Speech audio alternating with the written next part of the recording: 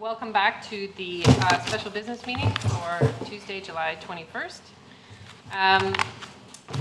We did open the meeting earlier, but only to go into a closed meeting. So I do want to acknowledge again that we are meeting on the traditional territory of the Squamish Nation.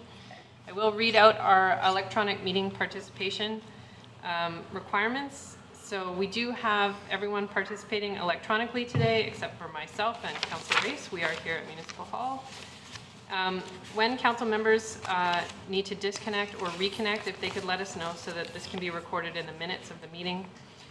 Council members are to identify themselves if they want to speak by raising their hand, if they are connected by video, or simply saying chair, if they are connected by audio only. With respect to a vote, council members are only required to state a nay vote. No requirement is required if you are in favor. Please remember, staff and council, to keep your devices on mute, whether that's your telephone or computer, unless you're speaking. I do expect all council members to be actively involved in the meeting. If you're having technical difficulties, council or staff, please contact the corporate officer. Who should you can contact Shar today. And if the problem is on our side, we will recess for up to 10 minutes to sort out our technical challenges on this side. As with every meeting during the pandemic where we can't provide for in-person public attendance, we have to pass a motion related to Ministerial Order number M192. I would like to put forward an amendment to the resolution that's currently on your page to add a third bullet point to say that we are enabling public participation today through the delegation and also through public comments for a development variance permit. So I'll move that with that added bullet. If there's someone who'd like to second that. Seconded by Councillor Stoner. All those in favor? Opposed? Motion carries. We did adopt the open agenda earlier, but for the benefit of the public, we have amended the agenda. And it includes taking off some bylaws that we thought we were going to give a public hearing to on July 28th. One of those bylaws was around commercial water extraction. And upon further review of the bylaw, staff have decided that there are improvements to the language that we can make to better achieve our goals. So we have opted to pull that bylaw from the public hearing on July 28th. We'll set a new date for that at a future time. And likely have to give first two readings again to that bylaw. We are also pulling the several official community plan and zoning bylaw changes around the agricultural 3 proposed zoning. We had a technical issue at the district with noticing. Therefore, the proponents, the property owners did not receive sufficient notice of the public hearing on July 28th, and that means that we wouldn't be holding a valid public hearing for those landholders around the agricultural 3 zoning and the related OCP amendments. So we'll have to pull that from our public hearing list on the 28th. I want to apologize to the property owners that have been affected. We like to run a tight ship here and feel like we've not only let ourselves down but also let you down, and we will reschedule that public hearing just as soon as we can, and staff have reached out to the landowners affected. So that is for the benefit of the public why there is an amended agenda on our in front of us today. So we are starting with the open on item 5A.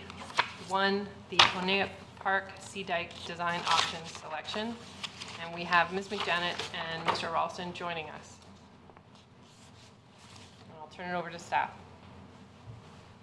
Thank you, Mayor Elliott. I am logged on through both my phone and my computer, and I believe I need to be made a panelist on my computer connection in order to share my PowerPoint presentation. That's been done, according to our moderator.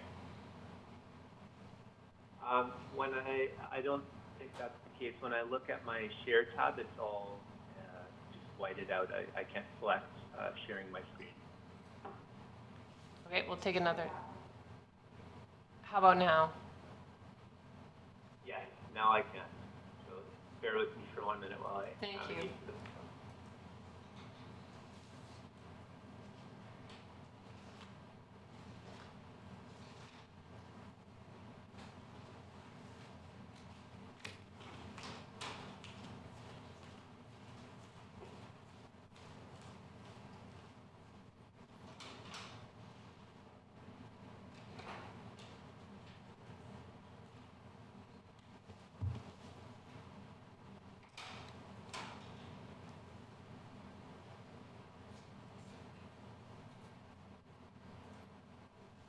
I'm getting there. 1 second, please.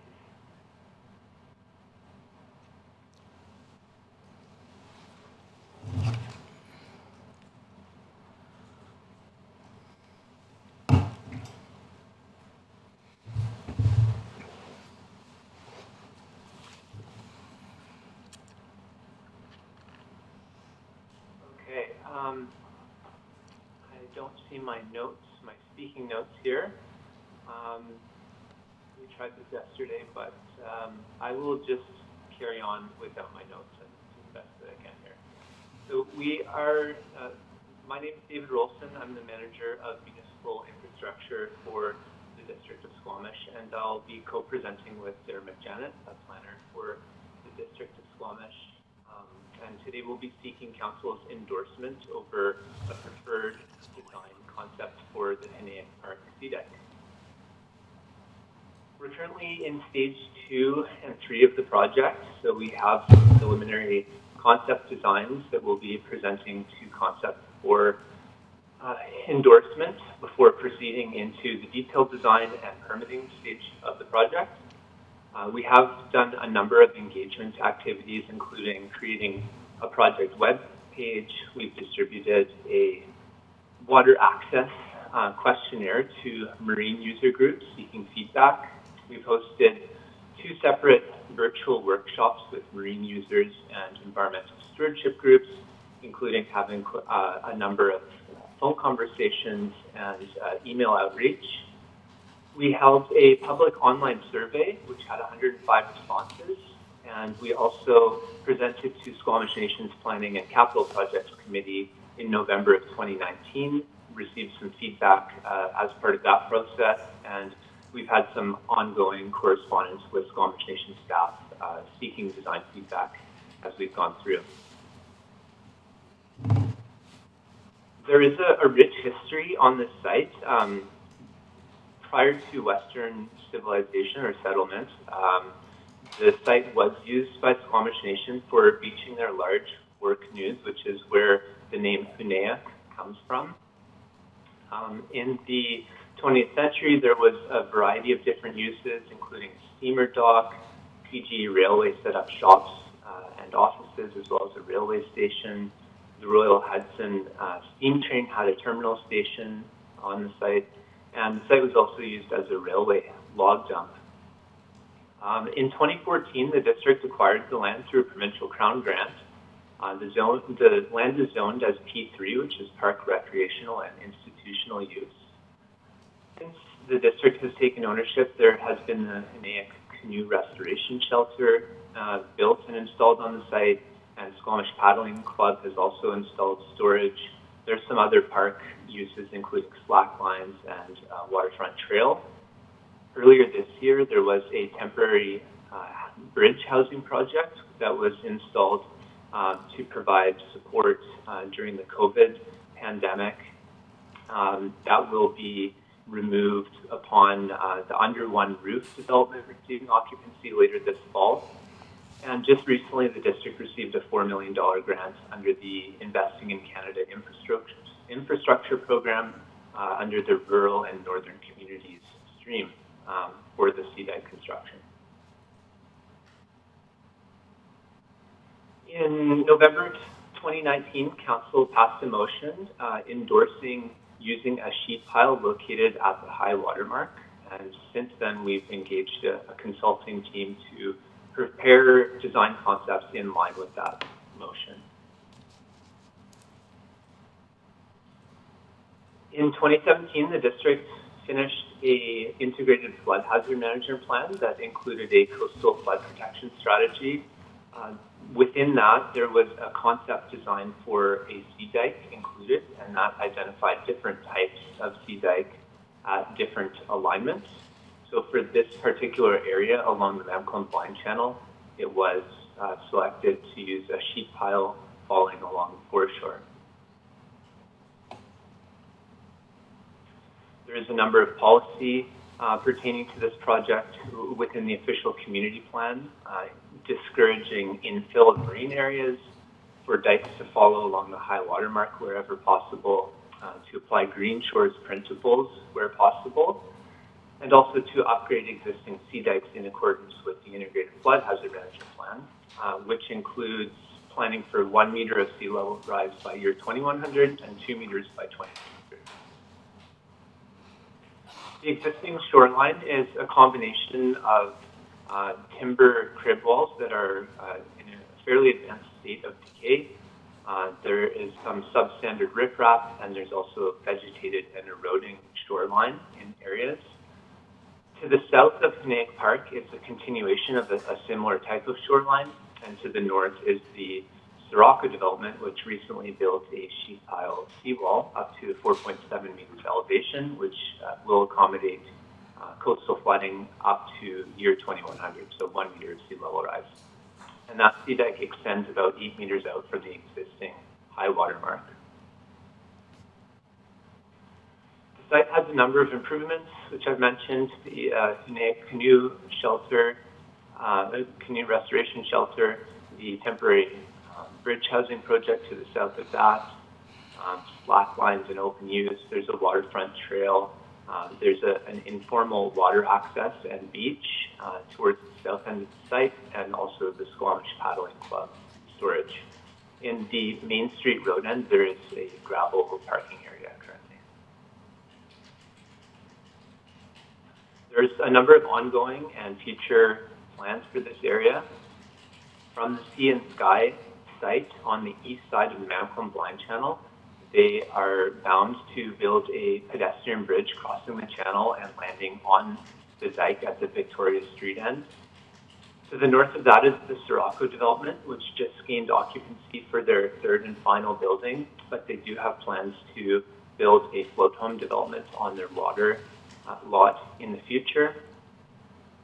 To the south of the site, the upland has not been developed, and there have been no development applications submitted as yet, but the land is designated for mixed-use waterfront development, and they will also be required to build a sheet pile type of dike in accordance with the Integrated Flood Hazard Management Plan. In terms of Canaic Park itself, the future land use hasn't been determined at this point.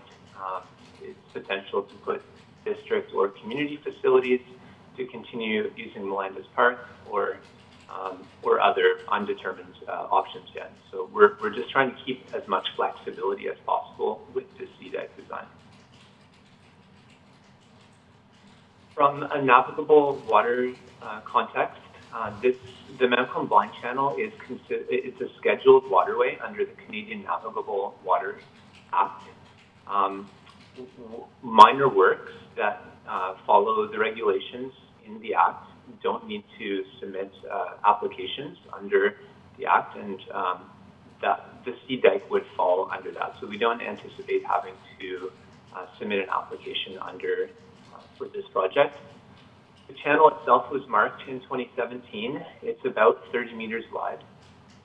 And so it will be important for the district to coordinate all on-water infrastructure, including our own, and to ensure that there's safe and clear passage of the navigable waterway.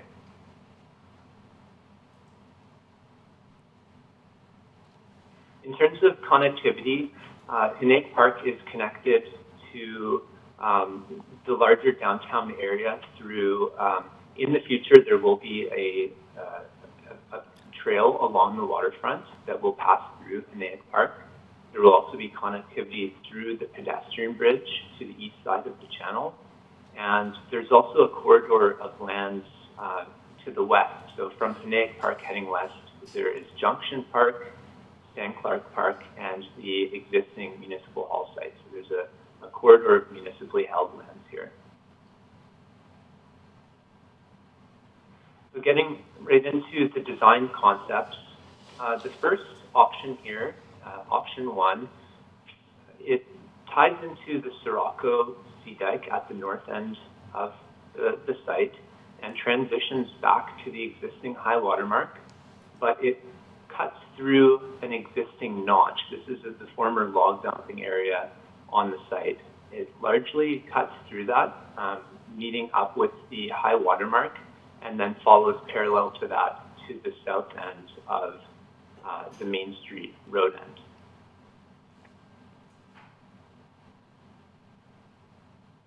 The second option here also ties in to the Sirocco Sea Dike at the north end of the site.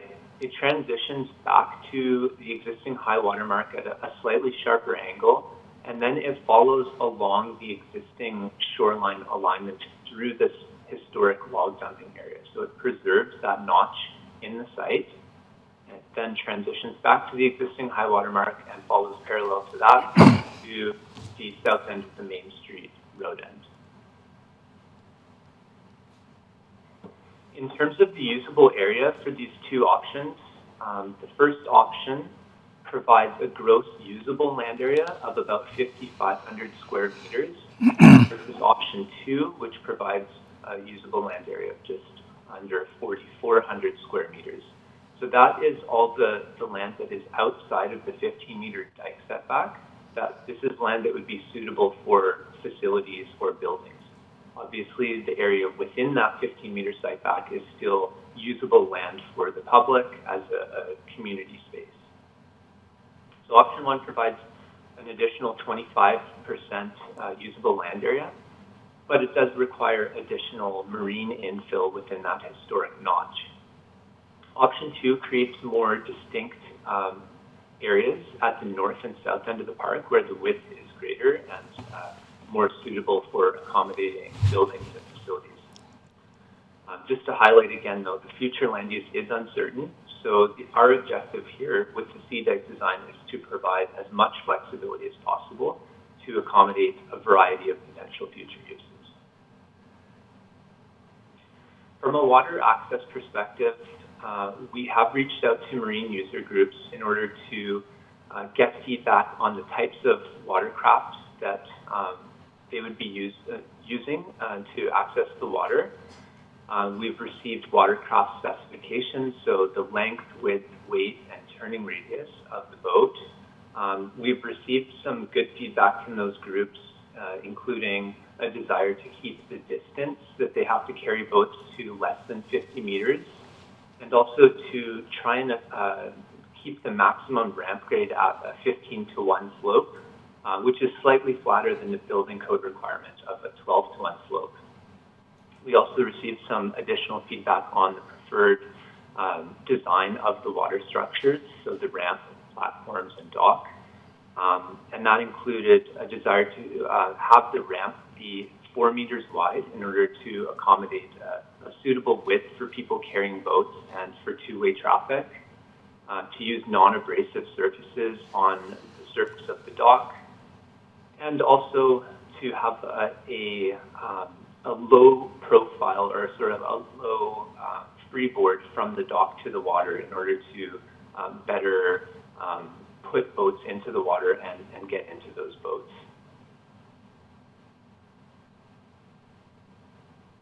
So this is the water access design option that we've shown. It accesses the dike at the Main Street road end. So there's sort of a triangular platform that accommodates a turning radius for the longer boats at the south end onto a long, straight set of ramps down to a floating dock.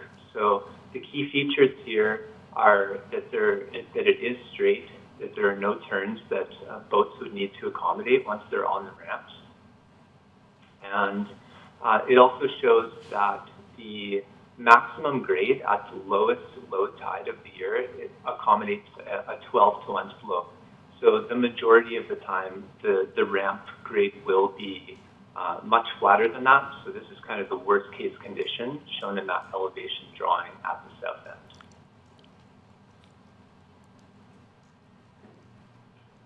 From an environmental perspective, option 1, which cuts through the existing notch, would require 1,100 square meters of marine infill, whereas option 2 would only require 890 square meters of marine infill.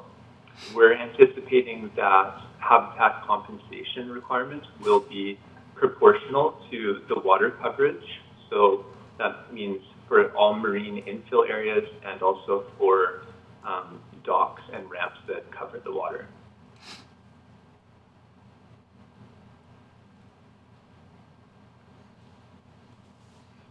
So there are a number of habitat opportunities that we have evaluated. The first are 3D niches at the toe of the seawall. So these are things like reef balls, rubble mounds, or things that hold water at low tide. So those would be installed at the toe of the sheet pile wall. There were several hundred of these that were installed as part of the Sirocco and Mistral developments, and initial monitoring results have shown some success. There's algae and barnacles starting to grow on those reef balls.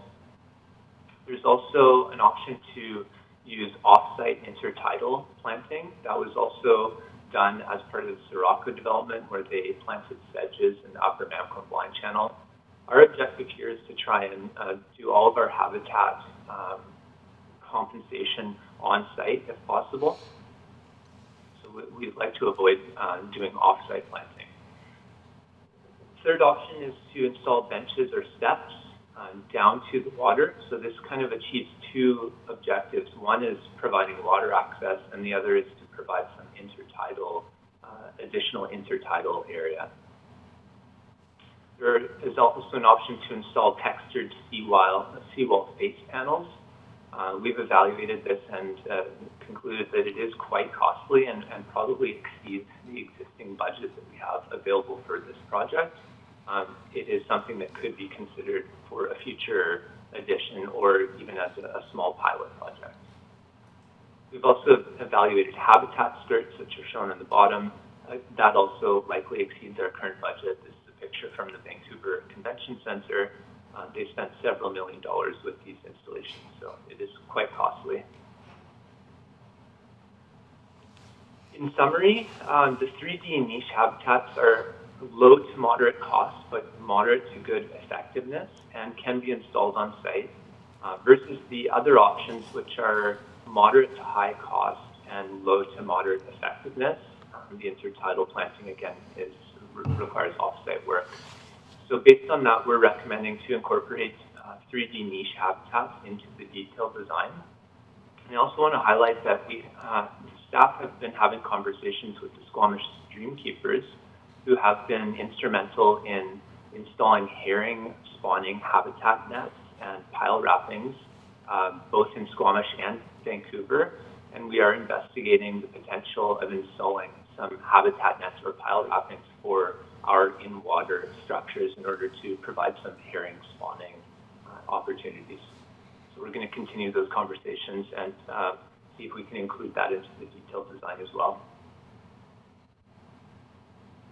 For engagement, I'll hand it over to Sarah McJenna for a couple slides here.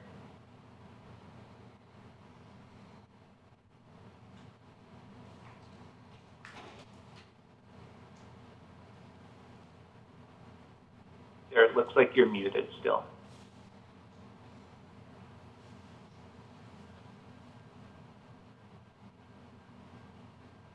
Do you need to elevate her? Can you unmute her? Yeah, she's unmuted. Ms. McJenna?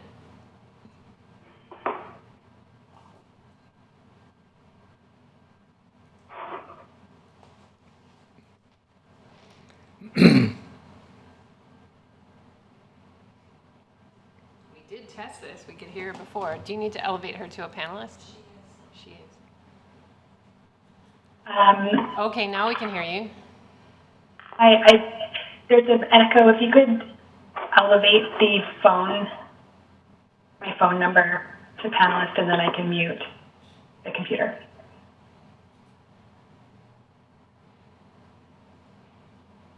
Thanks so much, everyone. Sorry about that. Can you hear me okay now? Yes. Perfect, thank you. So engagement activities and compiled results have been included in attachment 2 in the package today. So the project team with engagement support from Pacifica Blue solicited input on specific aspects of the preliminary concepts. And this was allowed us to get a sense of the preferred dike alignment for this segment of Sea Dike as it relates to both the interim and the potential future uses of the site, but also integration of habitat measures as well as public realm. And in terms of habitat, the different dike alignments in relation to the opportunity to increase and improve the quality of the intertidal and subtidal marine environment. So in the virtual workshops and within the additional outreach that we did and through the public survey, there was an overall preference for option 2, and the pie chart on the presentation screen shows the survey results with the marginal preference of 55% for option 2 over option 1 with 45% support. Comments noted support for maintaining the historic notch, specifically minimizing fill, maximizing water and habitat opportunities, primarily through the 3D niche habitat, voids, and falls. And also the notion of the desire to break up the long expanse of sheet pile, exploring stepped foreshore access in addition to the recreational water access. Next slide, please, David. So we also collected input on both the upland, interim, and water improvements. And participants did show support for the improvements as shown in the preliminary concepts, including the public amenities, having seating, passive park and picnic areas, extension of trail connectivity, and they also did note need for parking and staging for the park and water use, washrooms, change rooms. Community water users spoke to the opportunity for recreational water sports hub and also the benefit that on-water storage for watercraft could bring in terms of accessibility because of the huge tidal swings that we experience and the diversity of watercraft that people are using. And water groups provided some interesting examples from other communities. We took the opportunity also to ask about longer-term future uses and priority for the site, and some very valuable insights were given from participants about multi-use and inclusive park use as a valuable resource with downtown densification, also integration of heritage, arts, recreation, and amenities for gathering events, as well as some public and commercial opportunities. So that's just a quick summary. We hope you got a chance to have a look at the detailed engagement results. Back to you, David. Thanks, Sarah. Okay, so to summarize the two different options, in terms of the marine environment, option 1 results in about 24% more marine infill, or about 213 square meters. In terms of the future land use, option 1 does provide 24% greater usable land area and provides for more or greater flexibility in terms of future land uses. There's kind of a more consistent width on the site available for future facilities, whereas option 2 will direct future facilities more to distinct areas at the north and south end of the site. And the slope extending back from the dike crest down to the existing park would also encroach or move further into the park. So there would be less flat park space with option 2. That does also create opportunities for interesting park features as well within the slope. In terms of water use and access, option 1 provides 213 square meters less water space, which is a pretty small portion. It's quite a large water lot, so that's not considered to be a significant constraint. Both options do provide adequate space for the platform, gangways, and docks that we have shown today. Option 2 does provide a unique opportunity for stepped access down to the water within that notch outside of the dike wall. That hasn't been costed or evaluated in detail. It would also result in additional marine infill. In terms of the aesthetics, option 1 would result in a straight wall, and noting that this 200-meter section of sea dike will also be tying into currently 250 meters of relatively straight sea dike to the north. So it would be quite a long expanse of straight seawall, versus option 2, where the notch can provide a bit more visual interest, particularly when viewed from the water. In terms of the capital costs, at this stage, there's considered to be a negligible difference between the two options. So it's not really considered to be a determining factor over a preferred option. And as Sarah mentioned, there's a slight majority of respondents preferred option 2 versus option 1. Marine user groups and environmental groups also identified option 2 as a preference. And sorry, there's a cat fight going on in my backyard, and my dog is freaking out right now. The reality of working from home. It's all right, Mr. Ralston. Continue. So just in summary, option 1 provides the greatest flexibility for upland uses, whereas option 2 provides more benefits in terms of less infill and habitat compensation, and it still does provide quite a bit of room for future community facilities and park space. So the recommendation is that the District of Squamish endorse option 2 for the Henay Park Sea Dike as described in the July 21st report to Council, and proceed with detailed design and permitting phases for the project. Thank you, Mr. Ralston. We've got Council Raced up first with questions. Thank you. Could you go to one of the overheads of the sketches of option 2, please?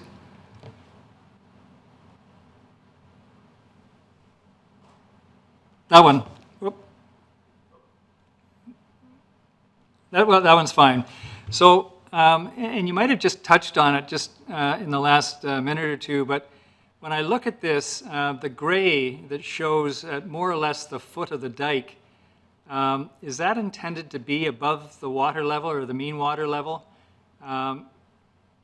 What that looks like is sort of, instead of seeing 16 feet of steel pile, you might see only 8 feet, for example, and then there's some kind of natural treatment or treatment going down to the water. Can you expand on that? Through the chair. So my understanding is that the blue area is shown as what the water level was when our consultants went out and completed their survey. My understanding is that they did complete the survey at a relatively low tide level. So the gray is sort of an intertidal zone. There would be periods of time where that would be exposed and be sort of a beach area in some areas, and just an intertidal zone. At high tide, probably all of that area would be submerged. Oh, okay. So, and I think you mentioned that the option doesn't, or at least at the moment, doesn't contemplate anything specific to be added to that, but that's a possibility. That's correct. There are opportunities, but at this stage, nothing formal has been proposed. And my second question is, and I gather with both of these options, we have ruled out the possibility of a parking garage on that site. And the reason I say that is my understanding is we'd have to go farther into the water with a different dike alignment to accommodate a parking garage. Am I correct in saying that? Just go back to option 1. So I don't think that that these dike options preclude the potential for a parking facility. There is quite a substantial width that's still available on the lot. Option 1 would certainly provide greater opportunity for an underground parking garage and to have park features on the surface. Option 2, it would be more limited because of that narrow width section in the middle of the park. Well, the reason I say that is I had a conversation with the developer Scirocco, who told me that the location of their dike was, in his words, to the inch what was required to accommodate a parking garage.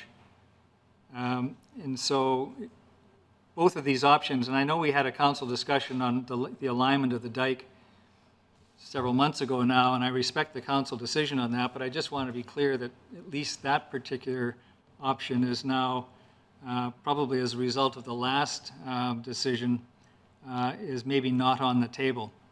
And so we might be talking about, we've talked about possibly a city hall or something like that, but not a parking garage.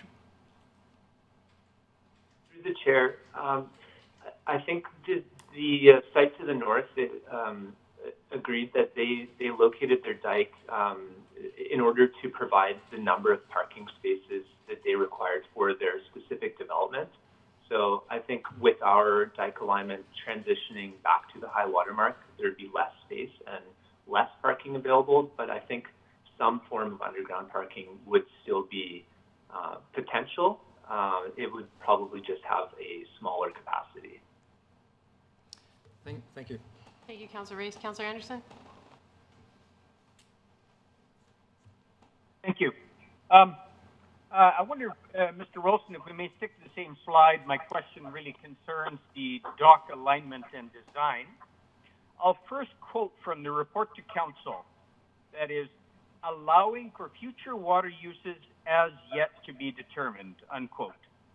So my concern is with the flexibility of this proposed dock design and its alignment, and that it may be too inflexible for potential future scenarios. And I'd like to elaborate a bit and then offer my question. So this site has been used for the MV Britannia ferry, a fairly large ferry, just at the south end, very close to where the proposed dock is at the south end. And so there has been scenarios, and there are scenarios of motorized traffic, say visiting tourists coming. And we can anticipate there's going to be fairly healthy demand, charter operators, different types of vessels, the downtown access for tourists. And so I'm asking whether another alternative for this dock design might be more flexible, namely a 4-meter wide gangway extending perpendicular out from the south end, where you have the dock there now, to a floating platform connected to floats extending northward, and perhaps halfway along the water plot, a more conventional, that is, dock and float design that we see, for example, at Owen Island, and that members of the Mount Chikai Canoe Club and myself and others several years ago, we looked at Fort Langley. And Fort Langley has been mentioned in the literature provided. So there may then potentially be room for another outer dock, which may offer shelter for non-motorized kayaks and paddleboards and so on. So in general, my question is, as an alternative to this dock design and its alignment, one that would have a ramp going down, and as you describe it, the conditions and criteria you give it, but going perpendicular out from the shore and extending to a series of floats, and potentially expandable, depending on whether that can be accommodated within the water lot, a second series of floats. So I'm interested in flexibility for those future uses as yet to be determined. Thank you.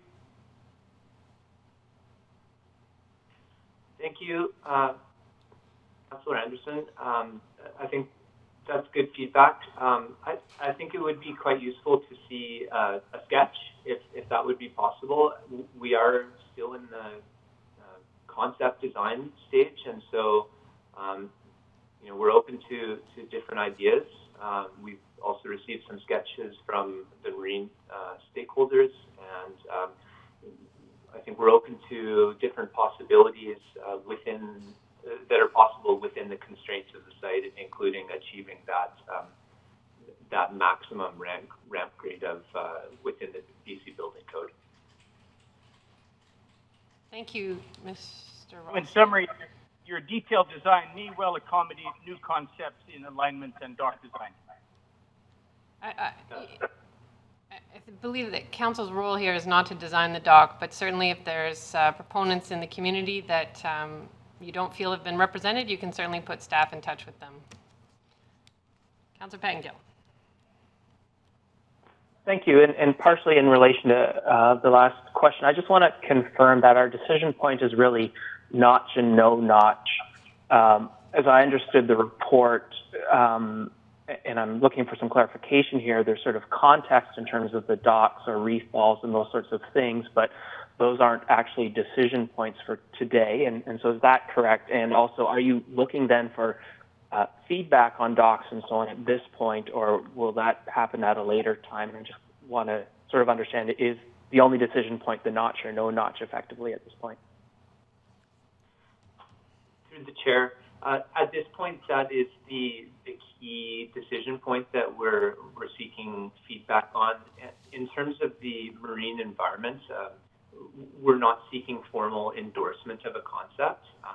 We would like to rely on our technical team to complete that technical evaluation and also make sure that we're meeting DFO requirements. So at this stage, I'd prefer to keep the options open there and to be able to work with our technical team to address requirements. Similarly, with the water access, we're certainly open to feedback and to hearing council's thoughts and considerations that we can take into the detailed design phase, but we aren't seeking a formal endorsement over a particular option. And then just one last comment is Sarah McJanet has sent me a message that she's asked to be unmuted. I think she may have some thoughts on some of these questions, but she hasn't been able to speak. Thanks, David. Sarah here. Yeah, I just wanted to reiterate that there is definitely an opportunity to have more engagement and conversation around those on-water uses, and certainly with respect to kind of the broader picture for access, different considerations for different types of uses, be it a passenger ferry or recreational water access. There's more conversation that can be had. Thanks so much. Yes, Councillor Pettengill. Yeah, thank you.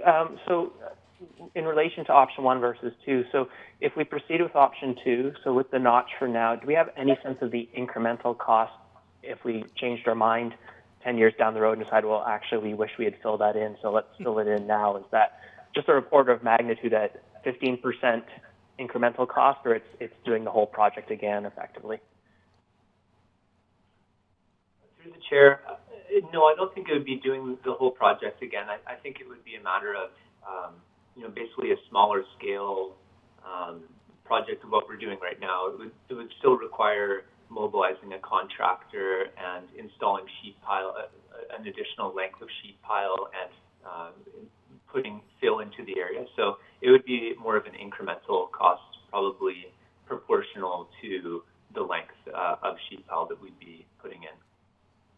Okay, thank you. And if I understand, in the notch, does it just place footprint constraints, or are there height constraints as well? And I guess I'm just trying to get some sense of, how much of a limitation it poses on future uses. I mean, it sounds like with the municipal hall, we could theoretically, even with the notch, put a fairly big or a couple big facilities on this land if we so wished. Is that correct? Or I just wonder if you can expand on that a bit. At this stage, we've looked at the available footprint for community facilities, and that's my understanding, is that that's the main constraint that this would impose. I don't believe it would pose any sort of height constraints. And yes, just to confirm your comments, there still would be quite a substantial space available on the north and south ends of the site. With the option that's being shown right now, it does pose more of a constraint within kind of the central portion of the park for facilities. Okay, thank you. Councillor Stoner. Thank you. My first question is just scope of project. So I'm curious if like the cost of the gangway and dock facilities are included in this project, or if they're being shown for demonstration purpose. There's still the opportunity to build those at a later time, and the costs are actually just for building of the dike itself. Through the chair, we intend to construct water access as part of this project, and that has been included in the cost estimates so far. We're considering that currently the community does have access to the water from this site, and that the sheet pile would cut that off. And so our intent and our objective is to retain water access following construction of the sea dike by constructing something as part of the overall project. That's great. Thank you for that clarification. My second question is just with regards to option 2, and maybe Councillor Reese's question kind of got to this. It speaks to creating opportunities for stepped access to water on the outside of the dike wall, and I'm just having a hard time actually imagining how that works. I'm wondering if you can speak to that a little bit more in terms of, like, would that be accessible? Is that through stairs through the sheet pile itself? Like, how do people get down to the other side of the sheet pile dike? Through the chair, we haven't investigated this in detail. I did show an option, which I will go to, that showed some steps. I believe this is in Victoria, shown in the center of the screen here. This is just one option that would be available as some sort of concrete steps. It would almost create like an amphitheater within that area. We would need to look at this in greater detail to confirm the cost and feasibility and environmental impacts and so forth. But this is an option. There are probably other options available as well that could include rocks or other types of steps. I don't think it would meet accessibility requirements because of the steepness of the grade. I think the intent would be that from an accessibility perspective, that would be provided from the ramp at the south end of the park. Thank you. I have a couple of questions.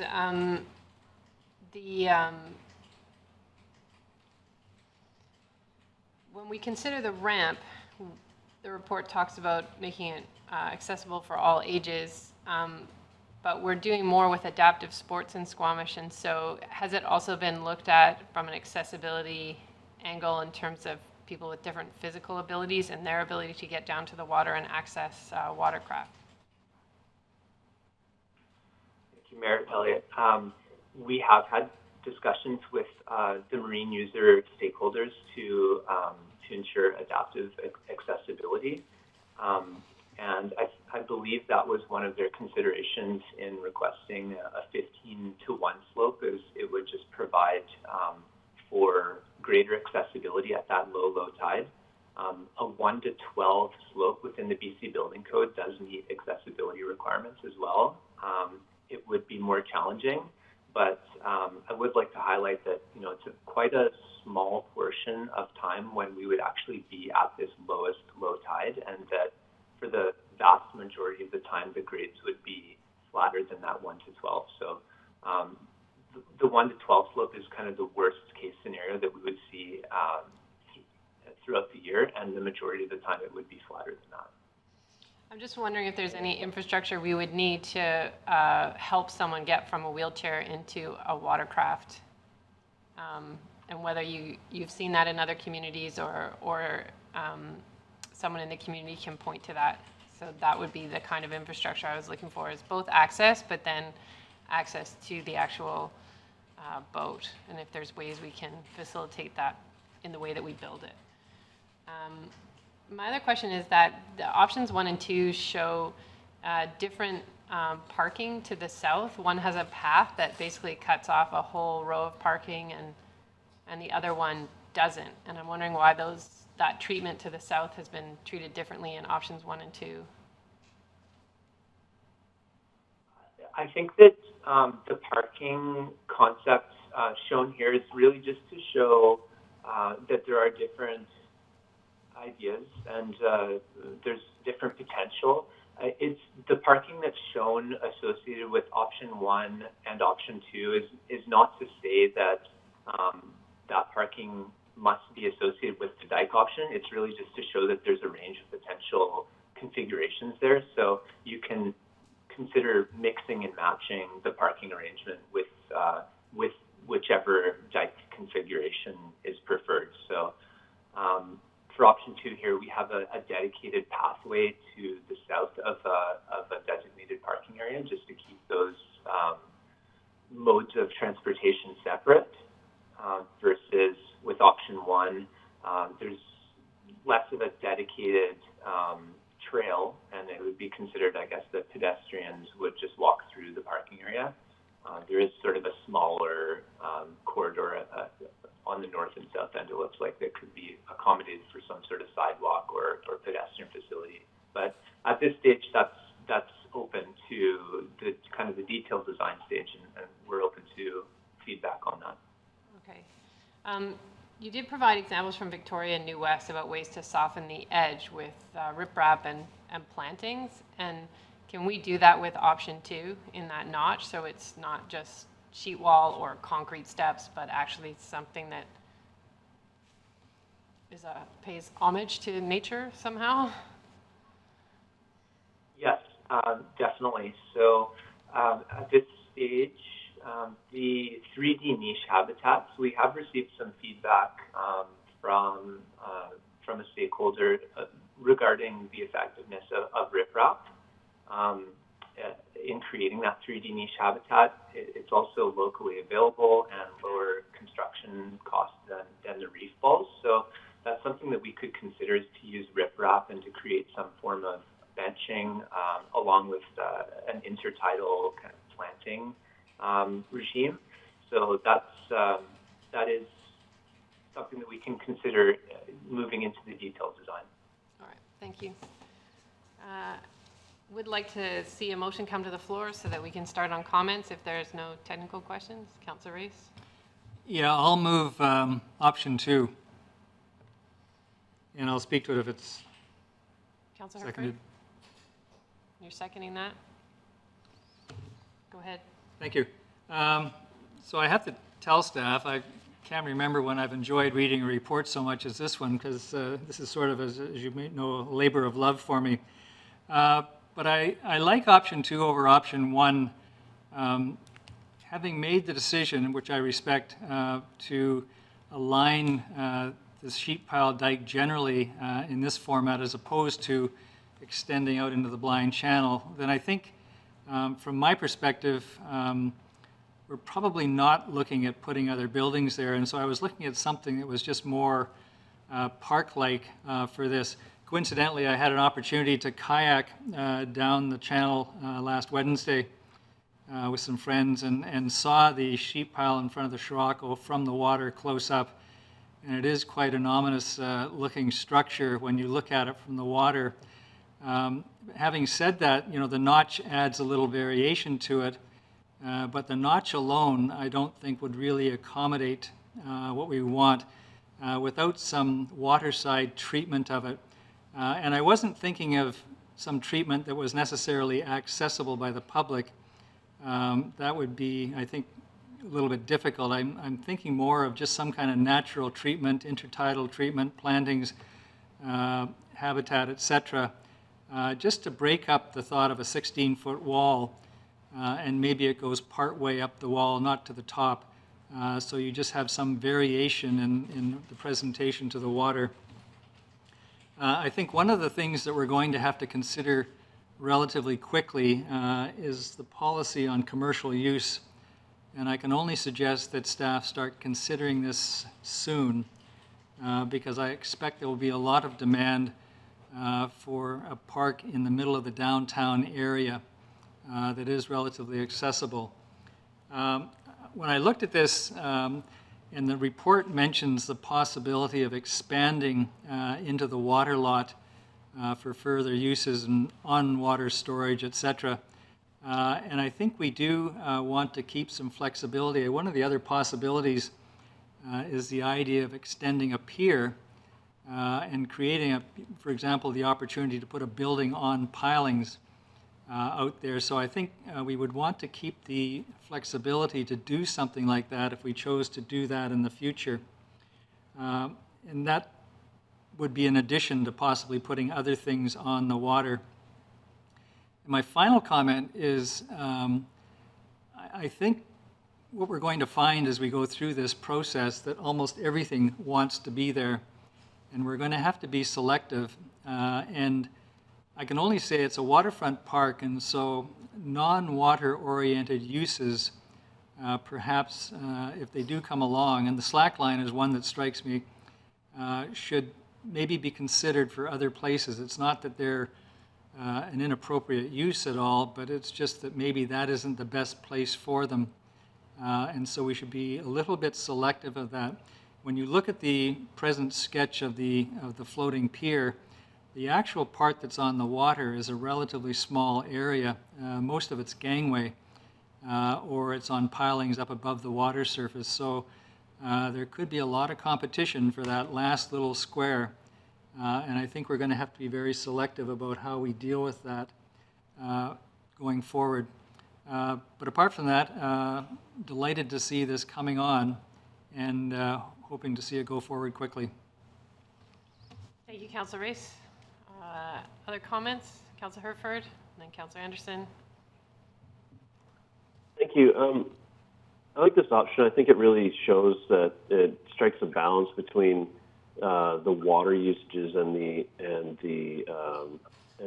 land usage, where I felt option one was really focused on sort of gaining that park space on land and made the water space less interesting and potentially and usable. And I also think there's opportunities here for that path to have some windbreaks and so on, with those gentle curves to go in and around the notch, which be helpful as well. So I do think that this is the way forward, and I was happy to support it. Thank you, Councillor Anderson, and Councillor Pettengill. Thank you. I'll also be supporting option two, and I'm pleased to learn that there's less of a difference in cost between the two diking options than at least I might have anticipated. I'd like to draw attention to a couple of other things, and the report to council highlights different relevant policy, and I'd like to just point out that we should be mindful that another element of policy is the Marine Action Strategy implementation. And I know I sound like a broken record on this, but in the staff comments, there's references to the bigger context of the channel. And Sarah McJanet has also, in her summary of public comments, has used the phrasing marine gateway. So it would be very advantageous for us to have that broader policy work, and in particular, the marine gateway focus area, where we look at needs and opportunities throughout the channel and beyond. Secondly, I wanted to just acknowledge staff's work on engagement. I think that this has been a terrific exercise considering the constraints we're operating under, and a public meeting would have been great, but I think we've done very well. In future engagement, I believe that we could target tourism and the Harbour Authority. They can offer perspectives on desires and also demands elsewhere, but also part of the completing the picture of opportunities and circumstances.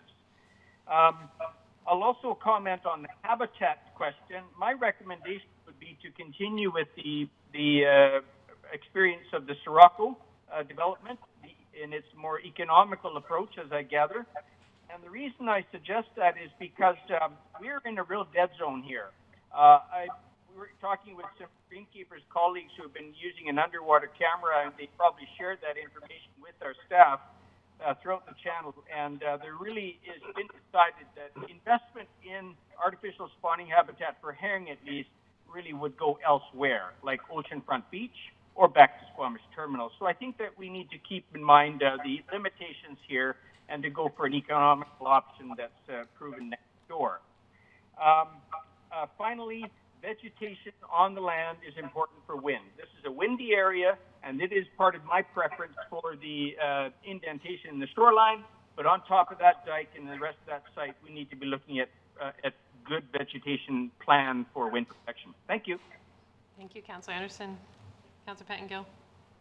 Thank you. I will be supporting the resolution.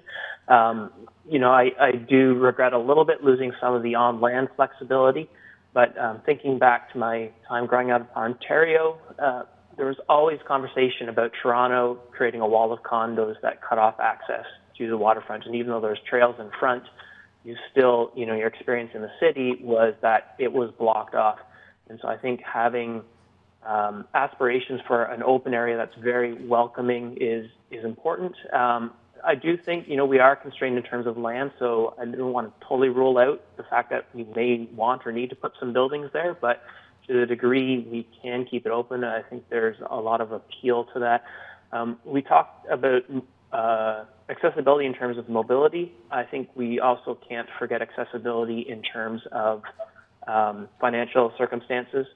So as we go forward, I'm not particularly set on specific dock design or use design at this point for the uses in the park, but I do think there's an important conversation there. And I agree with Councillor Race that thinking about policy around commercial use is important to maintain a completely publicly accessible area here.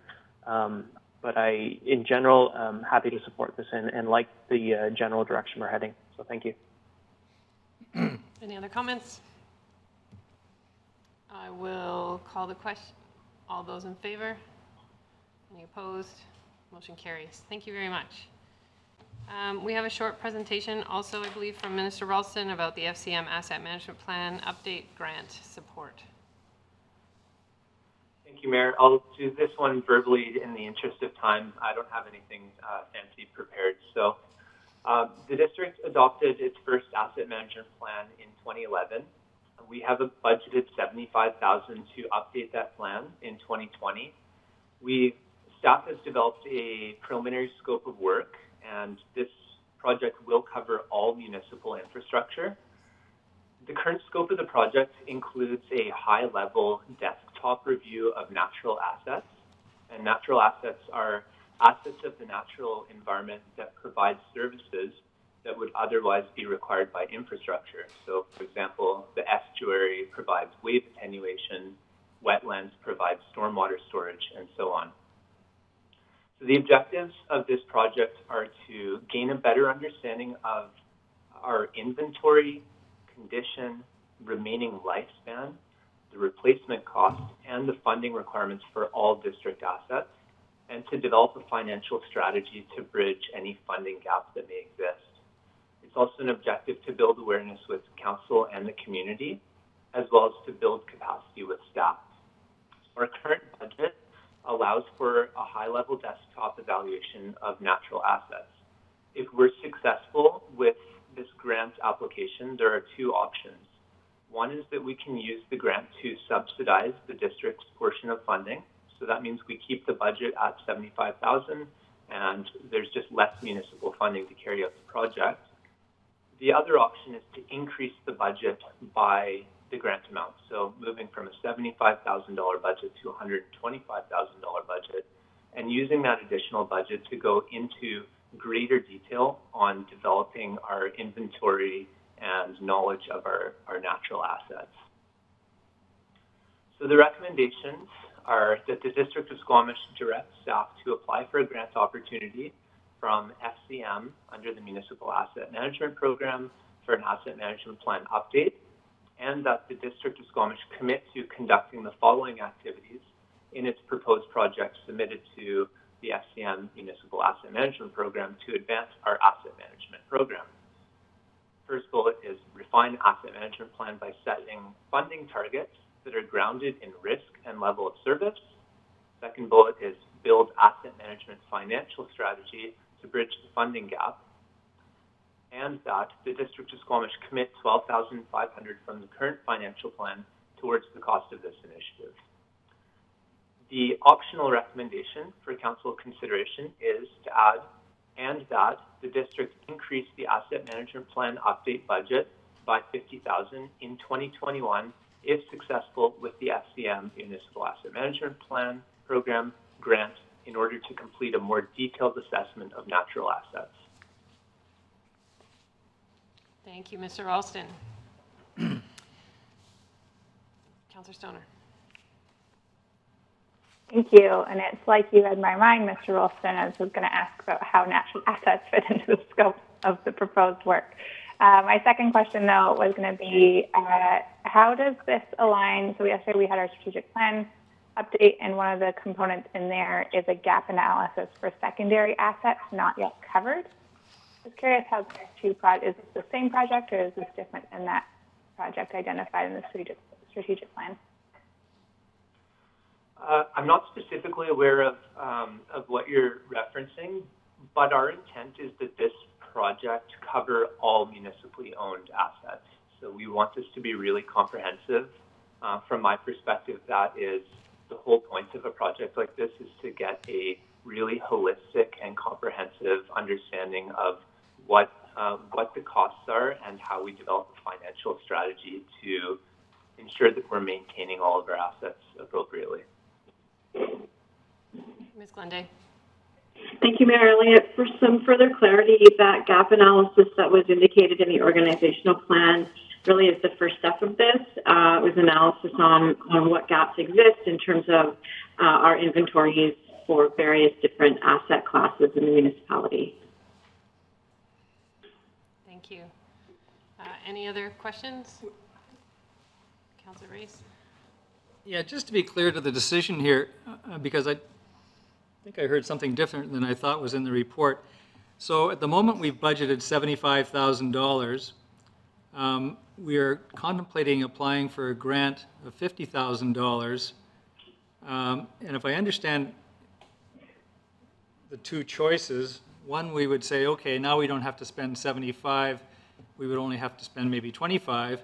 Or the second choice, which I thought you said was the alternate choice, was we take the 50 and leave the 75, so we have 125 to do a much more detailed study. Am I correct in saying that? That is correct. Those are the two options. And I also wanted to highlight, we have already received one small grant for this project. It's a $15,000 grant from UBCM. So as it currently stands, we are bound, or we're planning on expending $60,000 for this $75,000 project.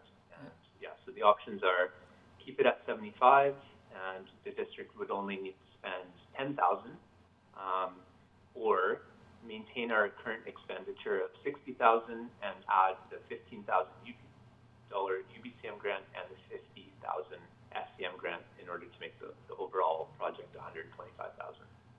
Yeah, that's actually not quite what the report says, if I read it correctly. So just wanted that clarification. Thank you.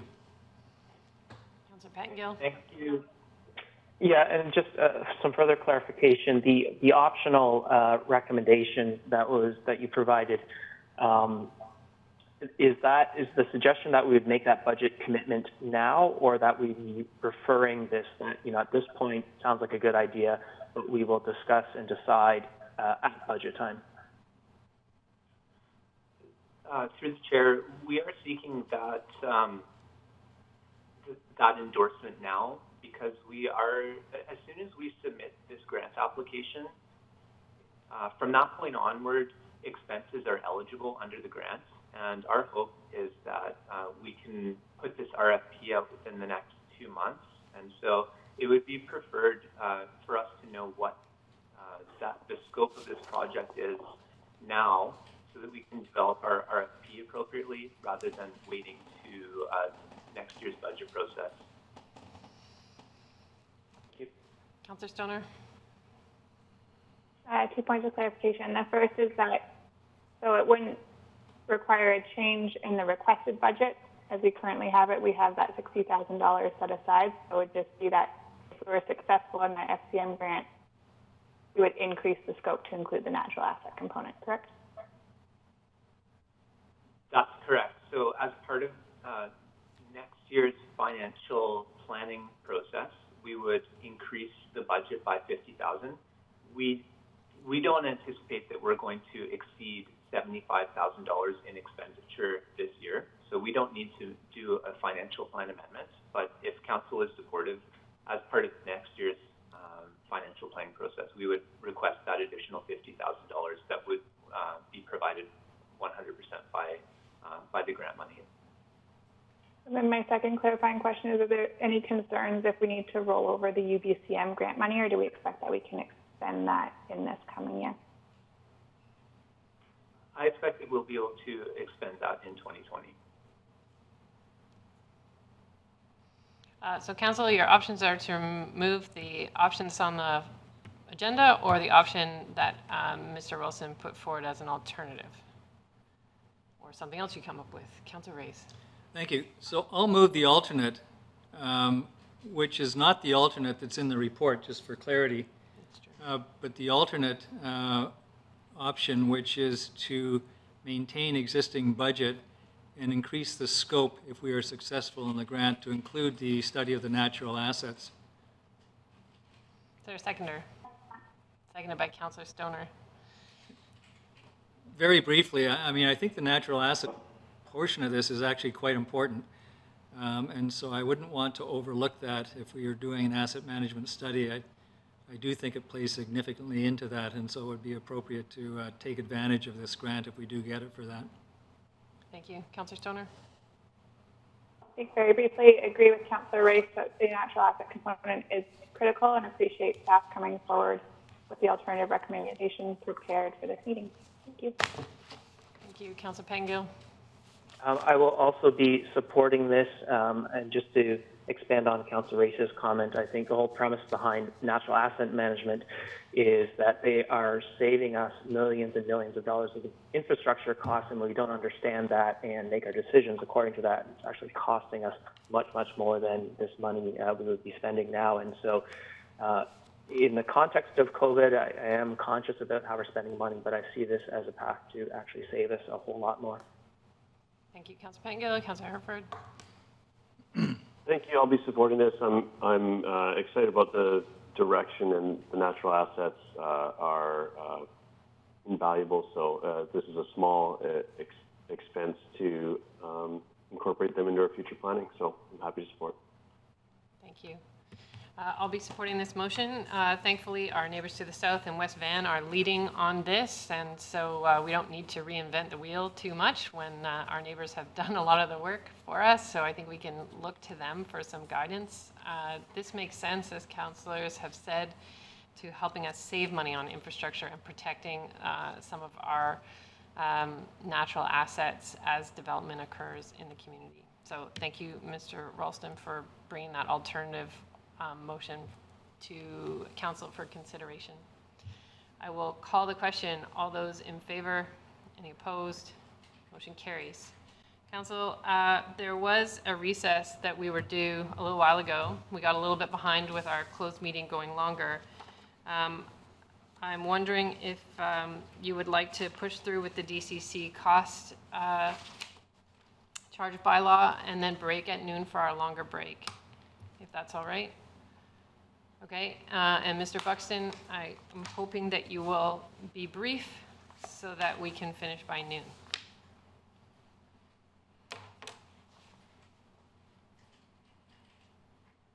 I can't hear you.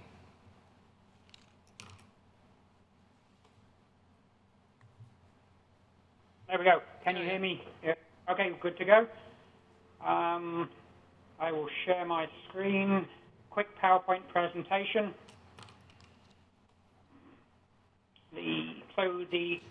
Today, the development cost charge bylaw update, bylaw 2672. I'll just acknowledge that it's been a fairly lengthy process to get here. Director of Major Projects, Dave Marrow, has done most of this work to get us to this point. So the objective today is the first 3 readings of that bylaw. Just some brief background on DCCs. They enable municipalities to collect fees from new development to pay for infrastructure that's needed to accommodate new growth. Our OCP recommends we update this bylaw on a regular basis to ensure we're collecting adequate funds. We last did that in 2015 with a minor amendment in 2016. So we are due to upgrade the bylaw as we have done. In terms of the DCCs, they're fees that we collect from new development to help pay for new or expanded infrastructure that's necessary to accommodate new growth, and it's only for those categories that you can see on screen being the sanitary sewer, water, through the roads. So it's only for those elements, not for any other municipal facilities or infrastructure. In terms of a very quick overview, how they work, how development cost charges work, is that we aggregate the cost of all of the new infrastructure projects required for new development, and then we divide that cost amongst the estimated future development that we think is going to happen. And that's done on a per unit basis residentially, or commercially, or for high density residential on a per square meter basis. There's a complex financial model that rests on a number of assumptions and projections that come from master plans and other documents that we have. There are provincial guidelines and best practices that we must follow in the operation of that model. And as noted, it requires the approval of the Inspector of Municipalities, where the bylaw goes next if Council does choose to approve it. Mr. Maurer has been working with Kerwood Lydell to update the model. They previously developed the model for the 2015 version. So we've updated that model and those inputs based on master plans that have been done since 2015 and updated project costs as best we can. And population and employment growth projections, which are give us our new development estimations. Those come from a number of different sources, including the OCP Employment Lands Strategy and most recent Employment Lands Modeling. Consistent with that, the data's coming from there. The outcome, really, where the rubber hits the road with the development cost charge bylaw, are the rates that you can see on the screen here. They range from $18,000 for a low-density single-family dwelling to $84 plus or minus per square meter for a high-density residential, down to $80 per square meter for industrial development.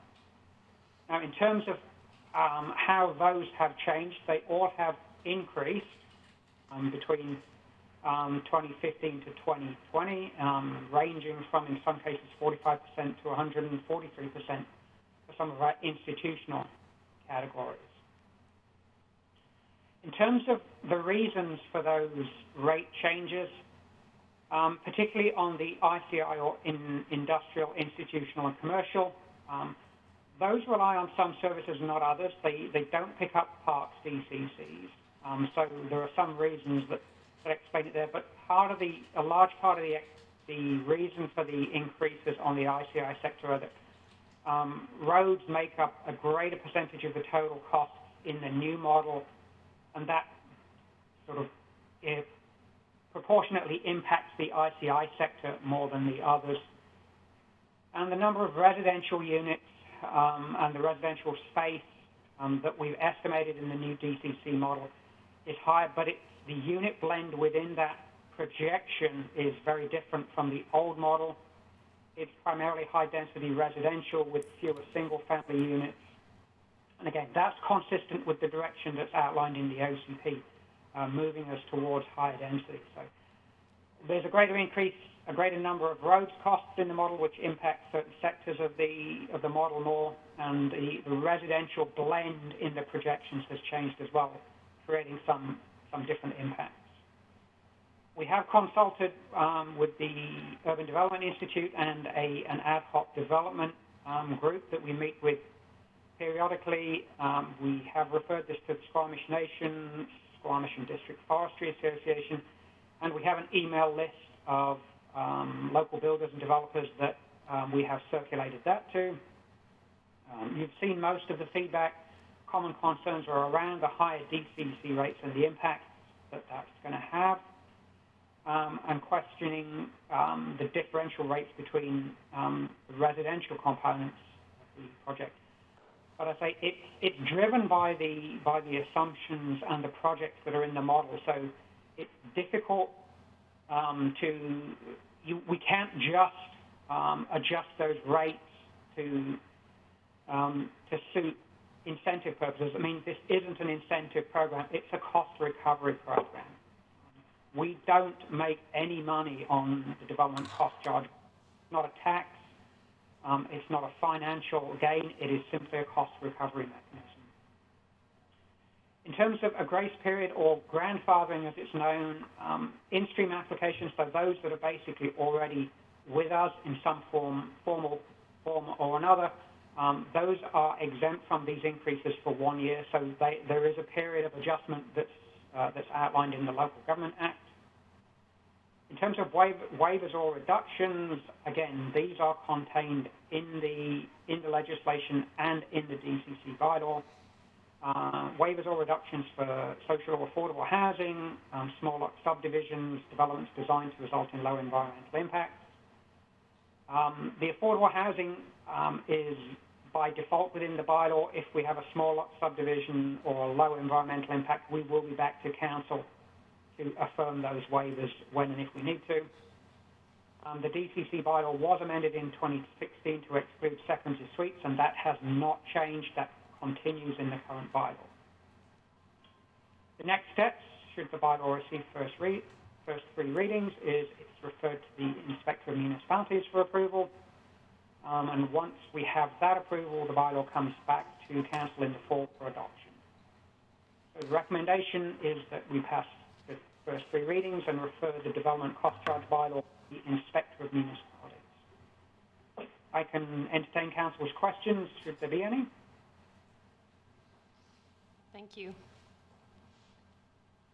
Council, questions?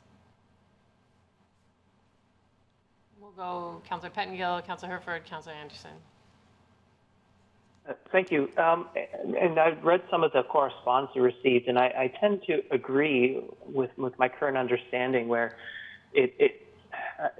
I'm struggling a bit to understand why we do units, and I know it's touched on a bit, but I still can't fully grasp it, why we look at units in terms of single-family homes, but square meters in terms of higher density. Because when I try and compare them and work it through, it seems that still higher density are bearing a much, relative to floor area at least, a much higher proportion, relatively speaking. But you know what we say is that a single-family home tends to have much higher infrastructure requirements, and people in single-family homes tend to have a much higher prevalence of automobiles, and so more demand in the first place. So I would tend to expect a lot more of the charges coming from the lower density development and less from the higher density development. And I'm just wondering if you can speak to that a little bit and help me understand that. Well, I anticipated that. So in terms of trying to do an equivalency, if you take that $83 or $84 per square meter for the high density residential development, it's equivalent to a 2,400 square foot single family home or 2,000 square foot small single family or 1,400 square feet for townhouses. So you've got to get to fairly large to get to the same rate at 18,000 for you've got to get to a very large apartment. You've got to get to a very large or a large single family to the same. These are the equivalencies. So I don't know that I agree that they're differentially weighted towards the smaller dwellings. So if I can follow up, I mean, I guess in my mind, because of what we say about the requirements on single-family lot development, I would expect a 2,000 square foot townhome or 2,000 square foot apartment. Yes, it's large, but I would expect its total DCC fees to be lower than a single-family home. That's also 2,000 square feet. But it seems that a much smaller townhome is the same DCC level as a larger single-family home. But even square foot aside, when you got 2,000 feet stacked on top of one another, you can share a lot more infrastructure and probably do with fewer cars and so on. And so I think that's where the disconnect that I'm not quite understanding. Well, I mean, keep in mind that cars or roads are one-fifth of the DCC. It's not just about roads and cars.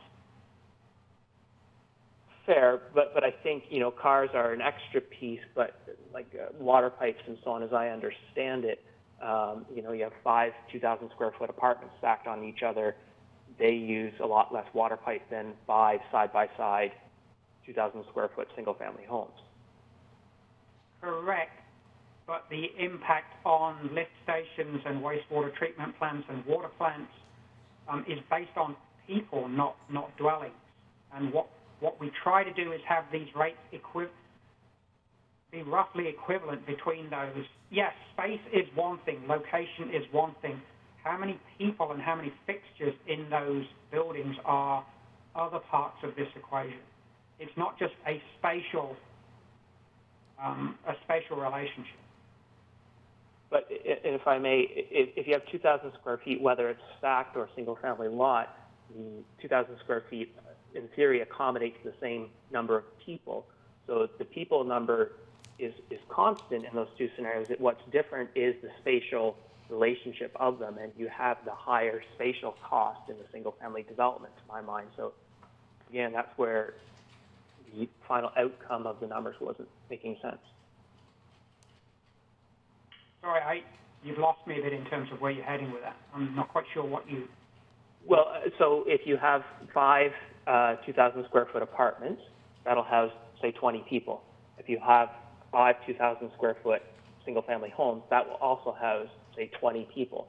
So the number of people, the demand on the lift station is the same in either scenario. The only difference is the length of pipe that's required, and the length of pipe or the length of road, the length of sewer that is required in the single-family lot development seems to be much greater, and so that's where I would expect the greater DCCs to be in the single-family side of things on a per square foot basis.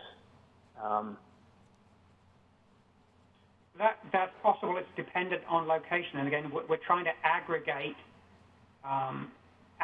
these costs across the entire community. The best way to address that issue would be to have a DCC bylaw that's geographically defined as well as category defined, which is an entirely different modeling procedure to go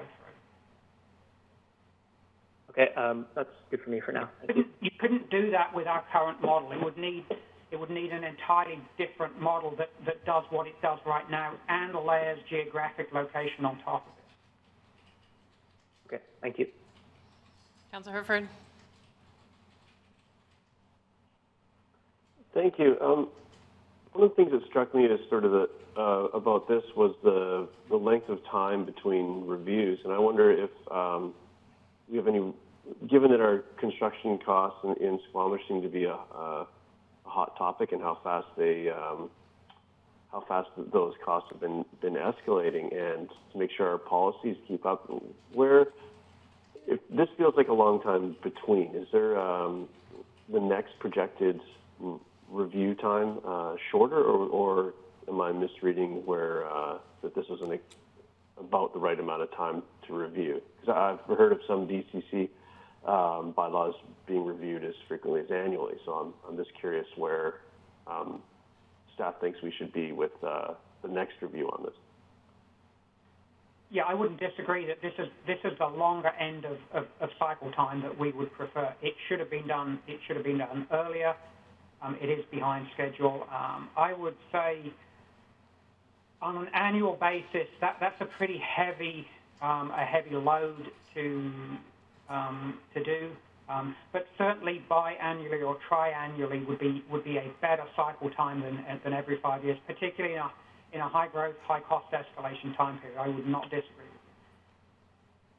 Thank you, and I do think that the time elapsed really comes out in these percentage of these increases, in that not just the cost, but the policy shift in the projections of the type of development that we're going to see, and the costs we'll need to recover. So, yeah, I'm happy where we are, and it is a very complex model that I think should be revisited more frequently in future. And I'm not sure if there's something we need to add to this the bylaw to reflect that, or or if it's just up to staff to, if we leave it with staff to sort of bring it forward when it's deemed time, which maybe there's a big shift somewhere along the way and we need to react sooner. But I would like to see it reviewed more frequently so that we don't have as big. We should be able to avoid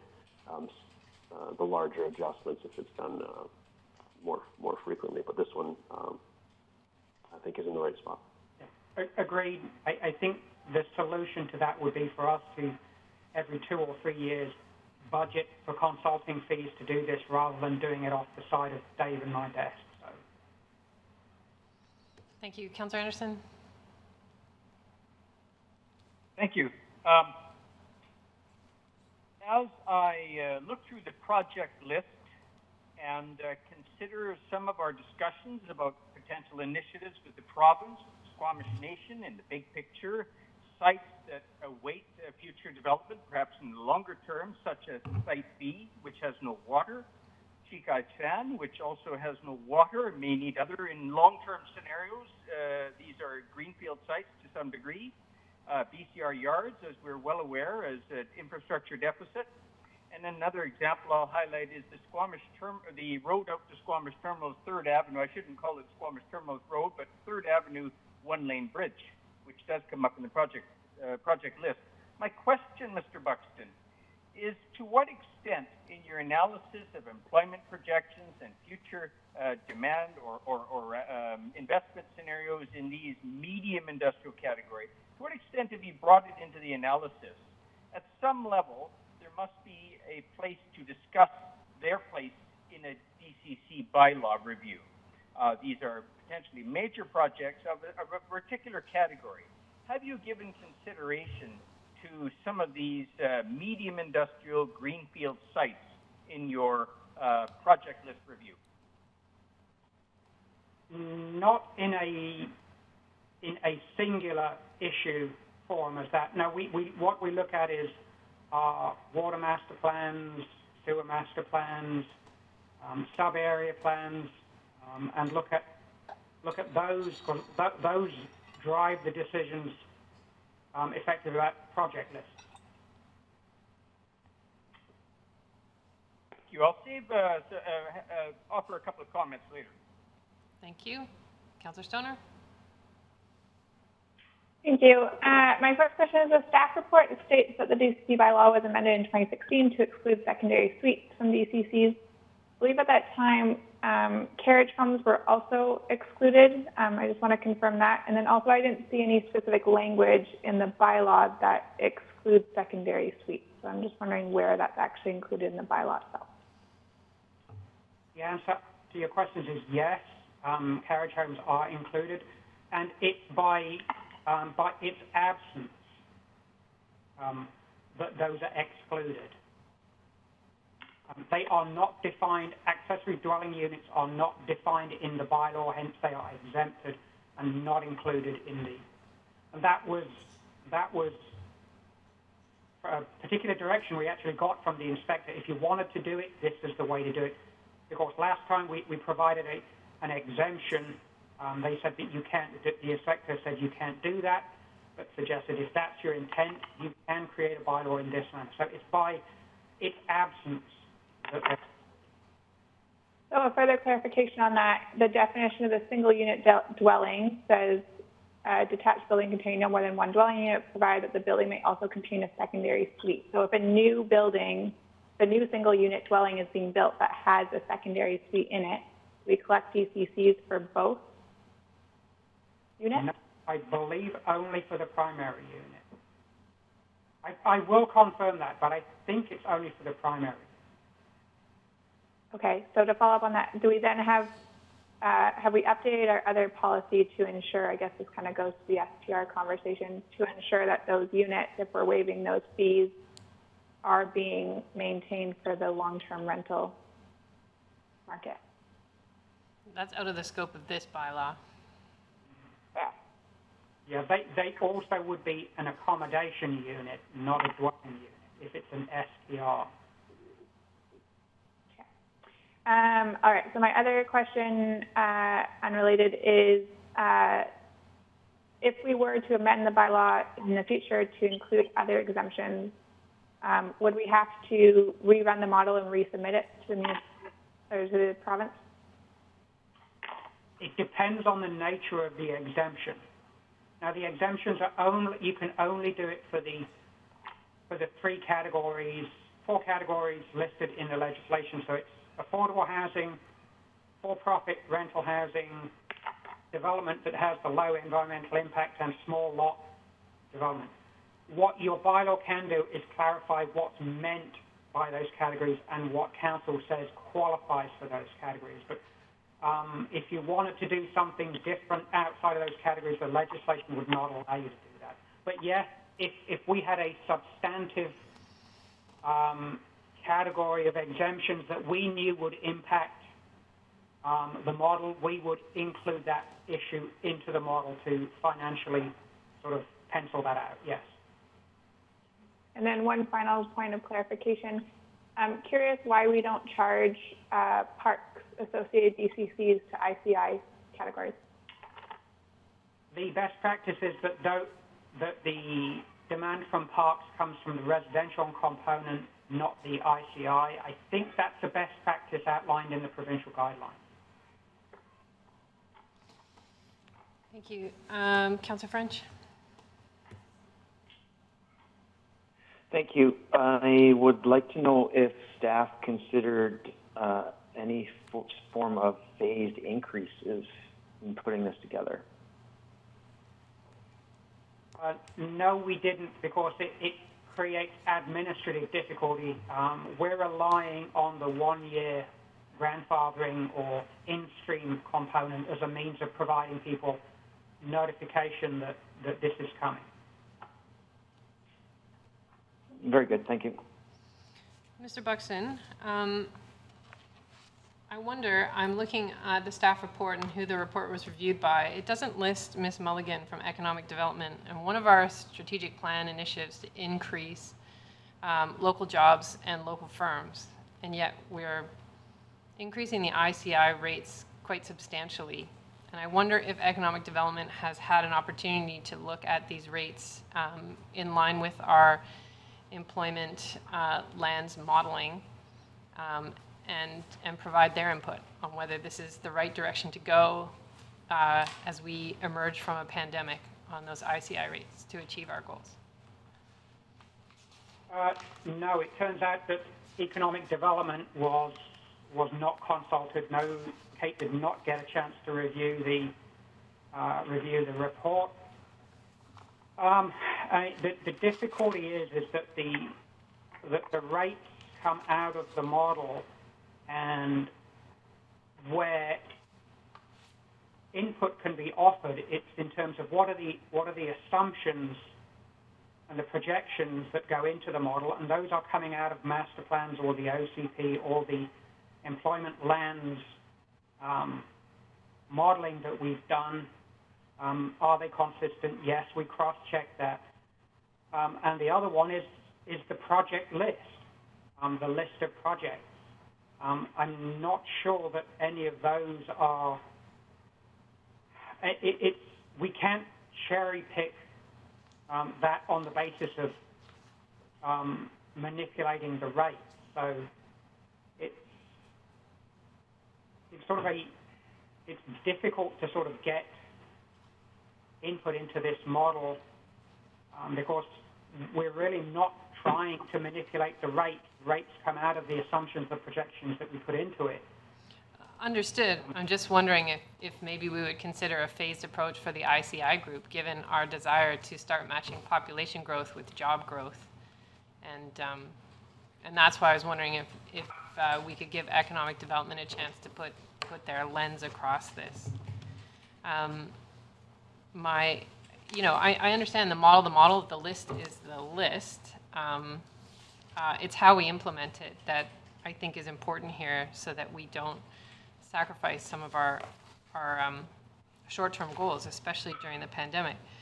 I also was curious, and if I missed this in the bylaw, I'm sorry, but for apartment buildings, do they pay the square foot rate on only the livable space, or do they pay it for hallways and parking and stairwells and elevator shafts?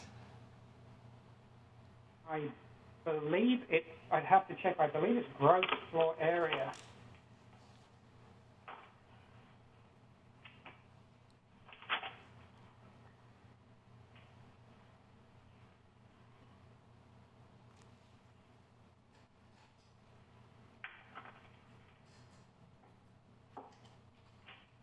Gross floor. It is gross floor area. So is there a reason by the legislation that we have to charge for like the entire building square footage versus just the habitable part? I think from that point of view, the difficulty would be trying to make that estimation within the model, is to look at what's gross floor area, which is a relatively straightforward measure in the bylaw to look at and levy on. The model would have to account for gross floor area and then net floor area. So you would be making a guess within a projection. So again, you would introduce some further uncertainty into the model. Understood, but we've built enough multifamily now that we would have a pretty good sense of like a C4 building produces a net floor area of this and a gross floor area of that, or I'm wondering if we're going to review on a more regular basis, if we limited our bylaw to the net gross floor area, could we test that for a few years and see if that is covering our costs? I'm just, you know, this bylaw does reward you. The bigger the house you build, the smaller per square meter cost you incur. And so that's my question around the multifamily is could we test it using just using the habitable space, or can Kerwood Lydell, have they produced other models where we estimate the difference between gross and net and only charge on that? We could certainly attempt to redo the model in that way, yeah. And my other question is, can we add a category for like the super big home? Again, yeah, we can do things like that, and within reason. It can't be designed to be punitive. We would have to be able to rationalize to the inspector that super huge homes have a disparate impact on infrastructure and incorporate that into the model. Yes, we could do that. So we could sort of set a threshold if your house is above 6,000 square feet or 5,000, I don't know what it is, but then you would pay a higher per unit cost. Provided that we can provide some rationalization in the model to simply pick a size may not pass muster with the inspector. I say, could it be done? Yes, we would need to go back in and redo the model. I'm sorry I have so many questions, but the other thing we've started to incorporate into our built environment are things like triplexes, cottages, and I wonder which category they fall into here, and if our model is actually capturing the missing middle housing that we're trying to get built, and whether that's being incentivized through this bylaw or whether it's being suppressed by this bylaw. Well, the cottages would depend on the nature. If they're single small cottages, then obviously they're going to fall into the it would be the small lot. If they're attached in some form, they're probably going to fall into the medium density townhouse category.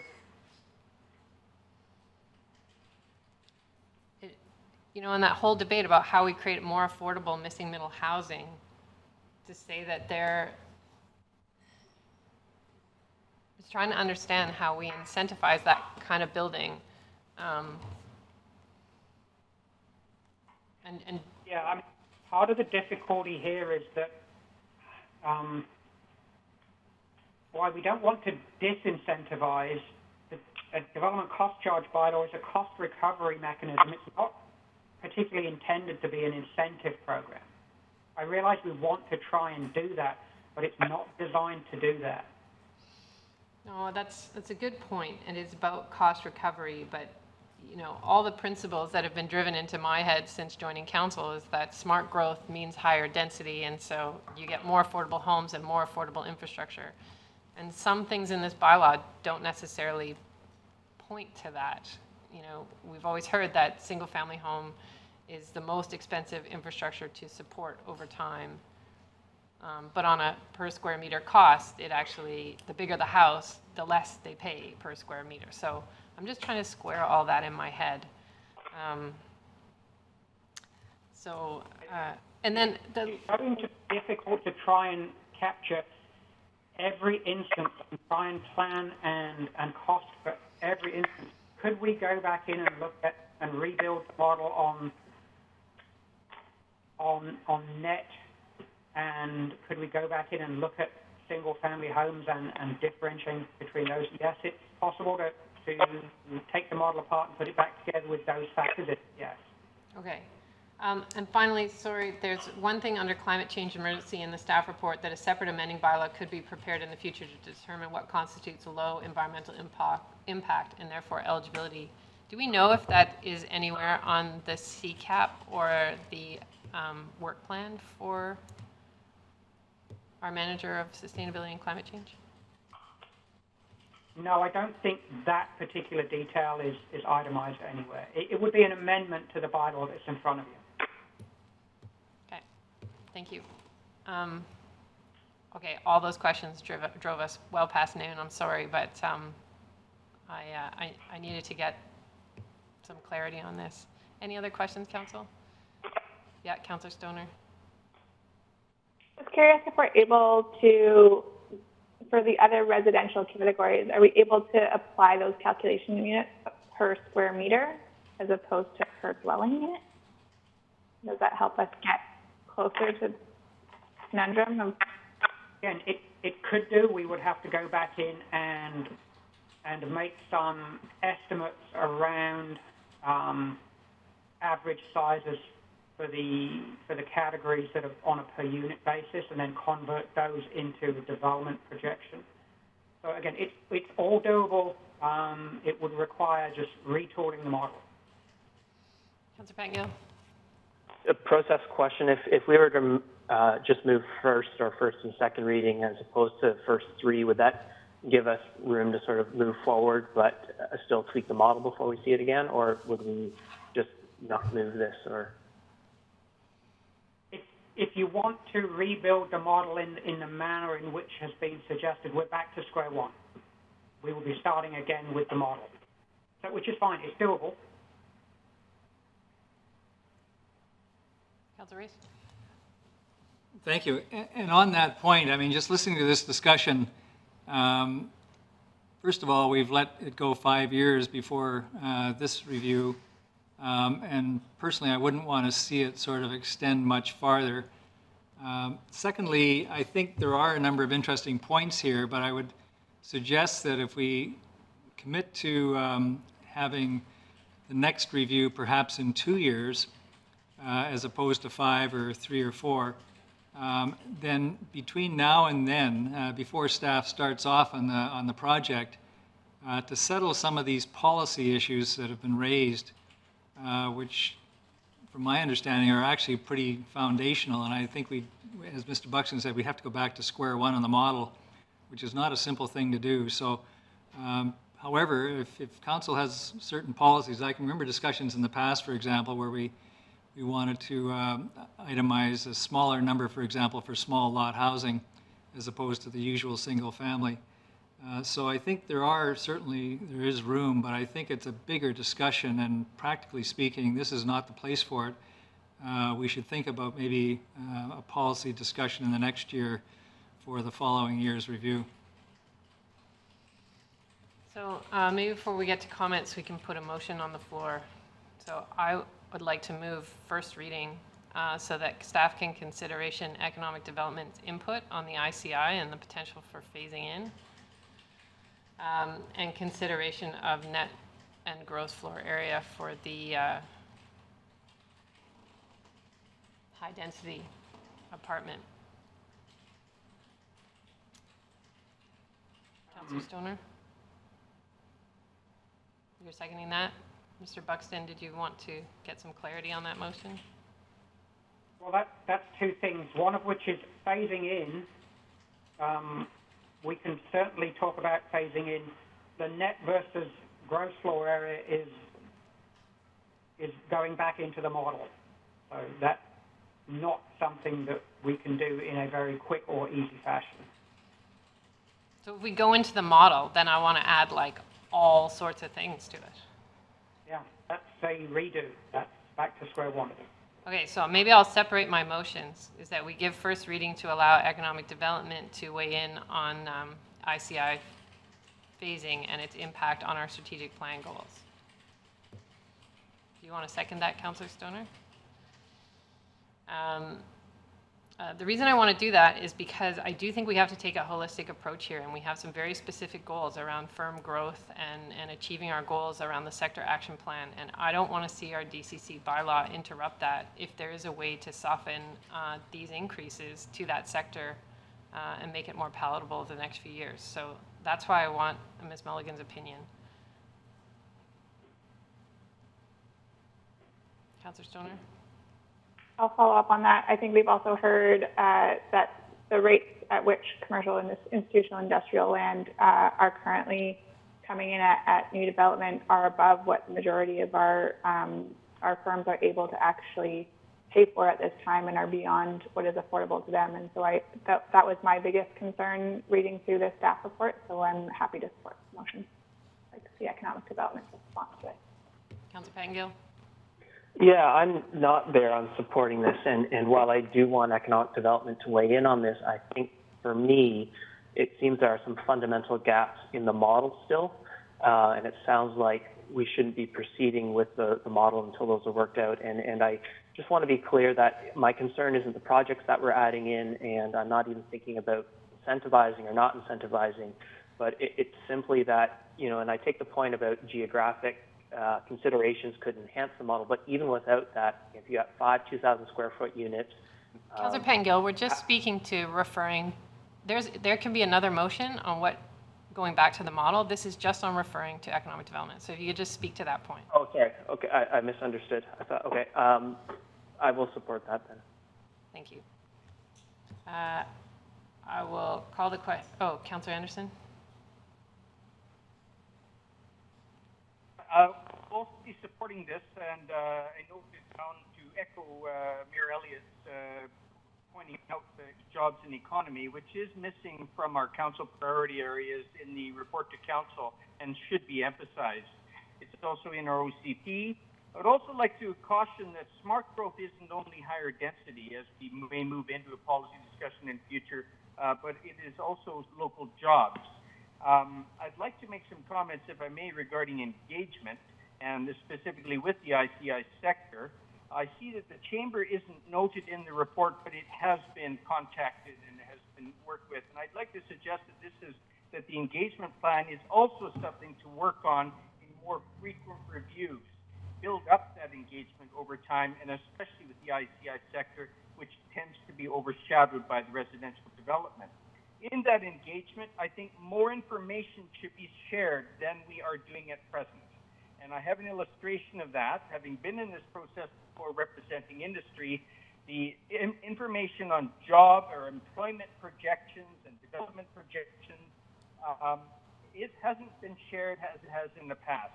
And this has been a hook to draw in those ICI folks because these maps and charts and projections name them. They point to their properties, they discuss them as employers, and this has in the past been a hook to draw them in and start asking questions about what this review is all about. We've also seen how the review has, and I'm not sure what updating has been done to job projections on the map of the district, but the last one that was done in May 2012 severely underestimated for several sectors. And the reason from that, you're just coming out of a recession. So another reason to do more frequent reviews. So what I'm saying is we not more frequent reviews, also building on new policy, discussing policy, but also discussing how do we engage, especially that ICI sector. Thank you. I'll be supporting the motion. Councillor Herford. Thank you. Yeah, I know this is this is a very complex model, and it is about cost recovery, and I'm not supportive of this motion, as I feel we're politicizing what is just a numbers game of what it costs to execute this required infrastructure. So I won't be supporting this motion. I'll call the question out. All those in favor? Any opposed? Councillor Herford opposes. Motion carries. Mr. Buxton, if we retooled the model, how long would that take? We're into next year. It would require additional resources and funds with Kerwood. So,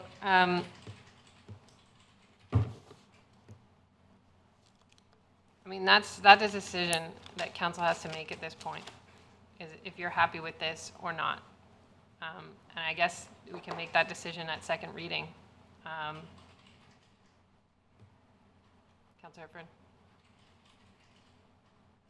I would like to see more frequent reviews. So whether Councillor Race had a suggestion earlier of the timeline of that, whether that be a 2-year cycle, or if we put a timeline on this particular iteration of this, and we can in the in-between come back with different ways to different inputs for the model. And I do see some challenges with the language around the per dwelling versus per square meter.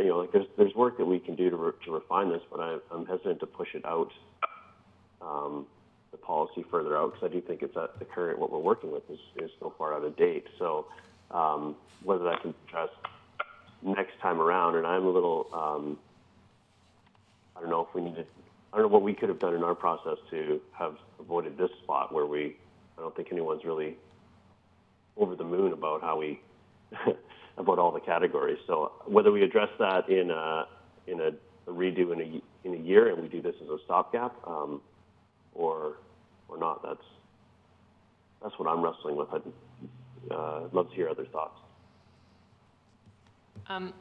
Well, in the interest of time, I think we'll save those thoughts for second reading.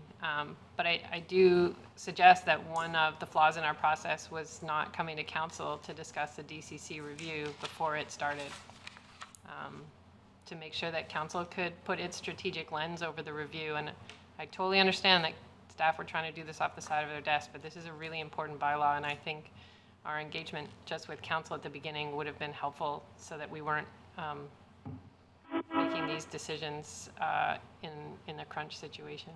So I'd like to recess so that everyone has time for lunch.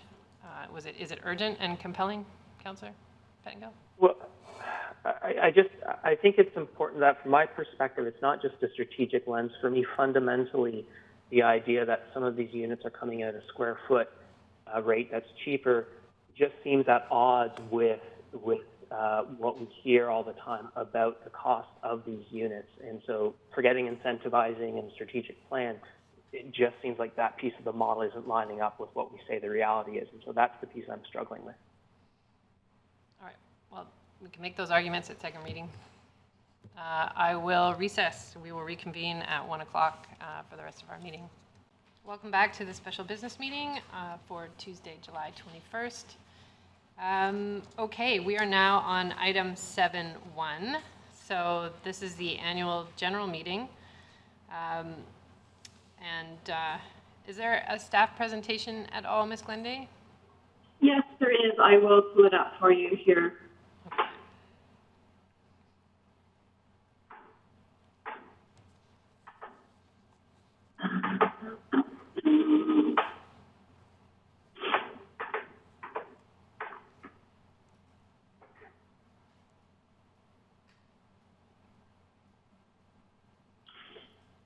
And maybe I'll just note to council that the staff recommendation says that the District of Squamish issue a request for proposals for auditing services. It actually should read that BDO be appointed as auditors for the District of Squamish.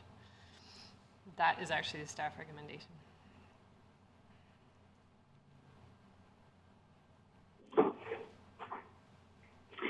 Marilyn, sorry, I'm having some technical difficulties. Charlene has the presentation, so I will have her try and pull it up for me.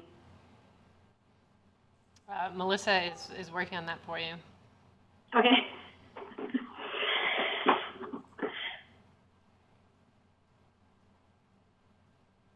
Bizarre. It's all lined up. It's shared here, but it's not shared on the WebEx platform.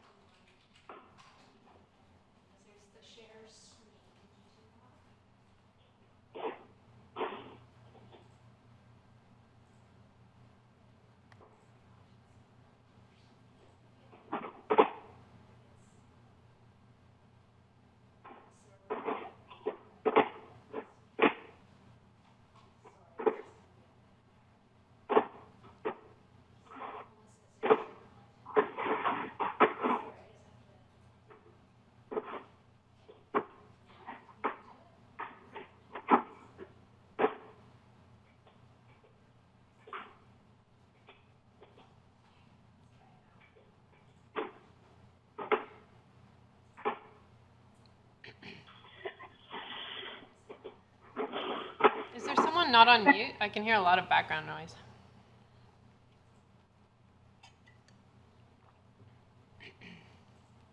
It's probably me clicking around trying to get this up. Perhaps what I'll do, Mayor Elliott, is start, so that, given that we have such a tight agenda. Council has it. Is it streaming to the public if it's on this screen? Okay, so the public can see it. Council, you've been emailed the presentation, I believe.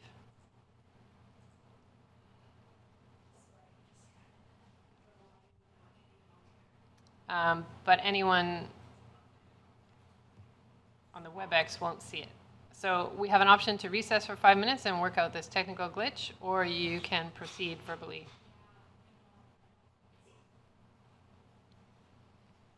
Do you want me to recess, Ms. Glenday? Certainly, that would be helpful. Sorry about that. Okay, we'll take a 5-minute recess.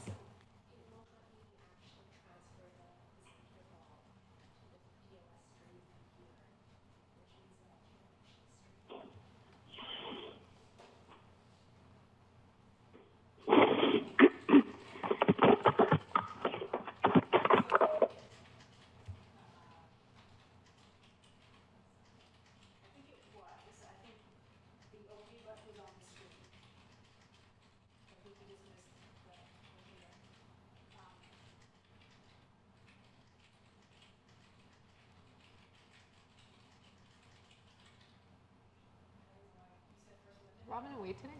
Yeah, she is. She away like on holidays now? No. Just today. I think that's just today. I think because you have to.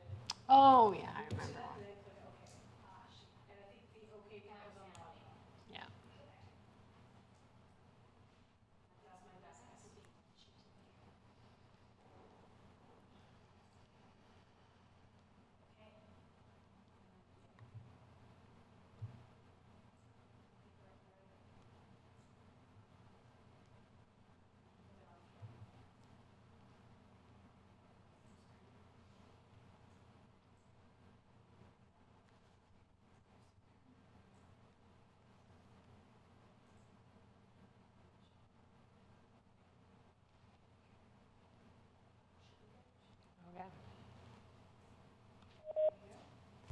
Okay, Council, we're set. I think we've got the presentation up, and you should be able to see it on your WebEx screen now.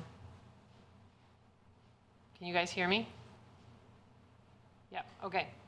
Ms. Glenday, are you ready to go? I am. Thank you for your patience, Council. My apologies. Okay, just let me go live again. Okay. Thank you, everyone, for your patience.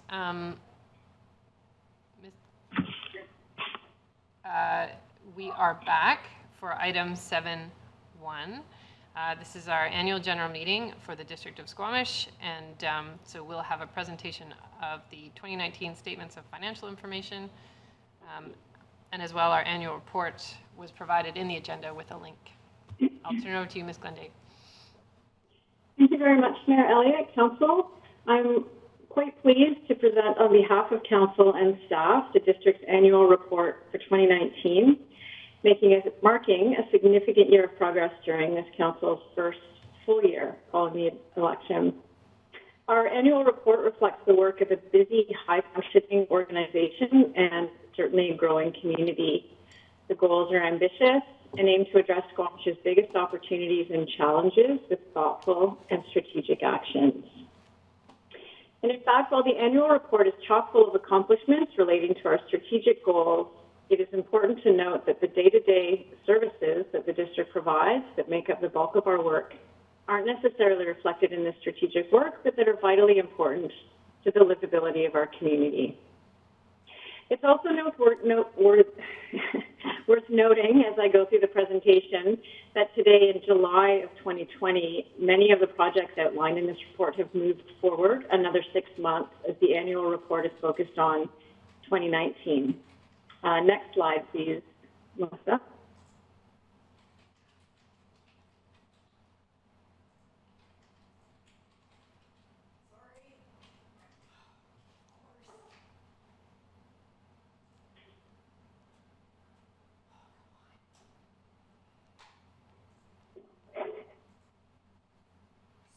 That's all right, Melissa. It happens. There we go. Okay. So the annual report has been available for public viewing for the last 2 weeks and of course will remain on our website for viewing. As Mayor Elliott indicated, it includes audited financial statements as well. Next slide, please.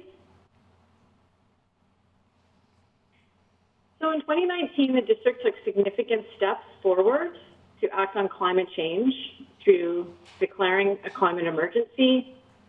In 2019, largely completing, it's now complete in 2020, the Community Climate Action Plan. And we're very grateful for the expert volunteer climate leadership team that guided our work there. Taking action on the design of an active gas collection flare at the landfill. Waste diversion to recycling streams increased by 4%, so we're now at 64%. And 1,400 service hours were added to transit, and while regional transit has not yet come to fruition, the high level of collaboration of corridor communities, including our First Nations partners, is notable through that effort. Thank you. Next slide, Melissa. So housing affordability and diversity. The 76-unit Buckley Avenue rental building continues to move forward, and the district has now transferred the design and construction to Sea to Sky Community Services. Work on the housing governance structure continues to move forward, and affordable housing units continue to be secured through development and rezoning applications. 289 non-market rentals fall into this category to date for the medium and long term. And moving forward, staff do continue to look at opportunities for more affordable housing units and projects. Next slide, please, Melissa. The economy and local jobs. Inventorying employment space and industrial land was a priority in 2019 and included an analysis of future demand for space in order to inform land use decisions moving forward. Work to identify and action emerging sectors that present growth opportunities resulting in local jobs took place, with implementation of these actions to take place further in 2020. There's great partnership work with Tourism Squamish and the Squamish Chamber of Commerce, which took place to conduct a tourism impact study to evaluate the impact of tourism on our local economy. And the economic development team and the district continue to nurture and leverage a lot of partnerships in our business community going forward. Thank you. Next slide, Melissa. Neighborhood connectivity and public spaces. Significant gains were made with the adoption of the Real Estate and Facilities Master Plan in 2019, which included the formulation of the plan to replace the Tantalus Fire Hall and relocating the primary fire hall to the Valley Cliff site, which is currently our secondary hall, including administration in our Emergency Operations Center. Sub-area neighborhood planning is underway with the Loggers East plan, and work has continued in 2019 to move forward on 2 new key public parks and gathering spaces, the Waterfront Landing Park and Oceanfront Park.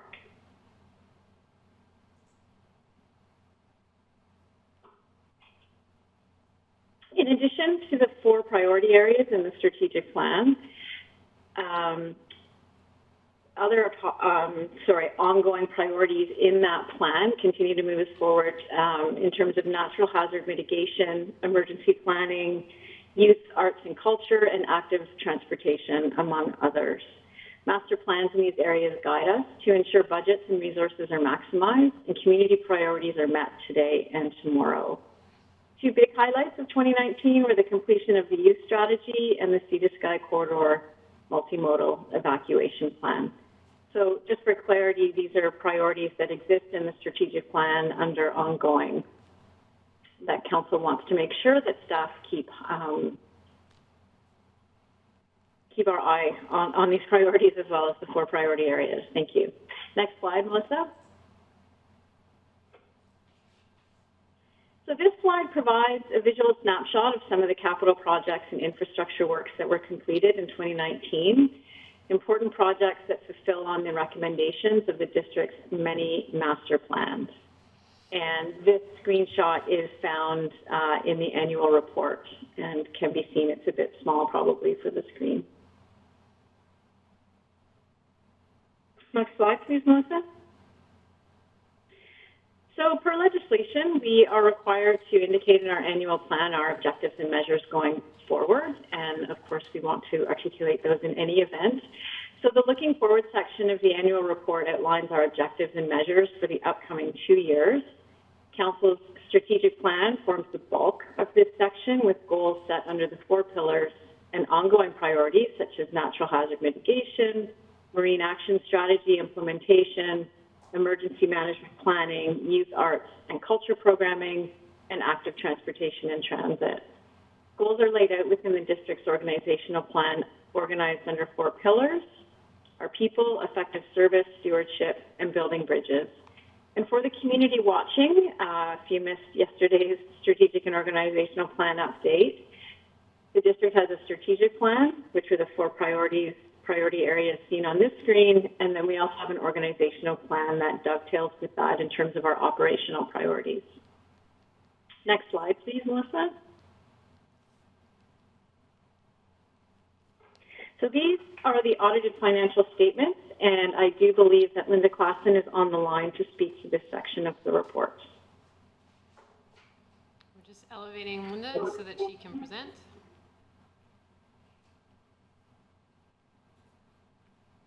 Okay. Can you hear me? Yes, we can. Go ahead, Ms. Klassen. Okay.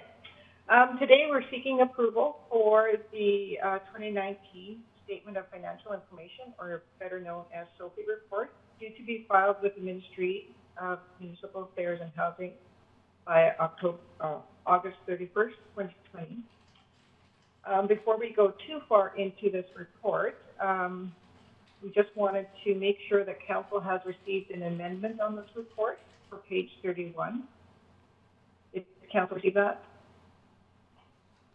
via email? We've received a lot of amendments today, but I'm sorry, could you, for the public, just explain what has been amended? So for page 31 was a council remuneration schedule, and on that schedule identifies the remuneration as well as the benefits. And what has happened, there was just 2 individuals that the benefits got mixed up in. So we just switched those, and they were for, they were for Councillor Race and Mayor Elliott. They got mixed up. So that corrects that. Just going into the legislation for the SOFI report, all municipalities are required to file the SOFI report. It complies with several different legislations, the Financial Information Act, as well as the Community Charter. The legislations identify the content of this report and whether the information that should be made available to the public, as well as deadlines to report to the province. The normal deadline for this report is June 30th. However, due to COVID-19 and the ministerial order issued 159, we delayed this reporting, or the delayed financial reporting into August 31st. All SOFI reporting is also a consolidated basis, which includes the Squamish Library and the Squamish Sustainability Corporation. The focus on this report here, as we have already approved the financial statements shown here earlier in May, should be on the scheduled remuneration. This reports all council remuneration and employees that have received over $75,000 in remuneration. Remuneration are any forms of wages, salary, bonuses, and taxable benefits. Expenses include all expenses for the councillors. It includes travel and memberships, tuition, relocation, extraordinary hiring, and training. And also it includes benefits. Benefits that are paid on behalf of the mayor and councillors are included to meet the Community Charter Section 168. Also, there is a statement of severance agreement. There was one non-union severance agreement for 2019, and it includes a schedule of payments. These are payments for goods and services to suppliers for all, and identifies all suppliers that are greater than 25,000, and lists them by supplier order. That's all I have, Linda. Thank you very much, Linda. I have a few more slides to finish up, and then we can have questions from council. So, Melissa, thank you. So in 2018, the district launched a dynamic reporting tool that supports decision-making by providing us with a central hub to present the data we're collecting or accessing through third parties to measure community progress towards our goals. The indicators track progress related to each of the 5 goals of the official community plan, which are listed there in the colored boxes: resilience, livability, health, connectedness, and engagement. Sometimes the data, for instance, in 2019 isn't always available when we rely on third party. As an example, Statistics Canada during the census isn't, as we know, it's not updated annually. So this tool that we're very excited about and we're highlighting here, sort of as a marketing campaign, is that it provides citizens with a transparent and accessible way to measure our progress. And as part of this tool, Melissa, if you can go to the next page, we have a specific area for the economic development indicators.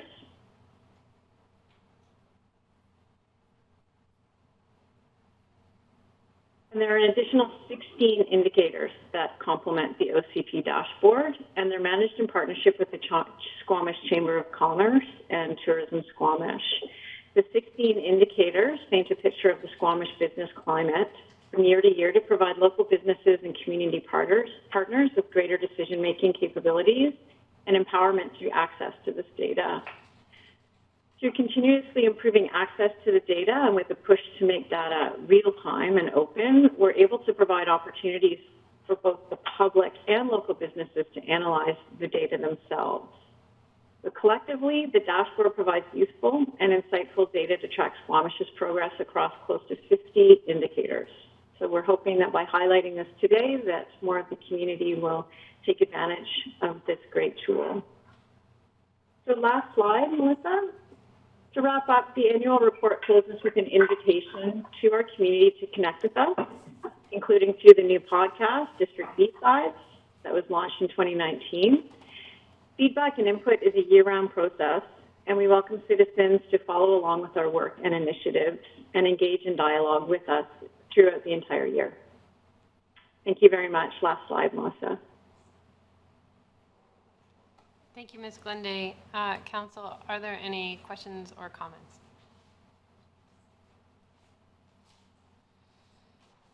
Right, seeing none.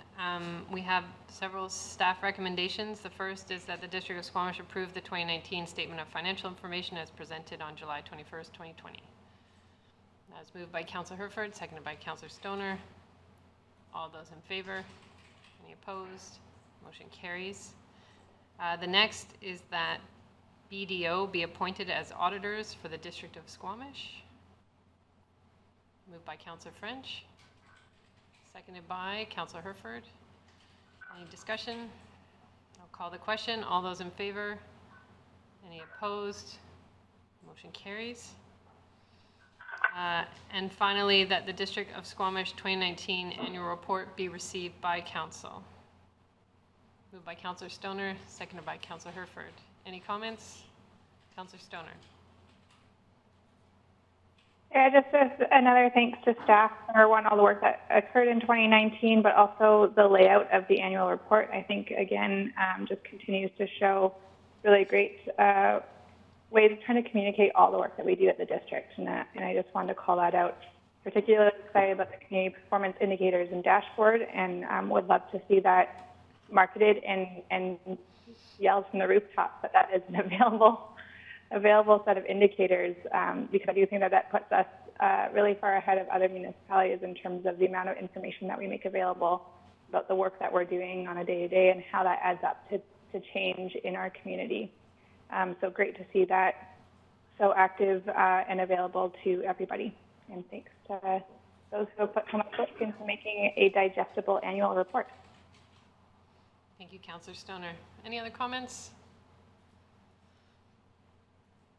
I will call the question. All those in favor?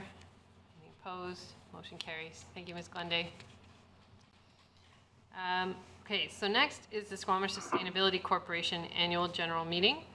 And I believe that Mr. Buxton is on the line with regard to that. So this is the part in the meeting where Council will pass motions to appoint me to vote on behalf of the shareholders of the SSC, and then I will suspend this meeting, go into a meeting by myself, vote how Council directed, and then we will come back into this meeting. It's a little bit weird, but that's what we have to do every year. So, Mr. Buxton, I'll hand it over to you.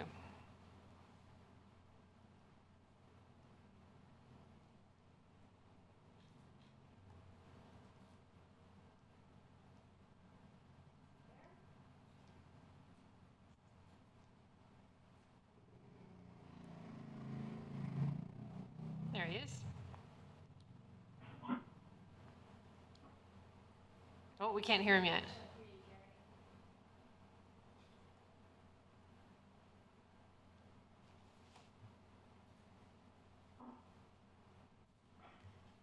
Oh. There we go. There we go. Okay, great. Thank you, Mayor and Council. A very brief update with respect to the Squamish Sustainability Corporation. We are not meeting very, very regularly at present, perhaps 2, 3, 4 times a year, mostly because the purposes of the organization have shifted somewhat. The Articles of Incorporation really have the corporation managing the Adventure Center, working on or with a destination marketing organization. But to be honest, a couple of years ago, the operation and management of the Adventure Center was taken back by the district's real estate department because of tax implications. Essentially, the building would have been fully taxable if SSC was continuing to operate it, and that makes no financial sense, given that the only funding flowing into the corporation at present is from the district. So what we are doing at present is providing recommendations and guidance to the real estate department with respect to the operations of the Adventure Center, and meeting relatively infrequently. With respect to the financial statements, our audit was undertaken by BDO, same as the district. There were no particular concerns. It was very routine. There were a number of recommendations contained within that. We've acted on all of those. In fact, had acted on some of them prior to the audit taking place. One issue of note is that we do have a fairly sizable cash reserve that will be affected because of the decreased rent to the Adventure Centre this year, with tenants being unable to function in the building with the COVID pandemic. So that will be affected this year, but our next meeting certainly has a discussion about what we may wish to do with that large cash reserve. That essentially is a very brief summary. I say the corporation is essentially awaiting its either dissolution or being repurposed. Thank you, Mr. Buxton. Council, are there any questions?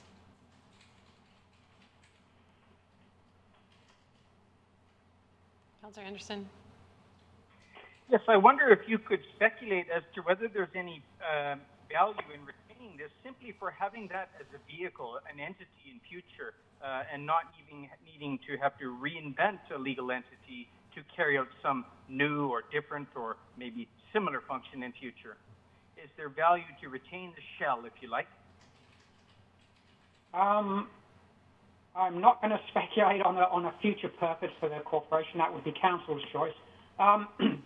In speaking with Ms. Arthurs, amending a corporation these days tends to be as difficult, if not more difficult, than forming a new one, which is not easy. The province is certainly not as open to corporation formation as it used to be. So I'm not sure that repurposing is going to be any easier. It probably will be if the new articles of incorporation are similar to the existing ones, but if we were to repurpose it in a fundamentally different fashion, then I suspect it would be no easier.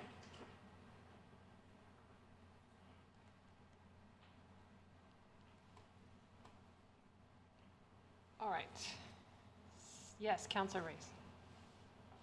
Thank you. I will add the comment that, because I've sort of tossed that around in my mind as well from time to time, and at the moment, one of the significant things that SSC does is hold a limited partnership interest in the oceanfront development, which is part of the sale process. It's a 25% LP share, and we'll be holding that until I think it's the part completion with a trigger that gives the Oceanfront Corp the option to buy that out for $1.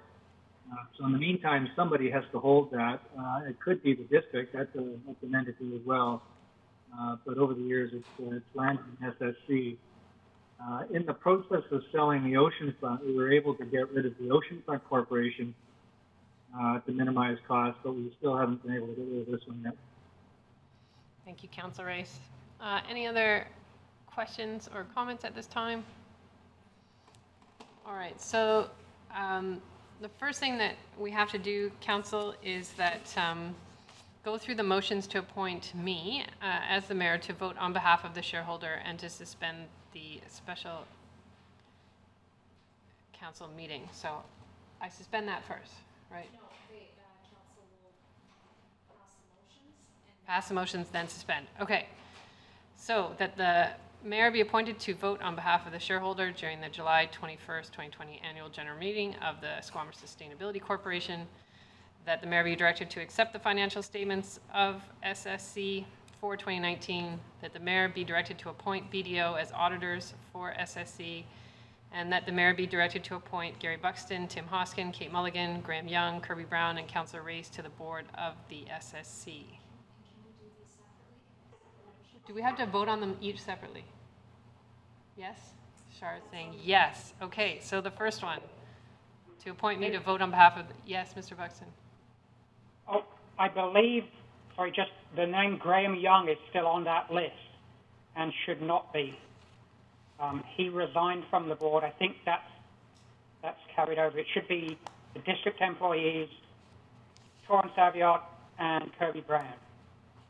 Do we have the wrong?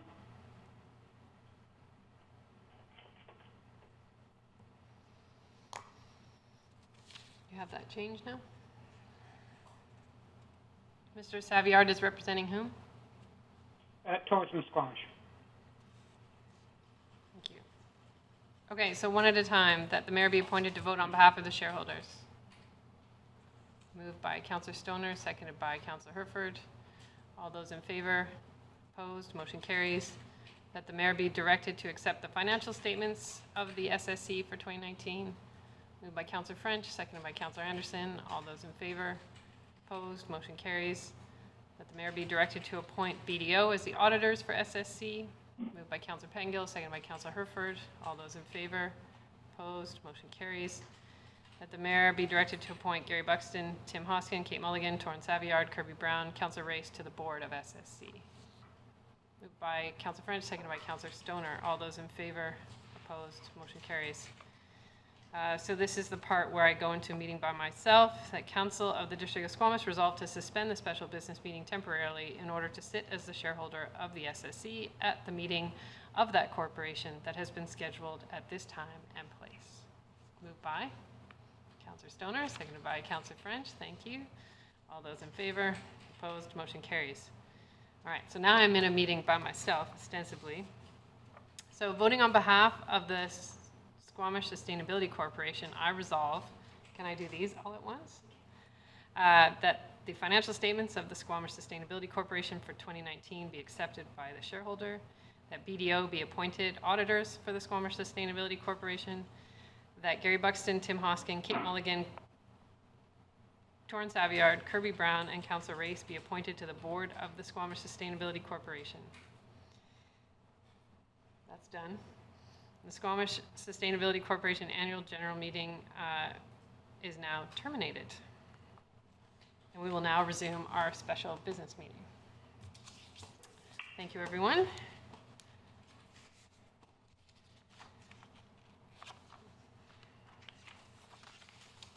Because I had such an efficient meeting with myself, we are now ahead of schedule. Let's try and keep it there. All right.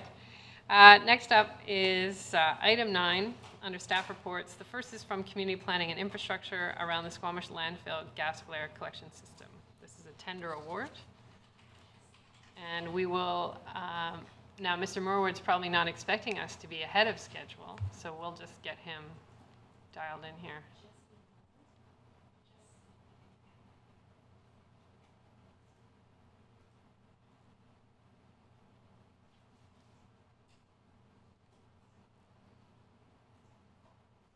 Does anyone have a Squamish fun fact they would like to share while we're waiting?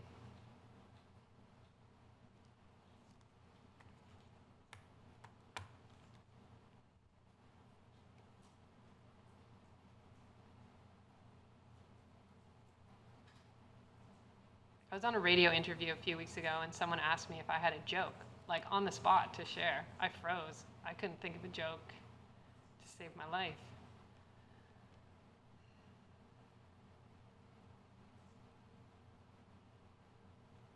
But in hindsight, when asked that joke and you thought about it for the days following leading up to today, I'm sure you came up with a good one you could share with us now. No, see, that's the thing. I'm out of jokes. And I think the jokes I know are like targeted at the 10-year-old crowd, so. No, I was hoping we'd have a Squamish fun fact from some of you that have lived here longer than I have. I can share a Squamish fun fact. Squamish Municipal Airport is now acknowledged as Squamish Municipal Airport Don Patrick Field. There was a small ceremony on Sunday with about 49 people gathered to acknowledge the change and recognize Don Patrick for his many years of service, not just as the cause of the airport, but community-wide. Fantastic. There you go. Fun fact. Thanks for sharing that. Do we have who we need online yet? Okay, where else can we go? I know, let's go to item 9.2, and public hearing date canceled. This is for bylaws 2719, 2746, 2721, 2724, 2726, 2743. I did mention this at the beginning of the meeting. This has to do with the commercial water extraction amendment bylaw, which we believe we can improve the language on. So we are going to pull that from the public hearing on the 28th. And the rest of the bylaws have to do with the rezoning to agricultural 3. So the motion before council is that the following bylaws be removed from the July 28th public hearing and that a public hearing date be rescheduled at a later date.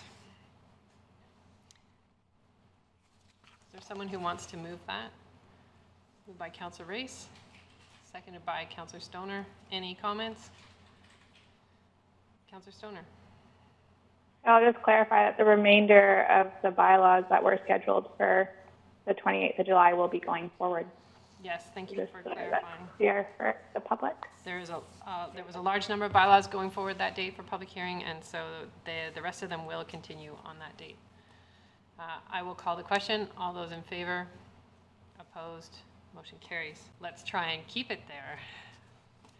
All right. Next up is item 9 under staff reports. The first is from Community Planning and Infrastructure around the Squamish landfill gas flare collection system. This is a tender award.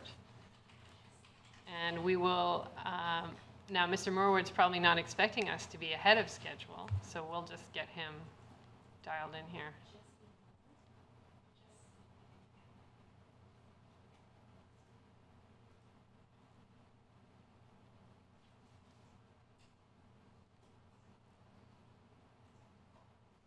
Does anyone have a Squamish fun fact they would like to share while we're waiting?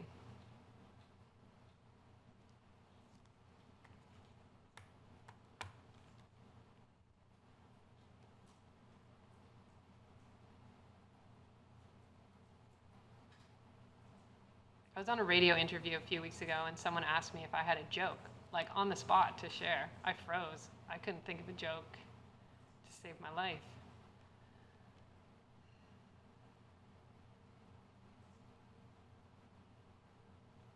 But in hindsight, when asked that joke and you thought about it for the days following leading up to today, I'm sure you came up with a good one you could share with us now. No, see, that's the thing. I'm out of jokes. And I think the jokes I know are like targeted at the 10-year-old crowd, so. No, I was hoping we'd have a Squamish fun fact from some of you that have lived here longer than I have. I can share a Squamish fun fact. Squamish Municipal Airport is now acknowledged as Squamish Municipal Airport Don Patrick Field. There was a small ceremony on Sunday with about 49 people gathered to acknowledge the change and recognize Don Patrick for his many years of service, not just as the cause of the airport, but community-wide. Fantastic. There you go. Back. Thanks for sharing that. Do we have who we need online yet? Okay, where else can we go? I know, let's go to item 9.2, and public hearing date canceled. This is for bylaws 2719, 2746, 2721, 2724, 2726, 2743. I did mention this at the beginning of the meeting. This has to do with the commercial water extraction amendment bylaw, which we believe we can improve the language on. So we are going to pull that from the public hearing on the 28th. And the rest of the bylaws have to do with the rezoning to agricultural 3. So the motion before council is that the following bylaws be removed from the July 28th public hearing and that a public hearing date be rescheduled at a later date. Is there someone who wants to move that? Moved by Councillor Race, seconded by Councillor Stoner. Any comments? Councillor Stoner. I'll just clarify that the remainder of the bylaws that were scheduled for the 28th of July will be going forward. Yes, thank you Just for so that's clarifying. clear for the public. There was a large number of bylaws going forward that date for public hearing, and so the rest of them will continue on that date. I will call the question. All those in favor? Opposed? Motion carries. I see that Mr. Morwood is on my screen now. So we'll go back up to 9A1. Go ahead, Mr. Morwood. Hi, good afternoon. I am just going to load up my presentation, if I may. Have I been past the... Does he have the presenter? Yeah, I don't think I have been past the presenter yet. Now you do, I think. Sorry to surprise you, Mr. Morwood. We're not generally ahead of schedule, but we're doing our best today. That's awesome. Just 1 second, please.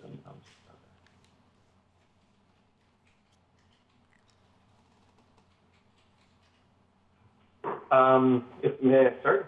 Yes, go ahead. Thanks. Good afternoon. My name is Jesse Morwood. I'm the Capital Project Manager for the District of Squamish.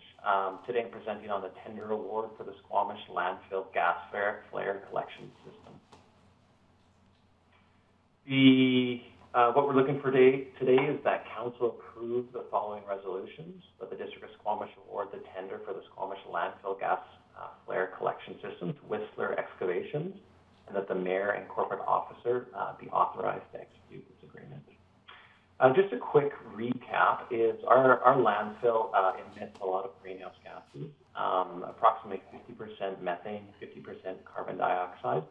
Last year, the estimate was approximately 677 tons of methane, and this is expected to rise until approximately 2027, or when the vertical landfill is full.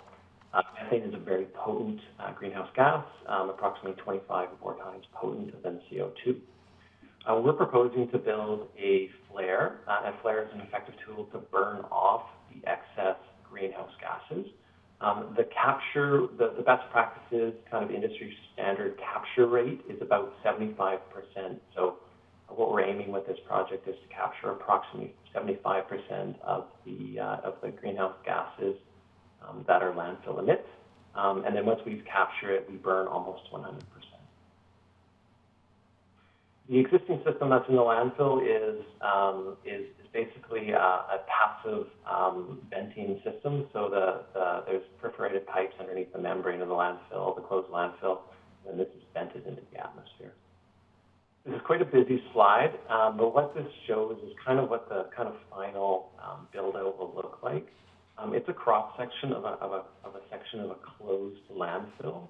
And what you're seeing here is there's vertical wells that are drilled into the closed landfill. The landfill is composed of a bunch of cells of garbage cells. So the intention is to drill wells down into these cells and connect them all with pipe and perforated pipe. The piping system will be collected on kind of near the surface of the landfill, and then it will go to where I've dashed an area to the top right is to a flare. For clarification, today we're just talking about the collection system, so the drills and the pipes. The boxed area is a second tender that we're currently working on, and that's going to be the flare stack. So the current landfill has two areas. One half the landfill is closed, and this would be a similar system to what we're building there. But there's actually an active part of the landfill, so a part of the landfill that we're still using, and this was the vertical landfill expansion project that we've done for the last couple of years. So apologies for the blurriness of the photo. So effectively, to get a really effective capture system for an open landfill is actually to lay a system of pipes staggered at different heights that you put in as the landfill is filled up.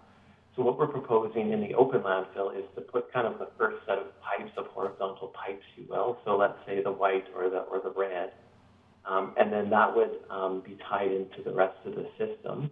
And then approximately estimated right now is about 18 months, and we will work on a more detailed plan, is when the landfill is a bit higher, then we'll put in the next level of pipes. So again, we're just talking about kind of the initial level. There will be some vertical wells as well, because the open landfill has been filled for a number of years. But for the next 7 years or so, we plan to put in a number of lifts of horizontal wells to maximize our gas collection. We went out to tender. Whistler Excavations was the lowest bidder, or it was the only bidder. We got to a final negotiated price of just over $806,000. I say negotiated because it was quite a detailed process that we went through. We looked at each line item in the contract.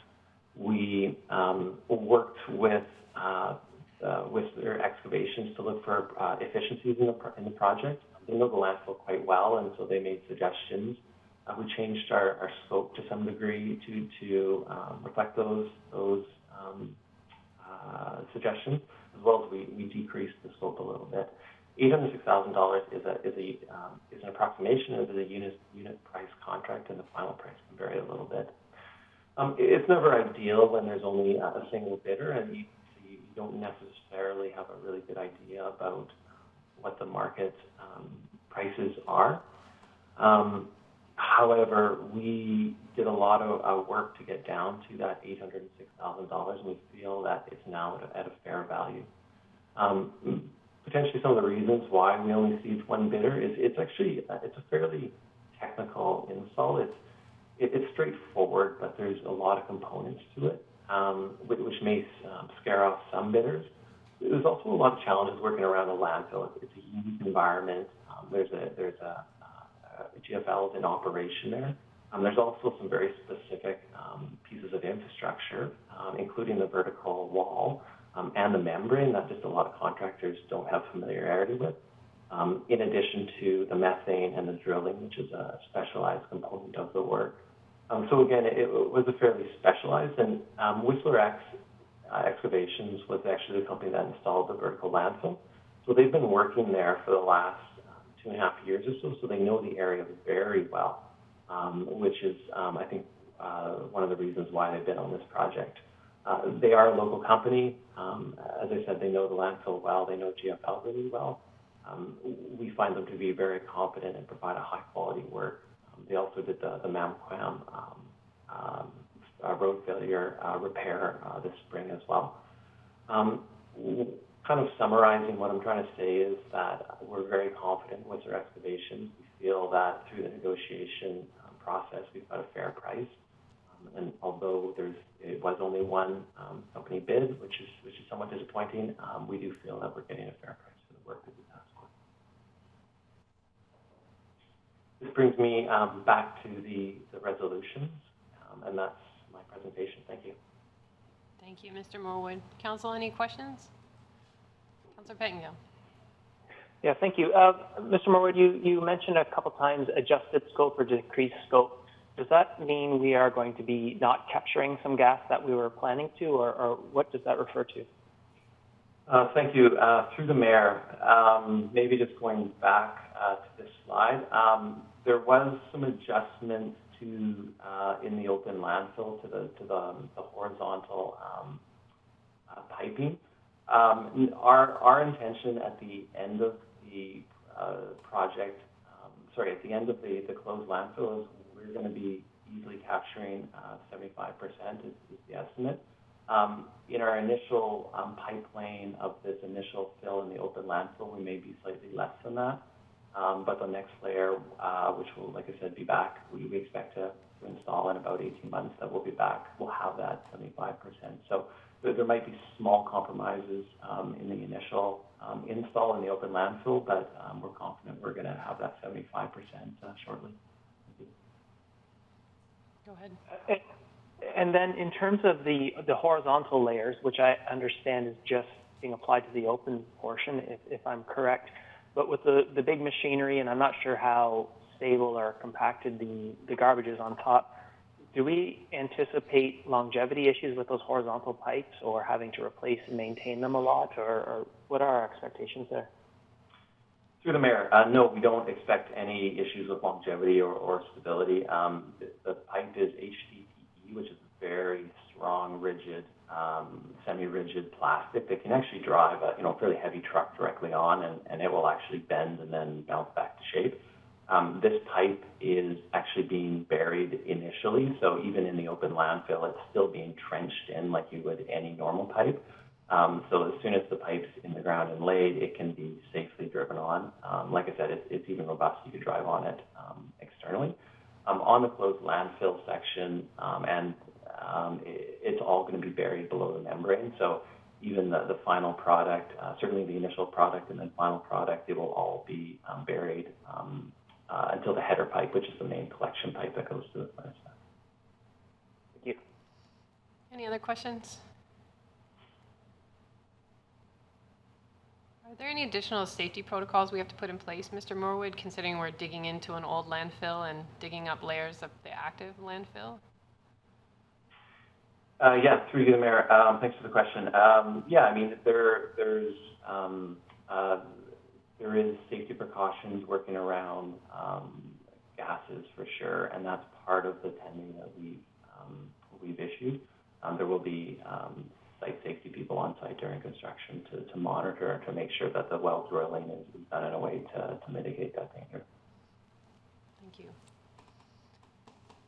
Anything else, Council?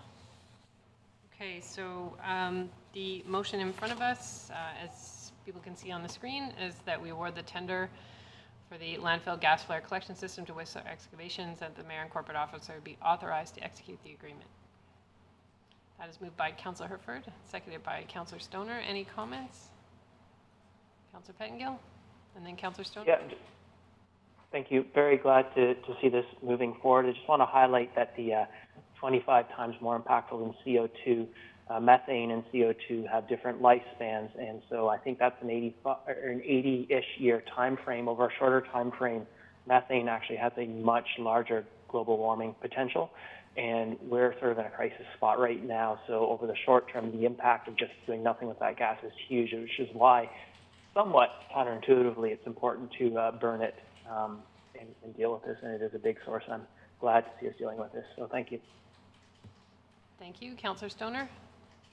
Yeah, I'll just reiterate that I'm excited to see this moving ahead as quickly as it is. It's one of the most immediate, tangible things in our Community Climate Action Plan that we're able to action, and is wholly within our jurisdiction to make a difference. So excited to see that we are moving forward with it at a rapid rate. Thank you. And I think as the staff report points out, we didn't actually have to do this. Our landfill is smaller than the provincial requirement, and it's actually a little bit disconcerting given how much we see our GHG emissions are from our landfill, and that there's other landfills of similar size that folks may not be doing gas capture and flaring. So I'm proud that our CCAP captured this and that we're moving ahead this year. I will call the question. All those in favor? Opposed? Motion carries. Thanks, Mr. Morwood. Moving right along, we are on community services. So this is 9B. First up, arts, culture, and heritage strategy. Is there a presentation for this? Yes, I have a presentation, just waiting to be passed the torch.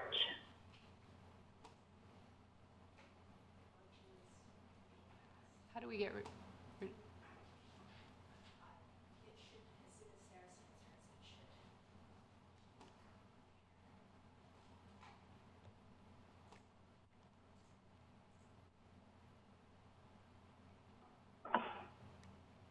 Let me get this up.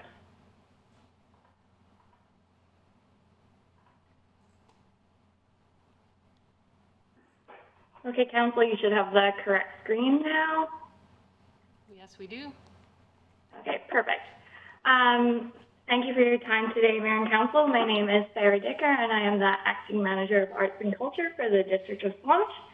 I'm joined today by Devin Guest, who is the Acting Director of Recreation for the District of Squamish, and we're here today to present the Arts, Culture, and Heritage Strategy 2020. Our objective today is to present the Arts, Culture, and Heritage Strategy for Council's endorsement. Today I'll be providing an overview of the process, the strategy overview, a review of Council's feedback from the previous meeting, as well as a review of the community feedback and a recommendation to Council. For the benefit of the public, I'm going to talk through the process of the strategy creation. In April 2019, Council endorsed the proposed strategy process and scope. The scope of the strategy is to utilize existing levers within the community to further enhance the platform of arts, culture, and heritage in Squamish. This is the district's first strategy for arts, culture, and heritage And it is important to note that the community is in the beginning of its formalized journey in comparison to some other jurisdictions.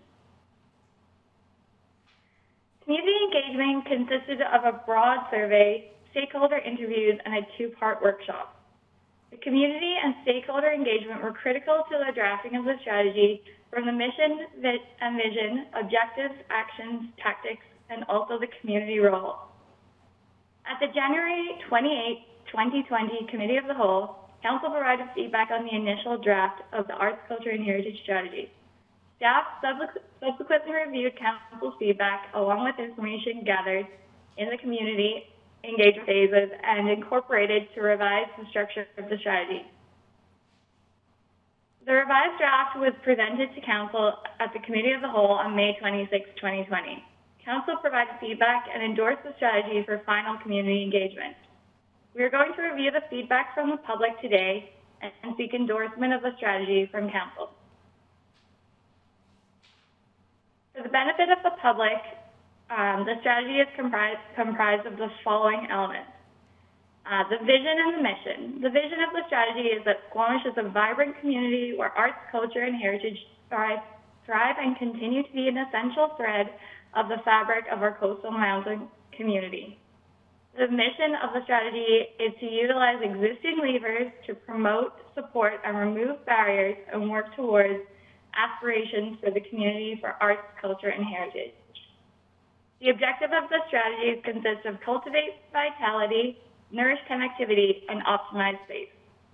There are also 2 actions attached to each strategic objective and accompanied by a series of tactics to create a path towards meeting the goals of the strategic objectives.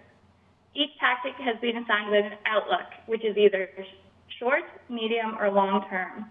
Staff have determined the outlook based on research conducted in the creation of the strategy and the current state of the sector and available resources.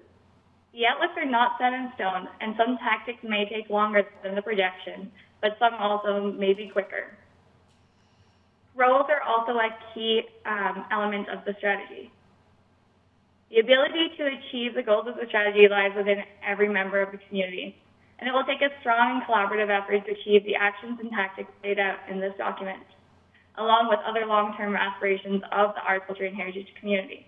It is important to note that this is a strategy and not a master plan, and the roles are directional and not supposed to specifically assign tasks. They're communicating ideas of how the community can collaborate to achieve the overall goals of the strategy. The roles are based on research, community engagement, and stakeholder workshops. As part of our final engagement with the community, a survey was conducted with a response of 70 participants.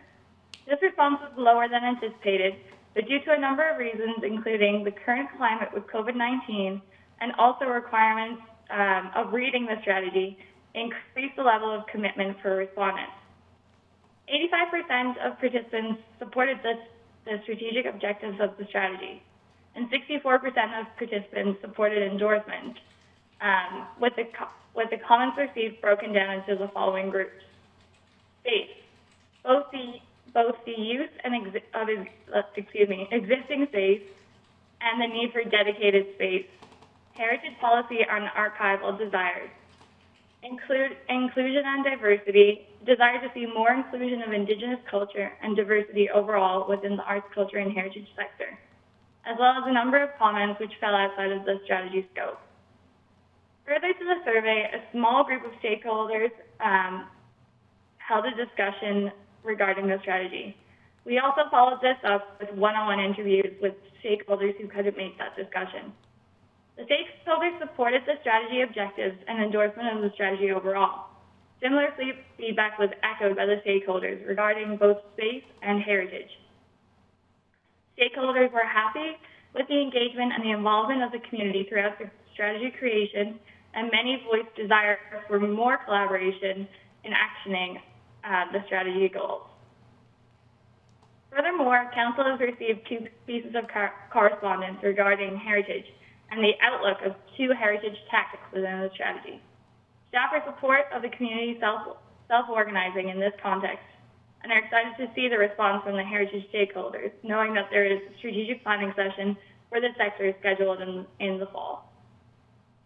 I'd like to take the opportunity to thank the stakeholders and the community for being actively engaged throughout the process of the strategy creation. Council also provided feedback and changes last time at the Committee of the Whole. In this final draft of the strategy, we included new wording regarding the key principles in relation to Squamish Nation. We also moved Tactic 1.3 to short-term outlook of 1 to 3 years, as work is currently ongoing achieving this tactic. We also had discussion around heritage policy and archives. Heritage policy and archival needs are recognized within the strategy, particularly in Tactics 1.5, 6.2, and 6.3, with medium-term outlooks.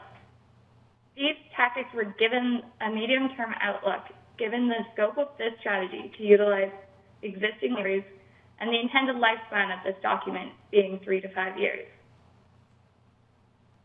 Our recommendation to Council today is to endorse the District of Squamish Arts, Culture, and Heritage Strategy 2020. I'll now invite Council's questions and comments. Thank you. Thank you, Ms. Digger. Council, any questions? And if there's no questions, I would encourage someone to move the motion that's on the floor. Councillor Stoner, did you have a question? Yeah, I did have a question. Just thinking back to some of our previous discussions on this at Council, I think one of the pieces that came out, especially around Section 6 of the strategy, was it would be helpful to have at least some estimate of what space might be needed for the arts, culture, and heritage sector, kind of similar to what we had received through the library. So I'm just curious, because I didn't see that one explicitly called out. Maybe it's just embedded in one of these tactics. And then if that's the case, why is it in that kind of medium and or long-term planning space?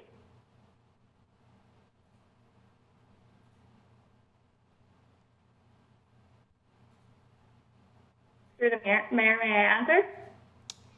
Well, you're the one who gave the presentation, so I think that's probably a good idea. Thank you. Thank you, Councillor Stoner, for your question. Actually, within the real estate and facilities master plan, the arts, culture, heritage facility was listed as not an immediate focus of the District of Squamish. And so through collaborative efforts, we're looking at utilizing current resources within the District of Squamish in order to build upon the Arts, Culture, and Heritage Foundation with the long-term or medium-term aspiration in establishing a dedicated space for the arts. Do you have a follow-up, Councillor Stoner? Yeah, so from that, I appreciate that, and I know that in the real estate facilities master plan, this did not surface to the top, and I appreciate the Section 5 in the strategy is about optimizing space, really. However, like if the Arts Council was really successful and they were able to pull in a whole bunch of funding to build a new art center, would we turn them away? I think that, through the Mayor, I think that would be a discussion at the Council table. Again, the tactics identified within the strategy are based on our research and the current state of the sector. And so their guidance for where staff feel that the sector is at the moment and what's obtainable within that time frame. However, they could be reached at an earlier stage or a later stage. And that would be up to the sector as a whole working to achieve that and coming to Council with any proposals for Council to work into their plans in terms of financial and staff resourcing. Ms. Guest, I saw your hand. Do you have anything to add to that? No, you're good? Okay. Are you done, Councillor Stoner?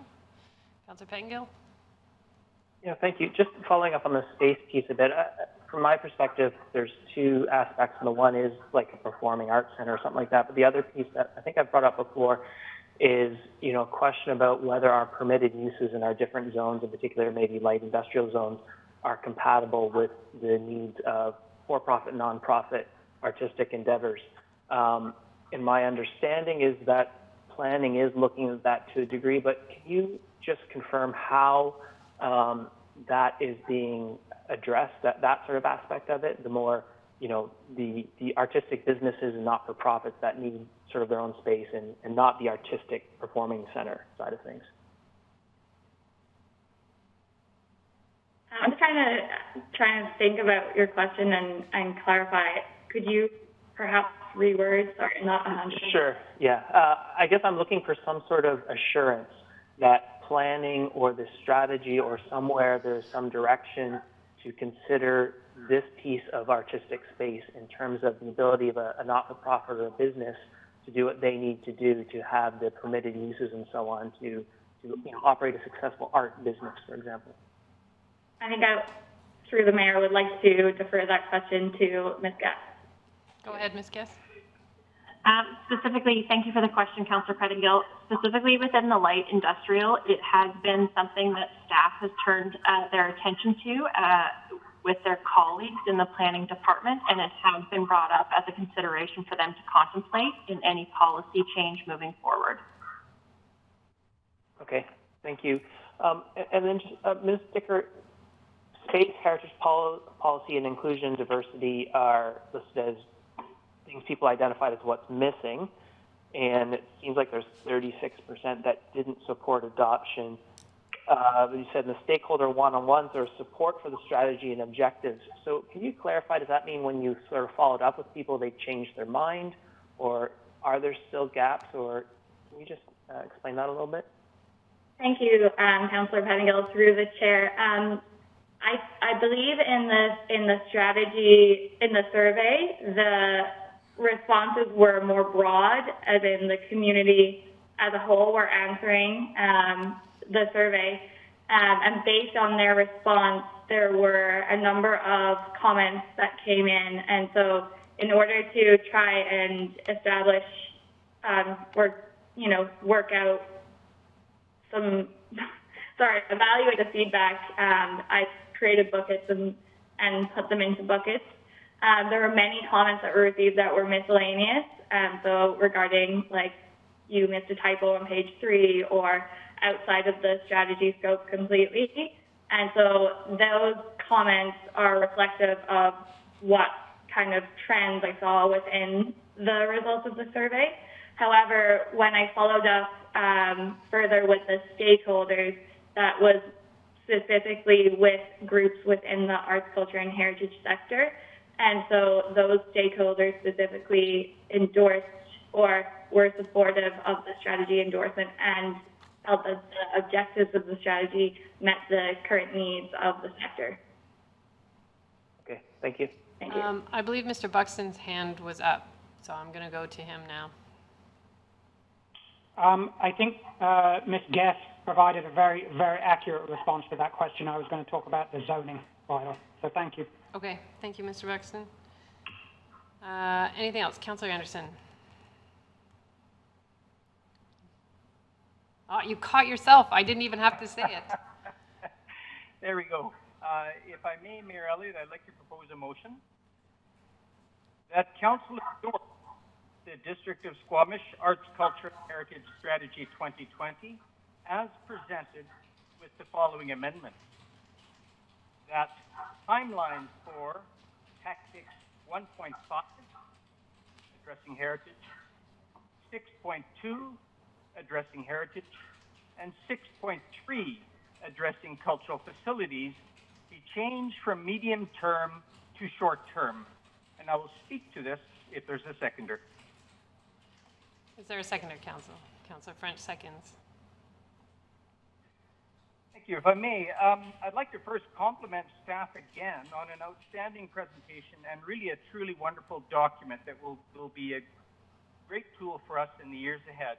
And this strategy report is really an indication of the capabilities of what is in fact a new department for us, the Arts and Culture Department.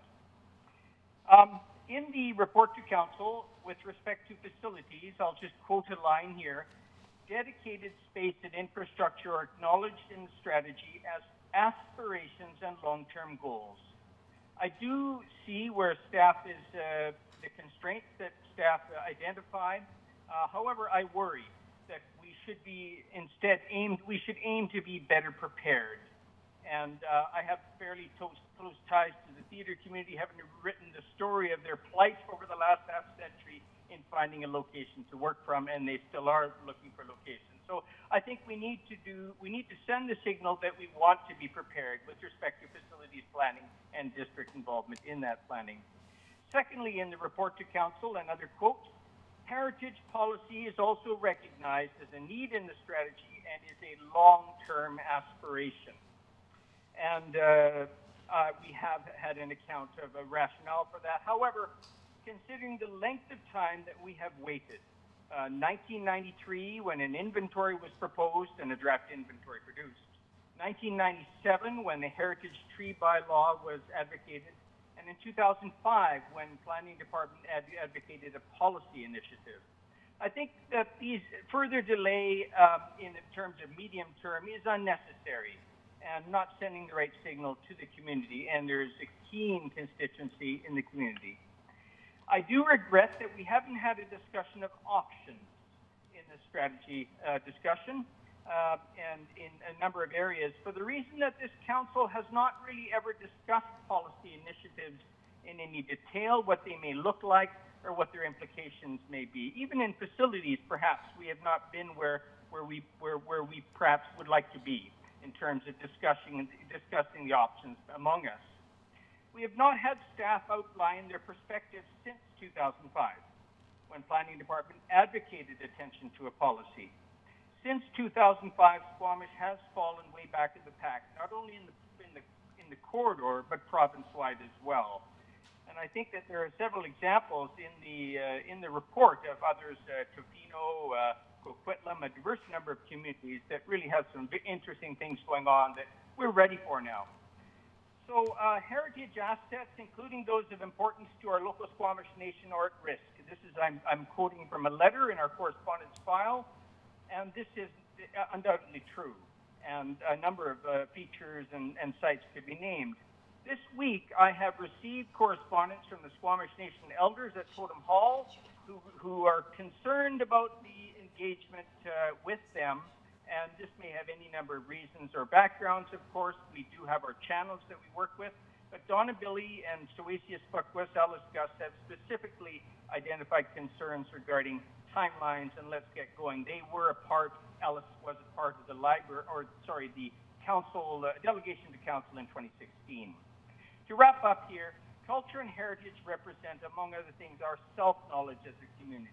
And we are going through rapid change. This is a time where this is something we also need to invest in and have as a tool to manage the change around us. So at least moving to short-term status sends the right signal.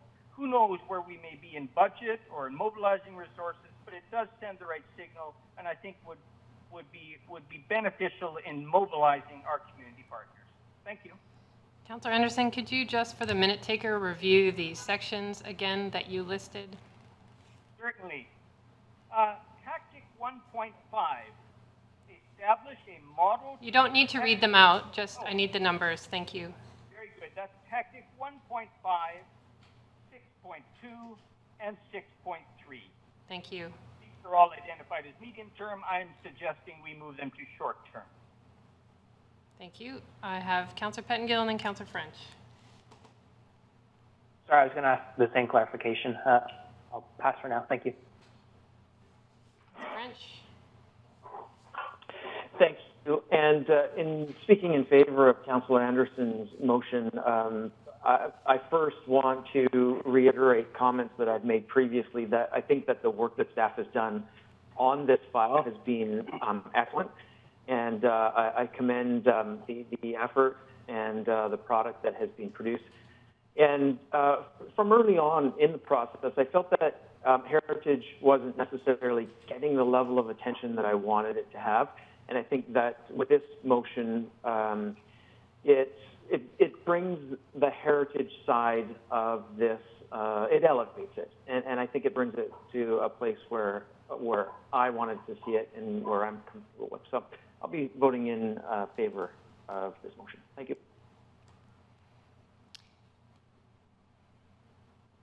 Councillor Herford. Thank you. I appreciate the spirit of this, but I'm a little worried that despite our best efforts of prioritizing these things with the list of other work that we have, that this is going to end up being done in the medium term.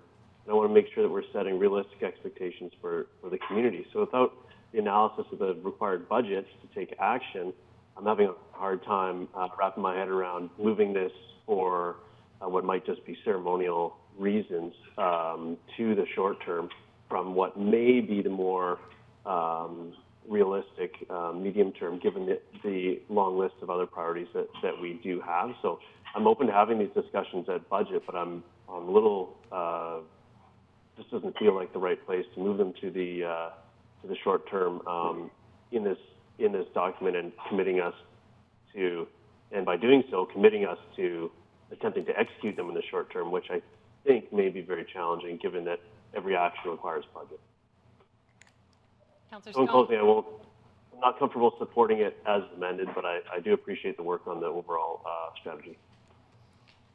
Thank you, Councillor Herford. I have Councillor Stoner and Councillor Race. And then I'll put myself on the list. Thank you. Generally speaking, I'm not supportive of the motion overall. I do appreciate staff's previous comments about especially tactics in 6.2 and 6.3, I think it was, with regards to where they sit relative to the real estate and facilities master plan. I think having those in the medium term is realistic relative to everything else that's going on at the district at the moment. That doesn't preclude those things from moving faster if a unique opportunity presents themselves. But it just means that the district continues to sit in a support role. With regards to Tactic 1.5, I would entertain potentially moving that to a more short-term priority. Again, it does list the district as a support mechanism, and so if the heritage community in particular is ready to move on that more quickly, then I see a similar model to what we've seen happen with the Food Policy Council that would allow that to advance externally with support from the district. Obviously, final budget considerations would have to be done at time of budget. So if this motion fails, I'd propose an amendment that we look at moving Tactic 1.5 to the short term. Thank you. Thank you. Councillor Rees. Thank you. I do have, first of all, I agree with other council's comments, but I'm happy to see this come forward and thankful for the work that's been done on it. And I generally support Councillor Anderson's intent here and will support the motion. I have to admit I'm kind of nervous passing a motion like this that they face as a short-term priority when we have other studies where we say it's not an immediate concern. I think the important thing is to send the message that we do have some priority around arts and culture. We do have some, not urgency, but we do like to see some emphasis around it. And I think supporting the motion is the best way. I think the reality is that we're not going to be able to do anything about space unless some other opportunity comes up.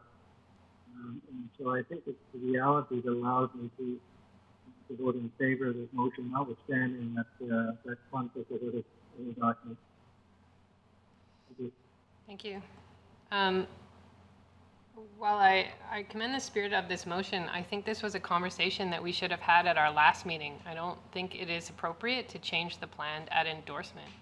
I think there was plenty of discussion last time around about where and how this plan could be improved, and then it would have gone out to the community for consultation. And so this sort of bypasses that whole community consultation piece. It puts in a major amendment after the fact, which I don't think is the right way to proceed. there are so many competing priorities, and staff said right from the beginning of the initial draft of this plan, it's a plan for its time. It's not the final document, and it is something that will evolve over time. And I agree with Councillor Herford that I don't want to set unrealistic expectations. This is a plan for all of us to work on, and the heritage community is going to have to organize itself and also look for funding opportunities if they want to see some of these things move forward in the same way that the Food Policy Council has, in the same way that the Arts Council has. We simply cannot do this alone at the District of Squamish, so it's going to take some additional organization. So while I'm generally supportive of the intent of this motion, I think it came at the wrong time in the wrong way. And I support the plan as it currently is with the timelines established, understanding that any of our community groups can seek out opportunities and accelerate these tactics at any time. So I won't be supporting the motion. Are there any other comments before I call the question? Councillor Pettengill. Yeah, thank you. It's a bit torn. There's a couple of these that, in many respects, would make sense to me to move up. 6.2, I just couldn't support that at this time, given all our other priorities. But you know, I do think we did have a fair bit of discussion on how to balance these, and there's a few others I might move around myself too. But we did sort of have that broader discussion. I would say that going forward, if there is a policy proposal, a strong policy proposal that made sense to take further action on, then, you know, I don't think we have to be absolutely bound by this. And if an opportunity arises, we can seize that. So if the heritage societies come forward with some really strong suggestions and so on for a policy, a draft or something, you know, more than happy to look at that. So I think at this point I would be hesitant to change what's been presented. Thank you. Councillor Anderson? Yeah, thank you. I appreciate the discussion. I must point out once again that the heritage groups have all kinds of energy and resources, but cannot write policy. And this is a real issue, and it has caught us already in certain developments. And with developers scratching heads wondering what to do, we have no overall framework that can only be endorsed and be district policy.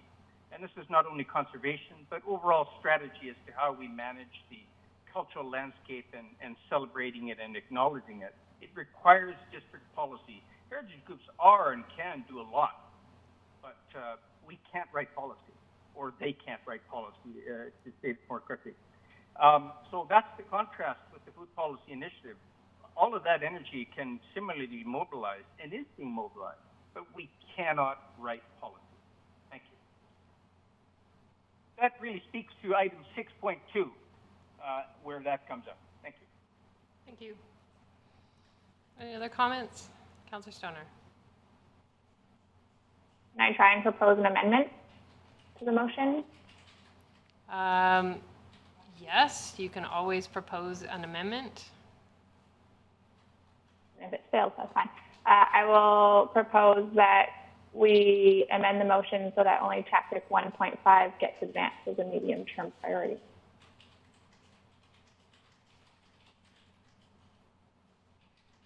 That is to establish a model to protect, integrate, and celebrate community heritage resources within Squamish. Correct. Can I ask staff what it means to establish a model?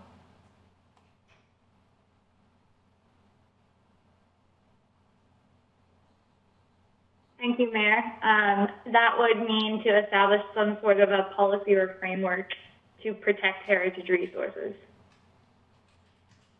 Thank you. Is there a seconder for Councillor Stoner's amendment? Are you seconding that, Councillor Anderson?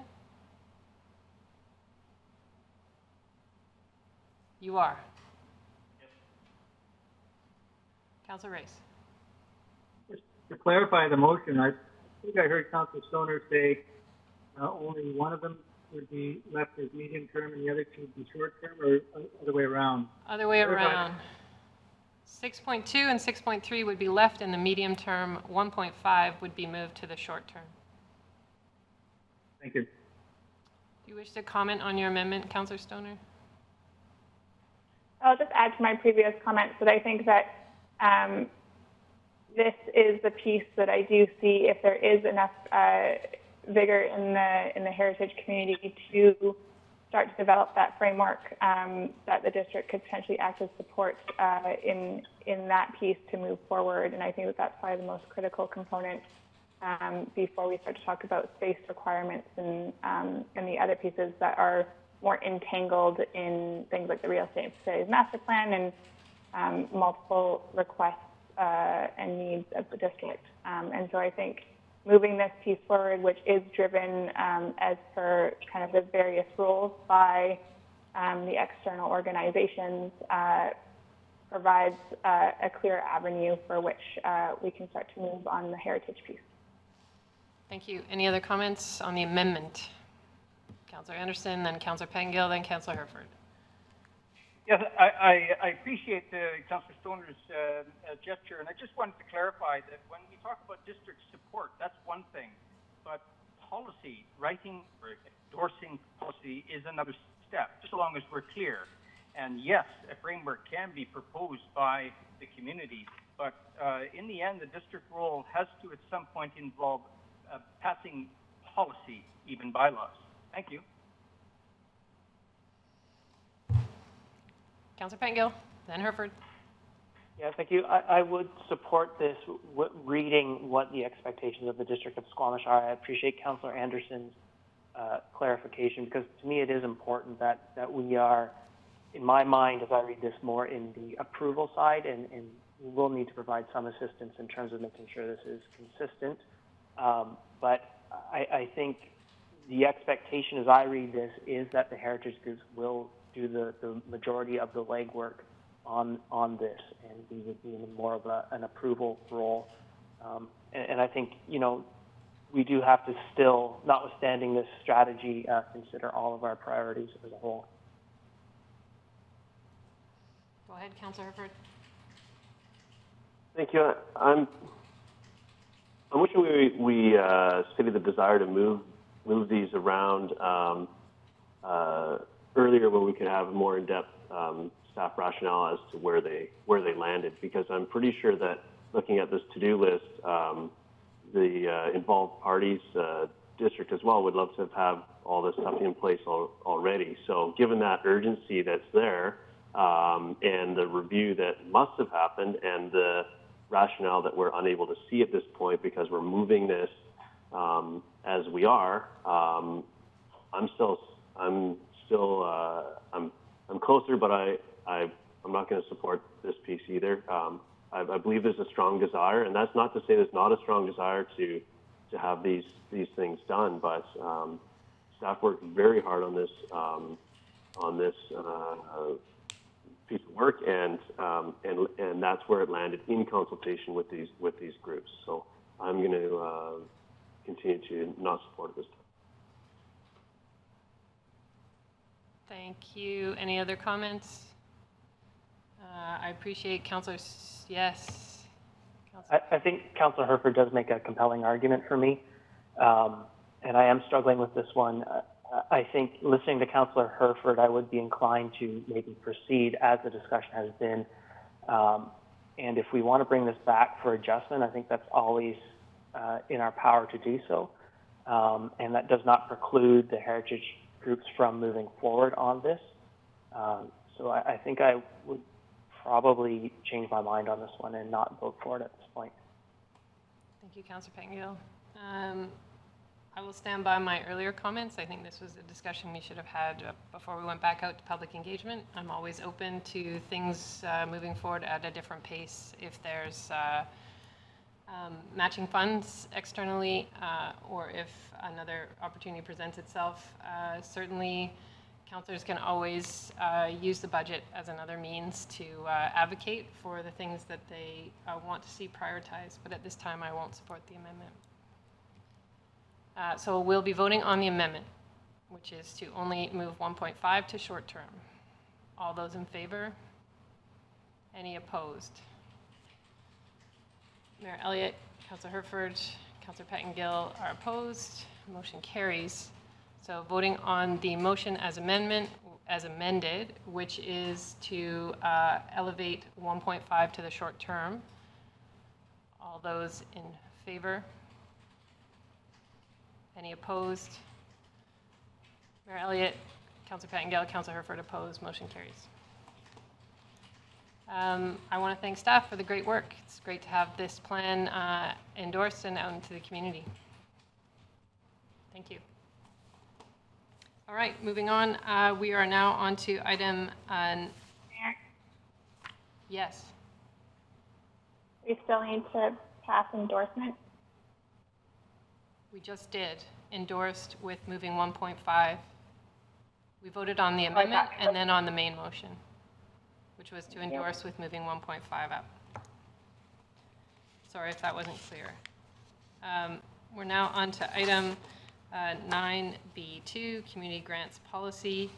I don't know if staff want to comment on this, or I can provide an editorial. Mayor. Go ahead, Sarah. Thank you. Whichever you prefer, Mayor, I'm happy to speak to it if you desire. Yep, go ahead.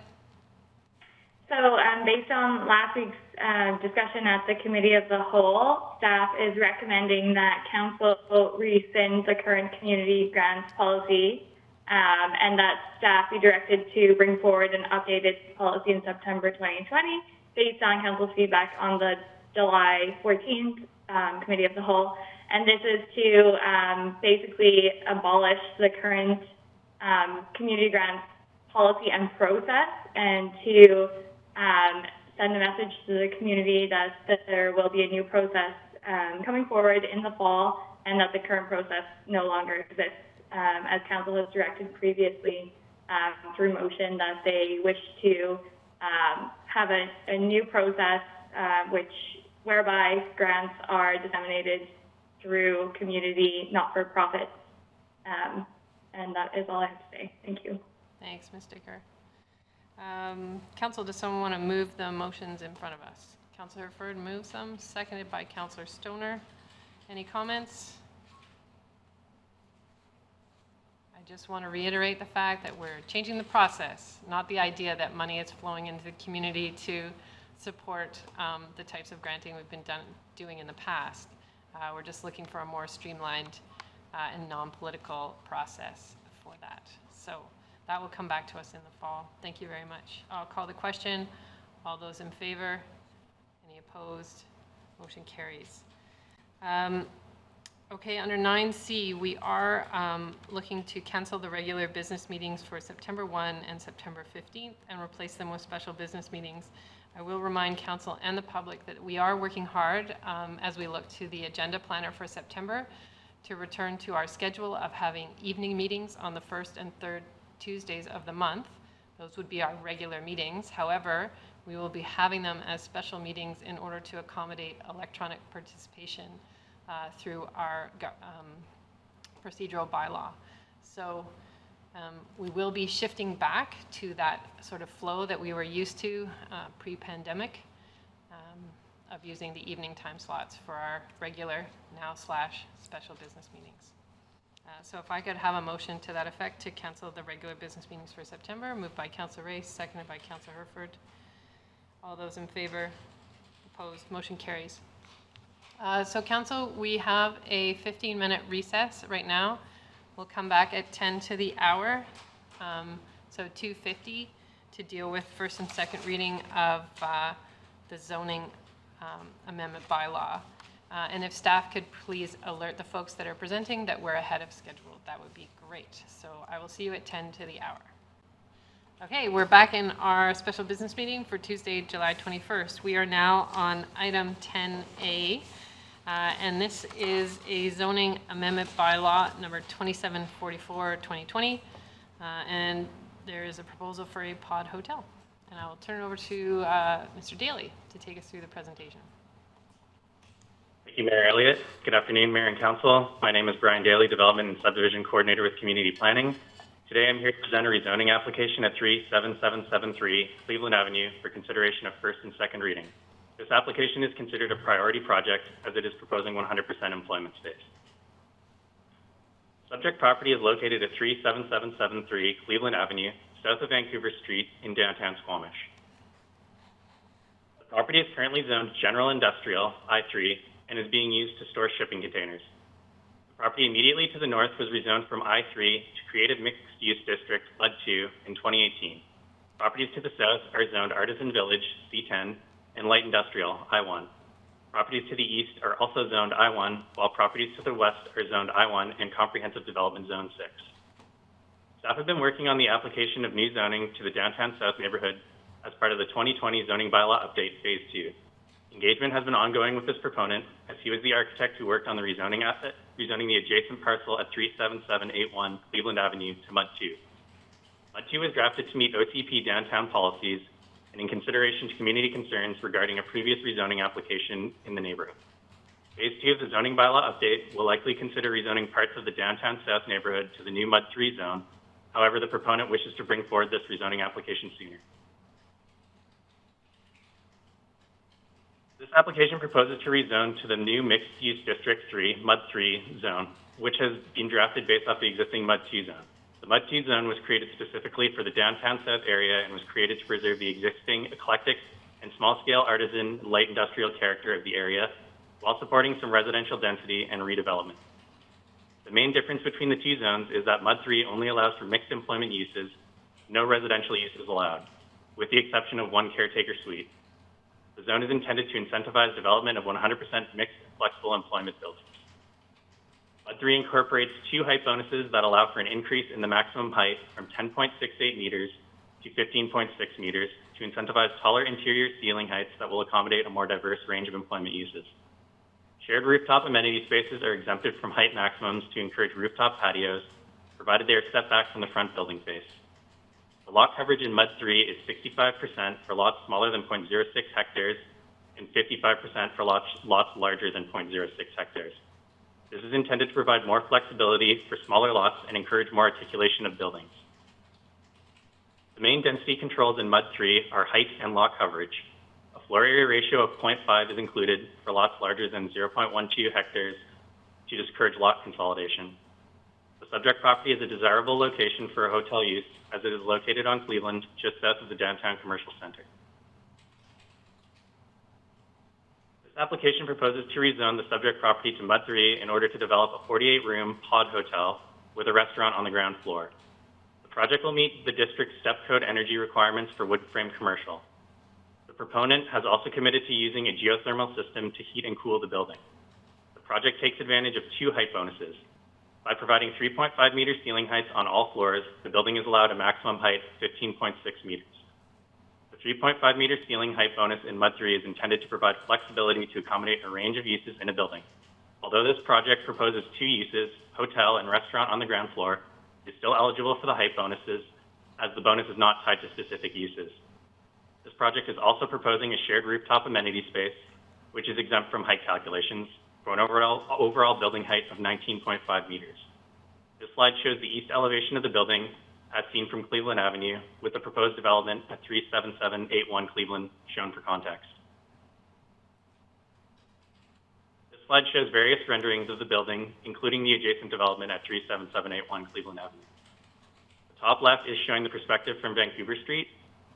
Top right is showing the laneway perspective from the northwest corner of the adjacent development. The bottom left image is showing another rendering from Cleveland Avenue, and the bottom right image is showing the southeast corner of the building from Cleveland Avenue. The covered portion of the rooftop amenity space is set back from the front building face to hide the visual impact of the additional story from pedestrians at street level. Retractable glazing is proposed on the east face of the rooftop amenity space to ensure that the space can remain open on one side, while also allowing for the space to still be functional when the weather is less than ideal. The pod hotel concept proposes much smaller rooms than a traditional hotel, which can maximize the bed base, offer a unique accommodation type, and more diverse amenities at an affordable price point. Secure bike and gear storage are provided on each floor that contains hotel rooms. A form and character development permit will be brought forward should this rezoning be successful. This slide shows the proposed floor and roof plans. The proposal meets the parking requirements for downtown commercial uses. 15 parking stalls are required for the proposed development. 8 will be provided on site, and the proponent will provide cash in lieu for 7 commercial stalls. Parking will be accessed off the lane between Cleveland and 2nd Avenue. application is not requesting to introduce a residential use. No community amenity contribution has been offered by the proponent, and none is being negotiated by staff in line with the district's CAC policy. This project is located in close proximity to a number of neighborhood amenities. It is adjacent to access to the waterfront trail, which provides convenient pedestrian and cycling access to the oceanfront or Town Dyke Trail. Junction Park is located 260 meters to the north. The mid-block connection to 2nd Avenue is located to the south of the property at 37749 Cleveland Avenue. This slide shows the subject property location in relation to the existing trail network and neighborhood parks, which are identified with a yellow star. Legislative and district processes for engagement were followed for this application. The development proposal sign was installed on the subject property, and the project was posted on the online development showcase. No comments have been received to date. Staff recommend that bylaw 2744 be given first and second reading, and that an electronic and in-person public hearing be scheduled for September 15th at 6 p.m. in the Squamish Chief Activity Room at Brennan Park. Thank you. At this time, I welcome any comments or questions. Thank you, Mr. Daly. Councillor Stoner. Thank you. So my first question is clarification on the MUD3 zone. Has this been applied anywhere else state? Through the mayor, it has not. This would be the first property zoned MUD3 district. So the staff report tends to state that there are certain requirements based on the MUD3 district, or sorry, the MUD3 zone, but those aren't necessarily set anywhere. There's no precedent for those requirements. Through the mayor, this zone was drafted off of the MUD2 zone, which is existing in the downtown south neighborhood on the adjacent property to the north and on a property on 3rd Avenue. So it was crafted regarding basically right off of that zone. The main difference is that there is no residential use permitted in this zone, but no property has been rezoned to MUD3 at this time. Okay. So I'm curious why we chose to apply the downtown commercial parking requirements as opposed to the tourist accommodation unit requirements, which would be 1 per unit. Through the mayor, the downtown parking schedule encompasses this area, and as it is technically a commercial use, it fell under those requirements. That was the application that the proponent made, and staff interpreted that to be correct. And then with regards to the height density bonusing, again, just curious around the rationale where, yes, 3.5 meters is being provided for each floor, but each floor is the same use and isn't necessarily, okay, it's commercial hotel use, but it's not commercial use, and differentiated by a requirement to have a higher ceiling. Like it may make the room feel nicer, but it's not actually a requirement to enable hotel pods. So why would we allow for that density bonusing based on a hotel use as opposed to trying to drive commercial use? Through the mayor, the height bonus was not tied to specific uses to try and accommodate a range of uses, and obviously this is only providing one use. It would provide flexibility in the future if the pod hotel was not successful, that the building would have the ability to accommodate potential future uses. Staff also felt that tourist accommodation use is desirable in this location, as there's a lack of it generally in the district. So we thought it was reasonable to allow the proponent to take advantage of the height bonus because it would allow potential future flexibility if they decided to change the use within the building, and also accommodate a use that is desirable in this location. I'll do for now. Thank you. Thank you. Can I just go backwards a bit just to clarify a question that Councillor Stoner asked? So she asked about parking and why I wasn't following the tourist accommodation schedule. And then, Mr. Daly, you said that it was because it's a commercial zone and part of the downtown schedule. But then in your last question, you answered it as this is a tourism accommodation use. So which one is it? Because I think that's really important to this rezoning. Is it a commercial rezoning or is this a hotel? And I think that will be important for council to have that clarity. My apologies. I have gone back and forth between hotel and tourist accommodation. It is a hotel, a a pod hotel. The definitions of those uses are very similar, so I apologize that I have gone back and forth between them. That was my error, but it is a hotel proposal. And it falls within the schedule of the downtown parking requirements, which are less than elsewhere in the district of Squamish. So apologies for the confusion. I was not clear. Okay, thanks. Councillor Anderson. Thank you. Under the parking section of the report from staff, the proponent will provide cash in lieu for 8 commercial stalls. Now, the adjacent building, 37781, which we addressed not too long ago, that cash was allocated to active transportation improvements in the Vancouver Street area, if I'm not mistaken. Can you clarify and confirm what the state of this cash payment will be? Will it be allocated to a parking fund? I haven't looked up 41.2.9C, the policy you cite, but if you could confirm what will occur. Through the Mayor, my understanding is that Council can provide direction to where those funds are to be allocated, and that would be triggered through the development permit process. That's when the parking cash in lieu would be provided. So my understanding is that Council can direct it to either the active transportation or the parkade fund, whichever. I believe that is how that policy works. Very good. So the same policy is in place as was for the adjacent development. Thank you. Thank you. Councillor Herford? Thank you. That area is currently essentially undeveloped. I know that the neighboring property as discussed in the presentation is coming online. What are the plans for the streetscape there? Because I'm assuming this is where the rest of the hotel guests are meant to park, would be on-street parking.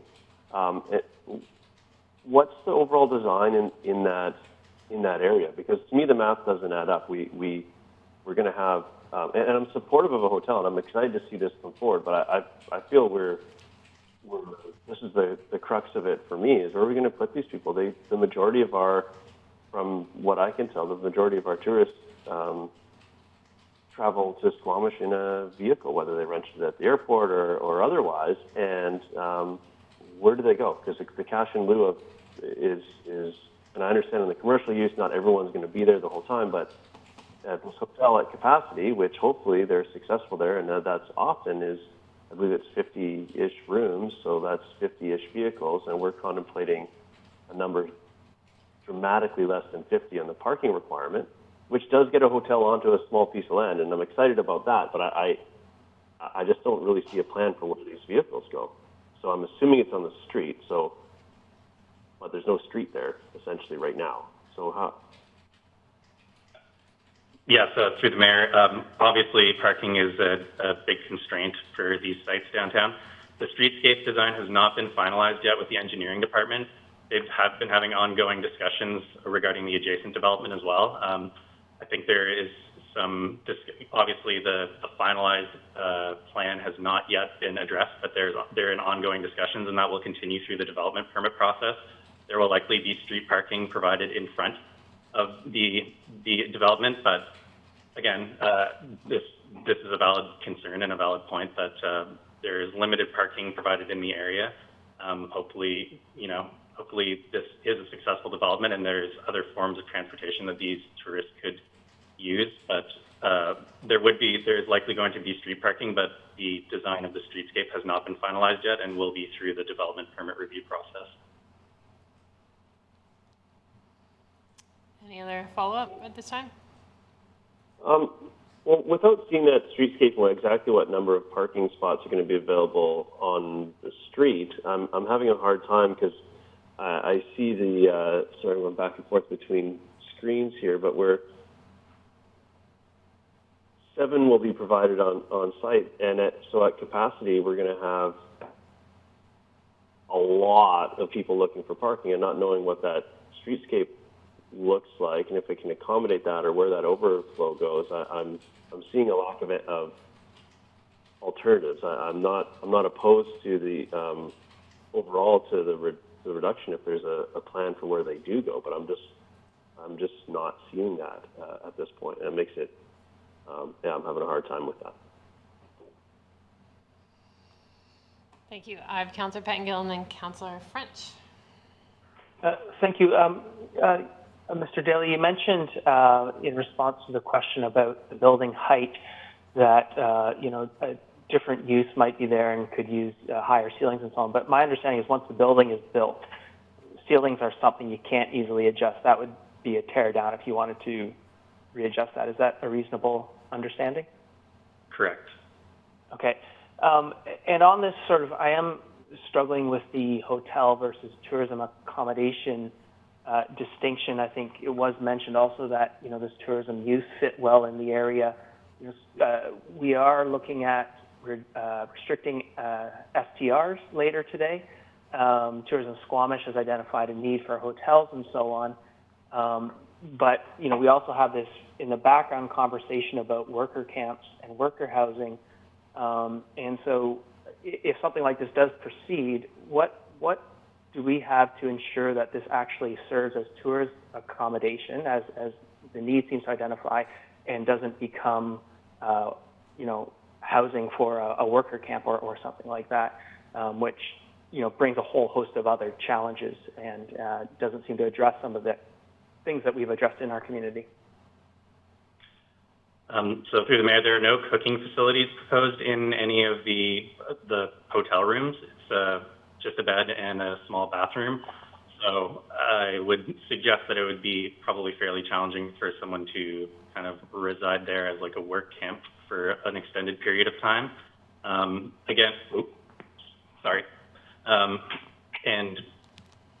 Obviously they would be applying for a business license as a hotel use. So there would be an inspection that would go on with that. And obviously if we were informed that the proponent was not operating as a hotel and was operating as a longer term rental facility, that wouldn't meet the intent of this zone. Okay, thank you. And the final thing, in the proposed bylaw, it says marine-oriented light industrial. Despite any provision of this bylaw, marine-oriented light industrial will be limited to only non-motorized water vessels or watercrafts. When I look at the map, the water doesn't come right up to the property, and maybe that's just, floodplains and so on, how the map is drawn. But I wasn't clear on why that provision was relevant here. If you can explain that. Yep. So that use allows for essentially marine light industrial, so working on boats and other kinds of watercraft like that. So it doesn't necessarily require that you have water access. And in this case, it is specifically speaking to non-motorized watercraft. So that would be kind of, canoes or kayaks or those types of things. And that marine-oriented light industrial includes fabricating those types of vessels. So you could potentially, if a business wanted to, make canoes or work on kayaks or other boats that are non-motorized, they could do so on a property that's zoned mud 3, in a shop or kind of in a yard. So just, if I can follow up, can you explain why we wouldn't want to allow someone to repair, say, electric motor vehicles or even gas-powered if it's repairs, or, the hulls that might be used for any sort of craft? Are there reasons why we wouldn't allow that? This was a use that was proposed in the Mud 2 zone, and my understanding is that this use is ongoing in the downtown south area, and it's to limit the kind of negative impact on an adjacent residential property, as there's a number of residential properties in the downtown south neighborhood. Obviously, if you're working on kind of large motors or something like that, that could cause some nuisance for an adjacent residential property. They're mostly non-conforming, as the majority is zoned for industrial, but that would be the intention why that provision is included in there. Okay, thank you. Thank you. Councillor French, I saw your hand. Thank you.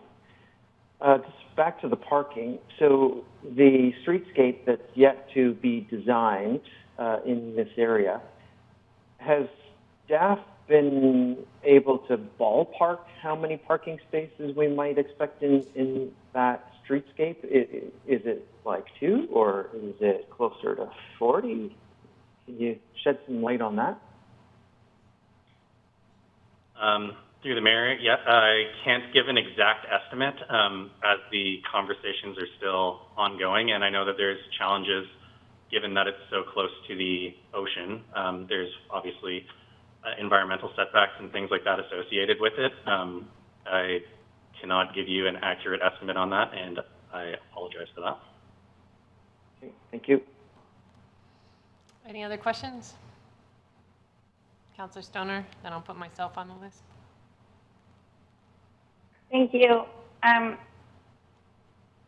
just trying to wrap my head again around the MUD 3 zone. So we're proposing to bring forward the MUD 3 zone in the second round of the zoning bylaw update, but the proponent requested to advance this particular proposal. So we haven't had a chance to actually review what the MUD 3 zone would look like, except in the contents of this proposal. So I'm just curious why staff didn't bring forward a comprehensive development zone or something different than the MUD 3 that we may be setting a precedent here if we then apply it through the second phase of the zoning bylaw review. So through the mayor, staff felt that this had been doing ongoing engagement with the proponent who made this application to try and draft a zone that we felt would be appropriate for the downtown south area, given that they had worked on previous rezonings in the neighborhood. And staff thought it would be appropriate to bring this forward to see how it went with this specific development in advance of doing the phase 2 zoning bylaw update. Obviously, it could have been a comprehensive development zone for the proponent, but through their discussions, they were interested in exploring this type of this MUD 3 zone, and staff felt it was the right time to bring it forward for consideration to give council an early look at it. So that is the rationale for that. Thank you. So my questions are along the same lines, and my motivation is that I think that this proposal has an identity crisis.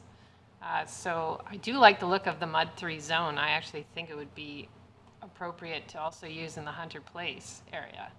And I like the non-residential part of this.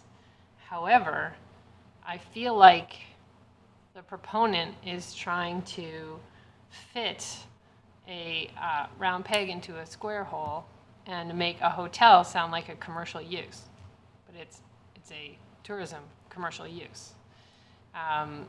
And so I'm still trying to understand from staff why a use that's been proposed, which is 100% hotel except for a main floor restaurant, is being designated as a commercial use rather than a tourism commercial. And why this didn't come forward as a CD zone related more to that tourism commercial zone versus the MUD zone. So through you, Mayor, those are valid comments. Given that hotel is a permitted use in the MUD 3 zone, staff thought it was appropriate to bring forward this zone, given that that could be the vision for the zoning in this area in the future. Obviously, it could have been brought forward as a comprehensive development zone, and that is valid feedback if that's what council would like to see here, as opposed to this. Given that the height bonus was not specifically tied to ensuring a mix of uses to allow for more flexibility, this proposal fits within that MUD 3 zone, and that is why it was brought forward as is. And a hotel use is still 100% employment generating use, so that was the rationale that staff thought was appropriate for bringing this forward as the MUD 3 zone. If council feels that it's more appropriate to come back as a comprehensive development zone, that is also an option. Having the 3.5 meter ceiling height built into the overall building, as mentioned before, could still allow for future flexibility if that use wasn't successful. But the comments that you guys are providing are valid. I know Mr. Buxton and Mr. Valniscus have their hands up, so who wants to go first? Mr. Buxton here first, if I may, Yep. to the mayor. Planning's always used commercial in the very general sense of the word. It would include almost any non-residential use that isn't industrial or institutional in nature. So it may include an office, it may include retail, it may include food and beverage, it may include a hotel. I mean, our priority permit, our priority processing application puts commercial, and this is a commercial application. Yes, it's a hotel commercial, but an office commercial would have been prioritized, a hotel commercial would have been prioritized if it was 100%. So I mean, the reason we've used commercial in a very general sense to encompass all of those types of land uses. And that's why, in terms of advancing the MUD 3, it's a priority application according to the policy. Hence, it's in front of you right now in advance of the zoning bylaw. So commercial is a very general term for use in the planning world. I understand that, Mr. Buxton, but we have a zone that's called tourist commercial that includes hotels and restaurants. So why aren't we doing a variation on that theme and bring it forward under the priority rather than forcing council to entertain a new MUD zone when we haven't seen the rest of the zoning bylaw yet? Well, I think we would have, if we would have brought another blend of the tourist commercial zone in front of you, we would have been having the same issues. We would have had to create something new. But to Councillor Stoner's point, it would have been a CD zone versus a new zone. So keep in mind that council has not seen the zoning bylaw rewrite yet. And now you're asking us to entertain a new zone for a use that sounds like a hotel, smells like a hotel, but doesn't have any of the parking that's needed for a hotel, and is also asking for height on floors that a hotel doesn't need. But it's a hotel. And so this is why I'm trying to clarify, what is this? It's a hotel to me, but maybe other councillors feel differently. Mr. Vilaniskis.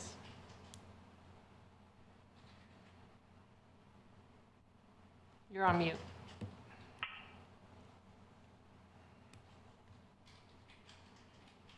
I just wanted to add to what Gary said in that our zoning bylaw actually treats hotels as a commercial use in several ways. So the definition of commercial use in the zoning bylaw is very general. It essentially encompasses any category of use providing for occupation, employment, or enterprise that is carried on for gain of monetary profit by any person. And then our parking requirements have categories of uses. And again, hotels, motels fall into the category of commercial use. So even if this came in as a tourist commercial use under specific zoning for that property, it would still classify for the same parking requirements as all the other commercial uses downtown. And the reason why we wanted to bring forward this MUD 3 zone is that I think that we want to get away from having CD zones specific to each property, especially in employment areas, and go to a model where we have a more flexible zones that could be applied across the area. So this could be a first step. I think that it doesn't tie council's hands on the zoning bylaw update in terms of what the MUD 3 will look like for the rest of downtown South. This is an application to one property that could potentially be applicable and maybe needs to be revised to other properties in the area as well. My last question, is there anything stopping the restaurant from going on the rooftop and more parking being provided on the main level?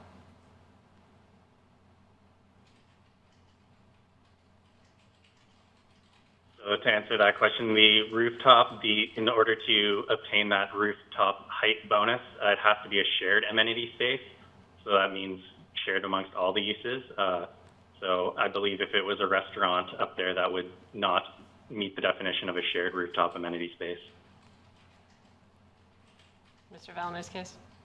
It also would probably detract from the streetscape if we had parking instead of a commercial space on Cleveland Avenue. It would probably be not in line with some of our development permit guidelines.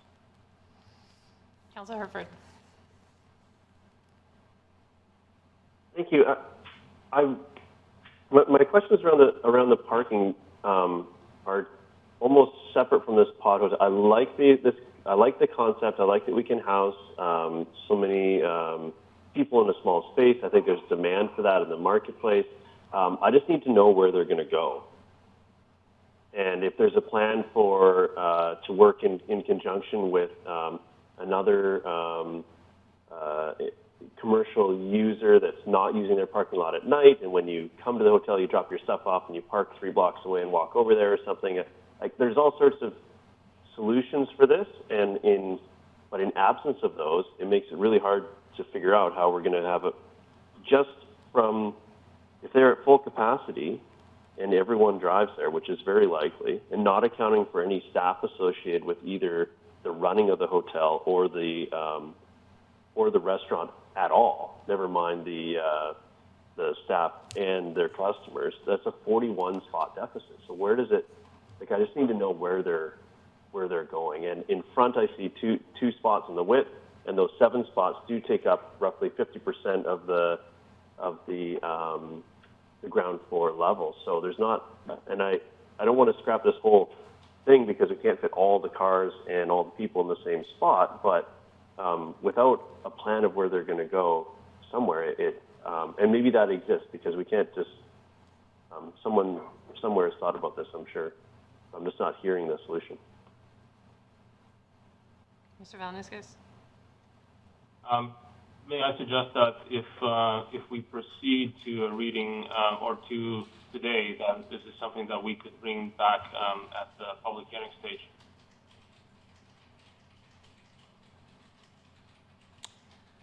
Any other questions at this point?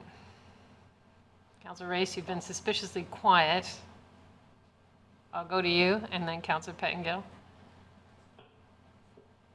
Yeah, I didn't have questions different from other councillors, but I did have comments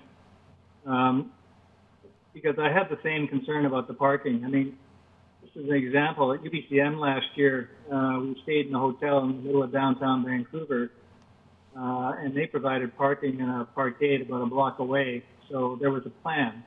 There was no room in the hotel in a rather dense part of the downtown core. So I think, as Councillor Herford indicates, something like that is certainly doable. But the question is where, and I'm familiar with that area because it's down by the yacht club. There's a lot of cars parked down there. If you drive by there on a weekend or something like that, it's all on private property, and there's no guarantee how long that parking will be available and other uses come along and so forth. So this is the way it is right now is a recipe for chaos in my mind. And so I'm looking, if we are kind of crafting a new zoning here, it's the first mud tree, the first of this type, maybe we should pay attention to that. I can't think of another hotel we've zoned in my time in council in the downtown core of the downtown parking regulations. But I think what this does is point out a flaw. This is not something that would fit on Cleveland Avenue. It maybe physically fits, but not the parking issue. So I think we have to rethink that part of it. So as I say, it wasn't a question, it was more of a comment. But as presented, it's just a recipe for disaster. Thank you. Councillor Pettengill?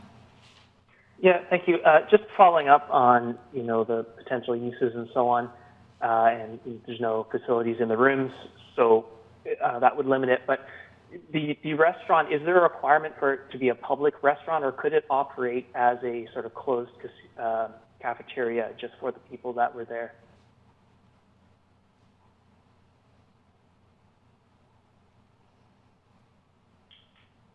So through the mayor, that is not a permitted use. It's a restaurant with a limit of 50 seats, and the proposal as intended is to have it as a typical restaurant with 50 seats in it, being generally open to the public. I believe what you are describing would fall under a commercial kitchen type use if it was, not open to the public. Okay, thank you. Oh. If I can just add. Go ahead. I think there's a really low chance that this could be legally used for anything else but tourist accommodation.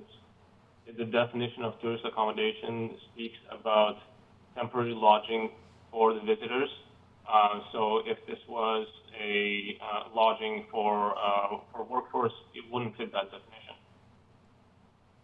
Thank you. And my other follow-up, and I want to be careful not to speak on behalf of the proponent because it was from conversations quite a while ago, and my understanding of that time was there was some concept that this was more oriented towards people hot desking. So, you know, you might come to mountain bike and stuff a bit, but you'd be able to hot desk at the common or maybe downstairs in the restaurant, as opposed to a more traditional hotel or something. And I don't know, maybe that's relevant here, maybe that's not, but you know, it would be interesting to hear a little bit more about how that fits into the whole picture, if that is still the vision, and does that have implications for parking and so on. And somewhat related to that, you know, is there a bus depot nearby or planned? And I think Councillor Herford got at some of that.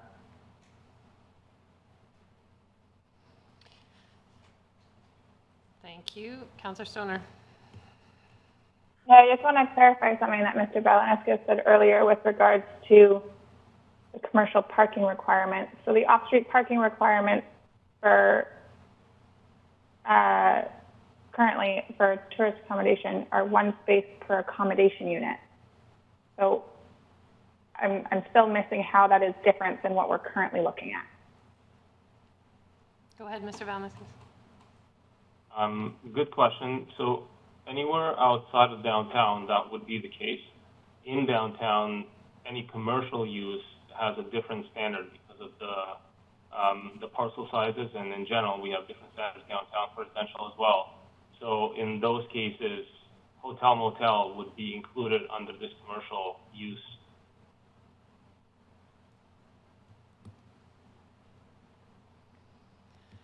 Councillor Herford. Yeah, thank you. And I don't want to see big parts of downtown dedicated to cars as well. We want to make sure it still functions, and that's the challenge I'm having right now. And we're assuming the people staying here at the proposed hotel are going to go and adventure throughout the day, but the challenge is they're all going to be there at once throughout the evening. So if there's a plan for that offsetting usage where someone else requires the parking during the day and so on, to me that's totally could be fine. I don't know how we recognize that when we're actually looking at zone, whether it's a new zone or a CD for this area, or what mechanisms we have to require that plan as part of the even if we don't require the parking on site. So I'm open to suggestions to that effect, but I'm both excited and terrified by this as it stands. Mr. Daly. There is a provision in the zoning bylaw that allows for parking to be located on an adjacent parcel within a certain distance. It's a few hundred meters, and then you secure that through a covenant. It can't be applied for residential uses, but it can be for non-residential uses. Okay. So that is something that I can explore with the proponent. Yep, go ahead, Councillor. Sorry, thank you.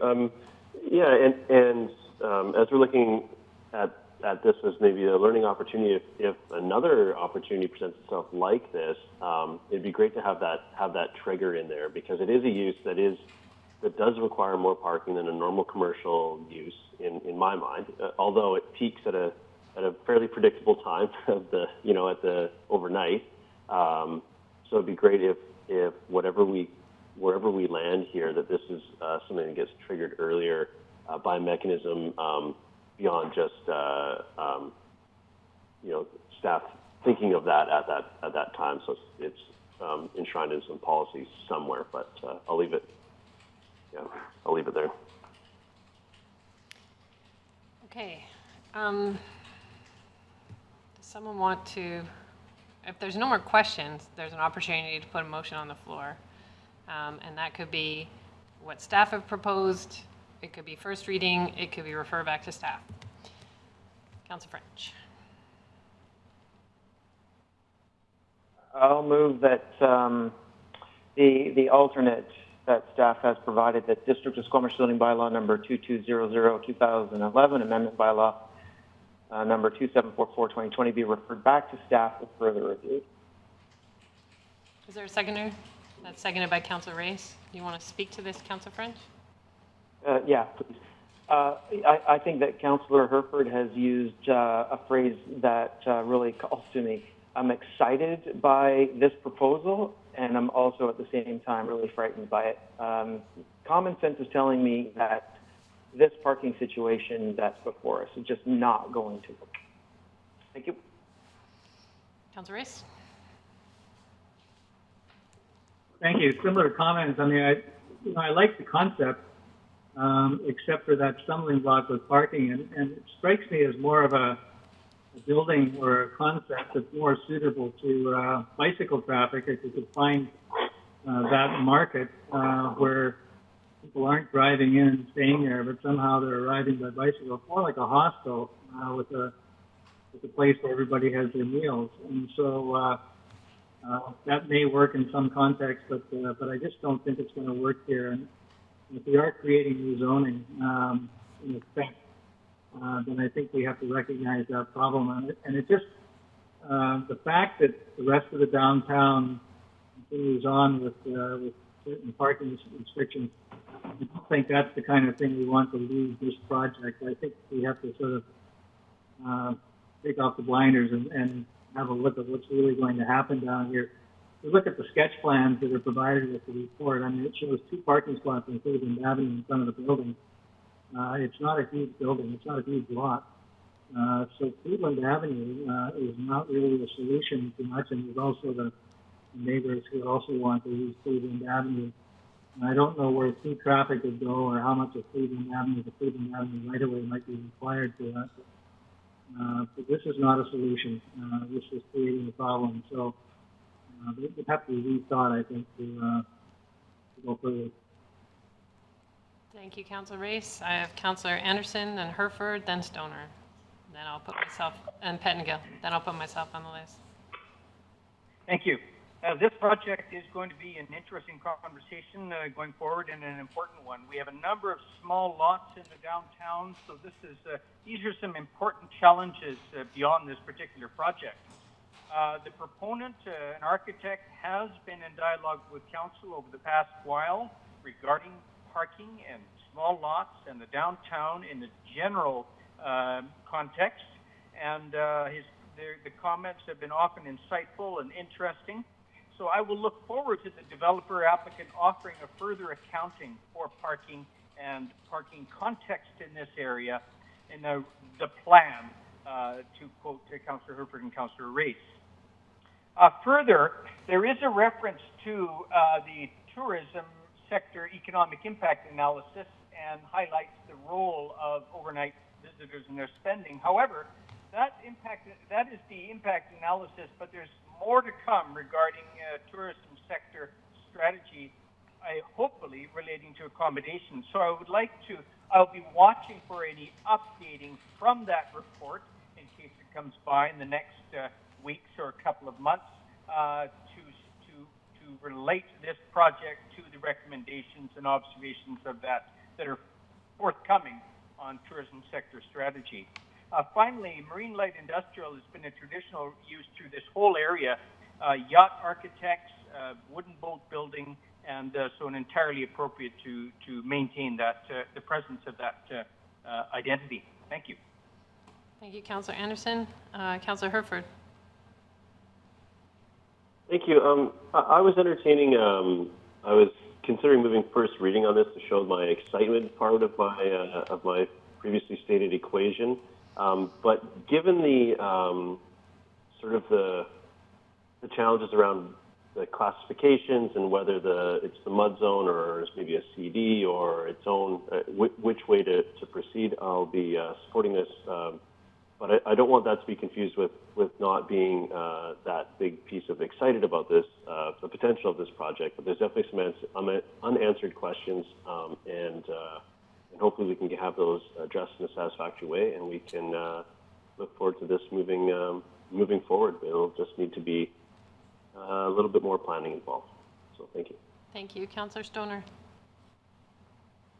Thank you. Through the chair, this is overall a really exciting proposal. As others have said, this is something that we need in our community is new tourist accommodation. And I think that this is the sort of innovation we want to see from the tourist accommodation sector is alternatives to short-term rentals and our regular way of accommodating people in larger scale hotels. So I don't want my questions to come across as a total downer on this proposal, but I do think I would like staff to consider bringing this back as a CD zone.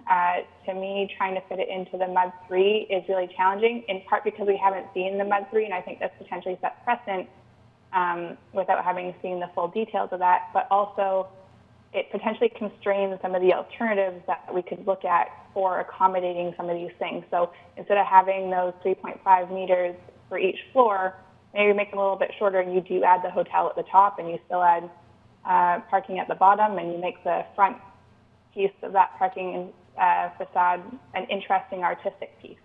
So I think that there's ways that if we look at this alternatively to the guidelines that we're looking towards for the MUD 3 zone, we can hopefully try and find some medium-term solution to get this going in the right direction.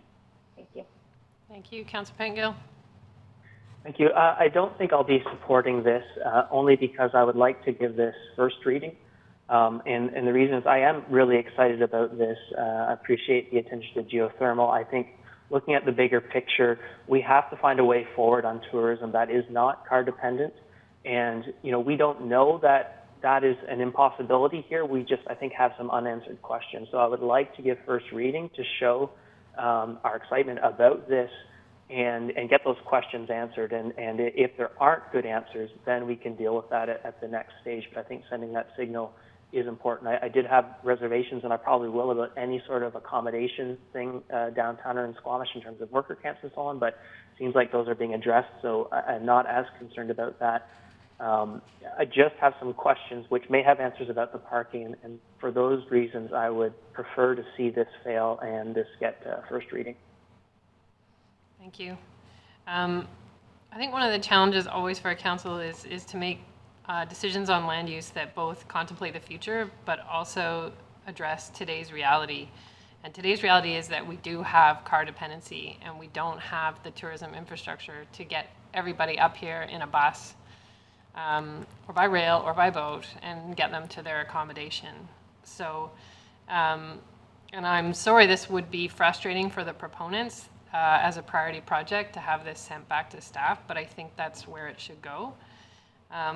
I think we do have to take issue with the parking simply because there's no plan for 48 units and where these people are going to park in the short term until we are less car dependent in our tourism economy.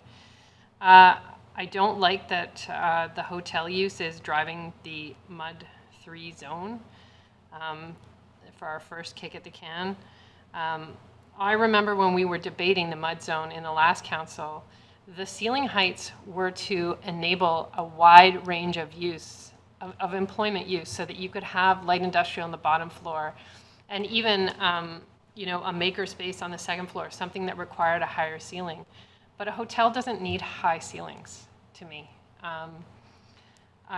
So I'm not really supportive of the height change on the upper stories, but I do think that belongs in a MUD zone. I think a CD zone is probably better because I do think we have to look at moving the restaurant off the main floor and either moving it up so it shares a floor, like in Whistler, the Pod Hotel has the restaurant and part of the Pod Hotel is right next to the restaurant, or moving it up to the rooftop and finally creating a rooftop patio that, well, you sort of wonder why they haven't happened so far. But that would be, I think, desirable. And, I know staff commented that if you put parking on the main level, it looks ugly. But I'll just point to the MUD zone in the industrial park, in the transition from the industrial park to North Yards. There's 2 large concrete walls going in there, and that seemed okay for parking. So if we're going to be consistent between our MUD zones, then parking can be on the main level, and we got to figure a way to pretty up these big cement walls. And hopefully proponents are thinking about how you plan for less car-based travel in the future so that you can reconfigure your parking in the future to be a different use. But I think sending this back to staff is the right thing to do at this point. I'm excited by the idea of a pod hotel. I think it better matches our demographic that's visiting our community right now in a lot of ways. But I'm not supportive of what's in front of us today. Any other comments? All right, I will call the question on referring back to staff. All those in favor? Any opposed? Councillor Pettengill opposes. Motion carries. Thank you very much, Mr. Daly. All right, we are recessed, Council, until 6 o'clock. Welcome back to the special business meeting for Tuesday, July 21st. I think I've said that like 5 times today. This has been a long meeting. I just want to, for the benefit of the public tuning in, go over our electronic meeting rules. Council members attending the meeting electronically are required to advise the chair of any of the following when they disconnect or reconnect to the meeting, so that can be recorded in the minutes. Council members are to identify themselves when they want to speak by raising their hand if they're connecting by video, or simply saying chair if they are on the by audio only. With respect to a vote, council members are only required to state a nay vote. No statements required if you are in favor. Council members, the public, and staff shall keep their device, whether telephone or computer, on mute unless they wish to speak. And council members are anticipated that you will be involved actively in the meeting. If you're having any technical difficulties, you can text Shar this evening, or you can send a chat to the host. And if there's technical difficulties on our side, we will recess for up to 10 minutes to correct them. I don't know if you can tell, but there's a lot of stress in council chambers right now, because this is the first time that we've enabled public participation with us on our electronic meeting. Of course, we've been streaming them live, but tonight we have a delegation. We also have the item on our agenda, consideration of unscheduled public attendance, and also the DVP. So anyone wanting to speak to the variances in the DVP will be able to have a chance to speak to council. And then at the end, the media has the opportunity to ask any clarifying questions, or the public does as well. So there's lots of nervous staff here, and I would just ask for everyone's patience. If we run into technical difficulties, that we will sort them out. This is the first time that we're doing some of these things, and we've done a dry run. We hope it goes smoothly. If they don't, we just ask for folks' patience, and we'll get it right. This is all new to all of us. So with that, we are on item 11 of our agenda. Is there any notice of motion, council? Seeing none, our first delegation in a long time is here with us electronically. This is Heather Mann, Daphne Zulak, and Nick Gottlieb about a just COVID recovery. And so they have all been elevated to be able to speak, and you can share your video if you'd like. And I will turn it over to you. You have 5 minutes. Thanks, Karen. Can you guys hear me? Yes, we can. Okay, great. So I'll give a presentation on behalf of us. So first off, I would just like to thank all of the councilors and the mayor for your time over the past month, and for the conversations we've had about a just recovery from COVID in Squamish. We really appreciate the conversation. We also want to thank you all for the district's inspiring ongoing efforts to address the pandemic and its impact. And we are also pleased that yesterday the district passed a motion to apply a social equity lens to district policy communication and engagement. I want to acknowledge that we are tied to this community by the rivers, mountains, and ocean that have provided sanctuaries for us to be grounded and connected to each other during this difficult time, and that we are humbled to have access to these spaces. We recognize what a privilege it is to live and work on the unceded territory of the Squamish Nation, the territory they've stewarded since time immemorial. Indigenous sovereignty must be an integral part of any plans to move forward. So we're here today with the support of over 100 Squamish residents, businesses, and organizations to ask you to bring forward a motion to endorse our proposed principles for a just recovery to the COVID-19 pandemic, identifying them as guiding principles that can facilitate our community's efforts to build back better. As you know, COVID-19 has had a profound impact on our society. In Squamish, many of us may feel like life is returning back to normal, but there are still many who are feeling the effects profoundly.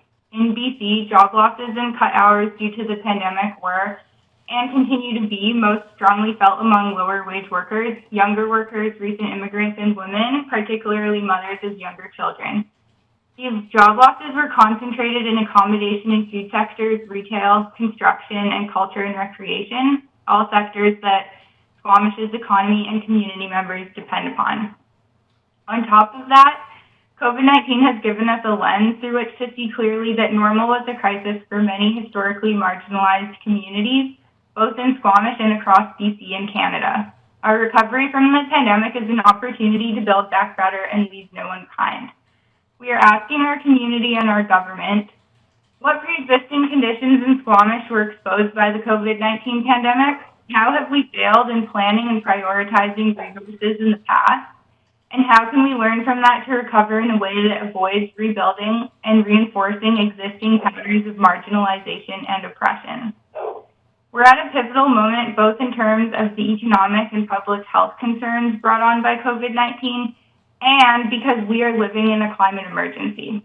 We believe that leadership is needed at all levels of government to reframe and reaffirm the values and principles that guide what we're doing as a community and country.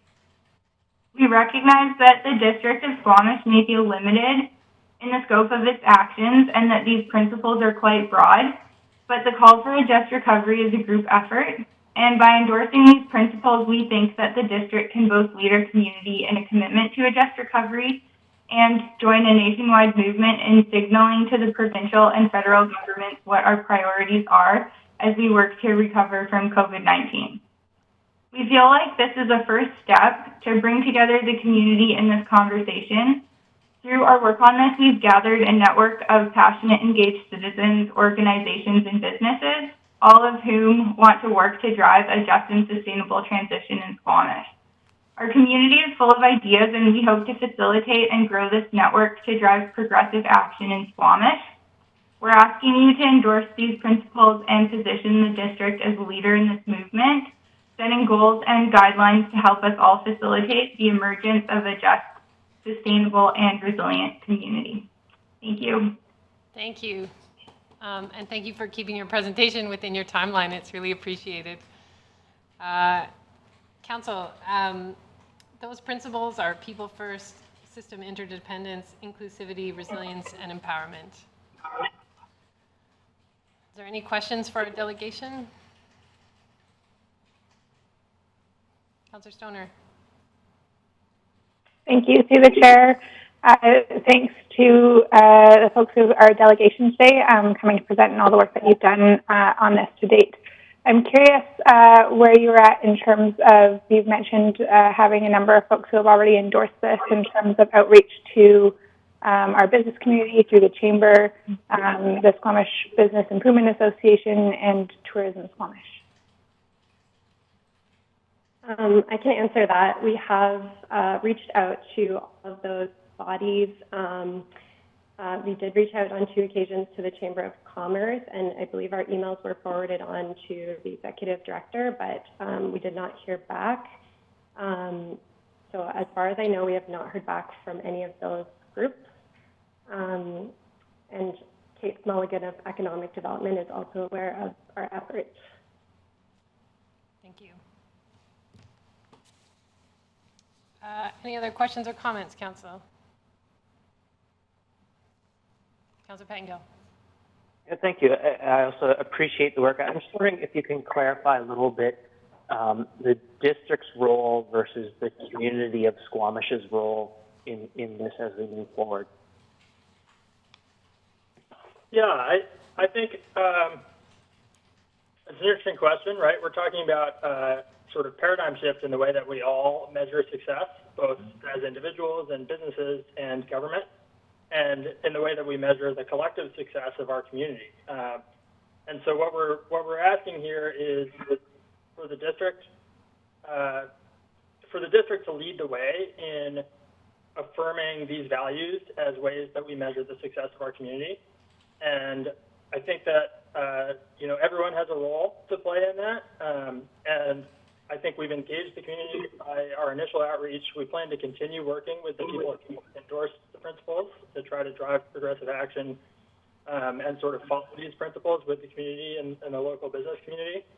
But I think that the role the district has to play here is both sort of to signal and guide the broader Squamish community, and also as an actor that matters to provincial and federal governments, to signal to them that this is what our municipalities want.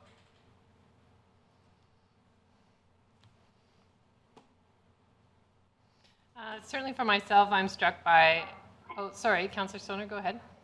How the 5 principles align with our 5 primary goals in the official community plan, which is livable, resilient, connected, healthy, and engaged.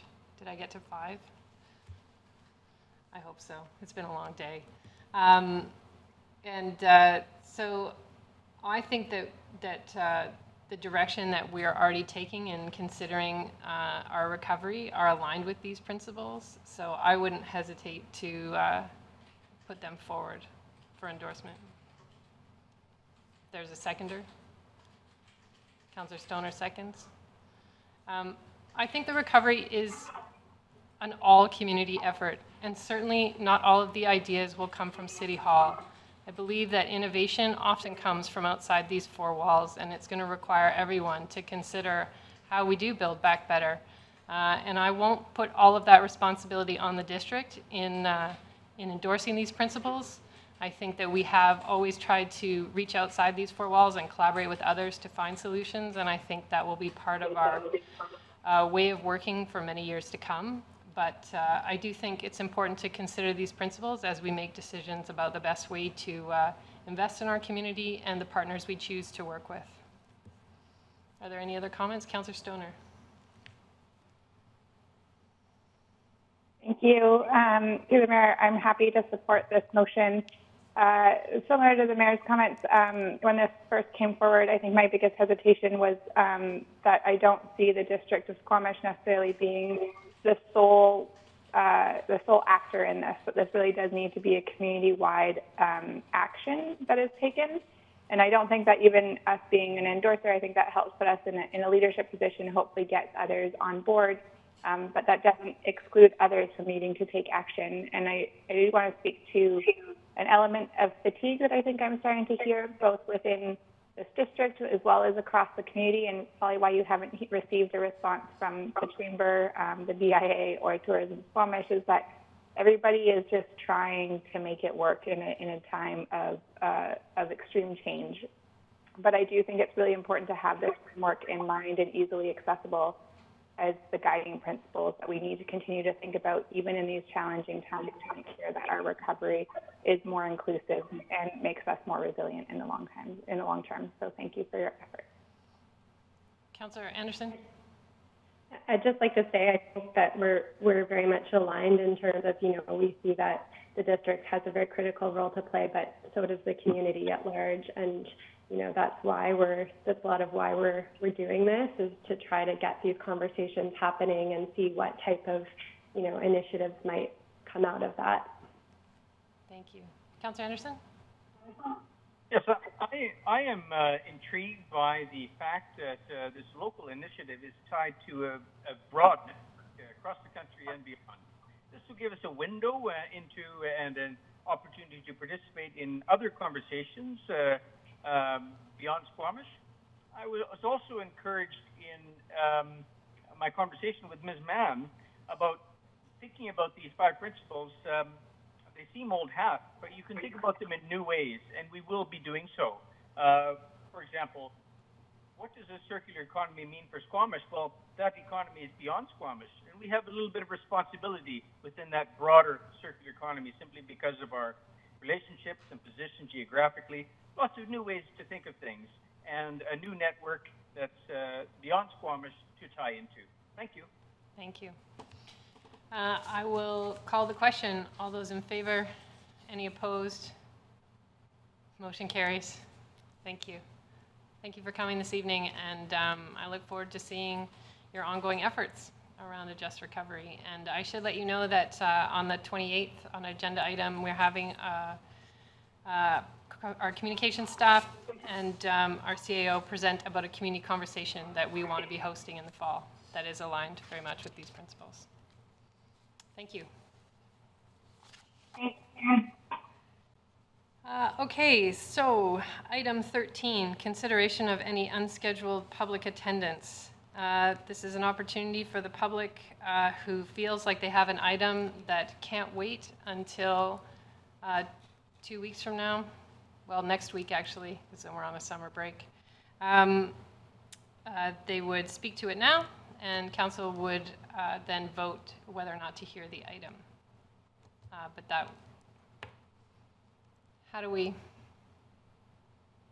there a way to open up the lines?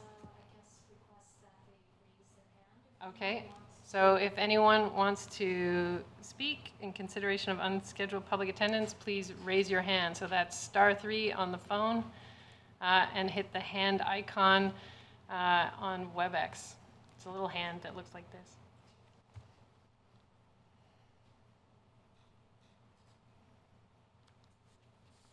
Okay, moving on. Our next item, okay. Go ahead, Ms. Pigeon. You have a few minutes to tell council why you feel it's important to speak this evening.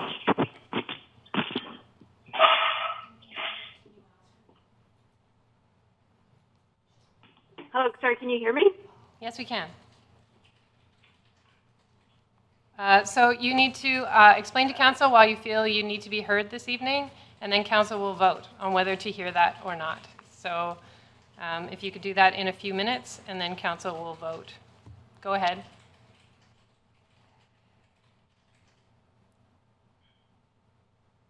So can you hear me? Yes. Hi, can you hear me? Yes, we can.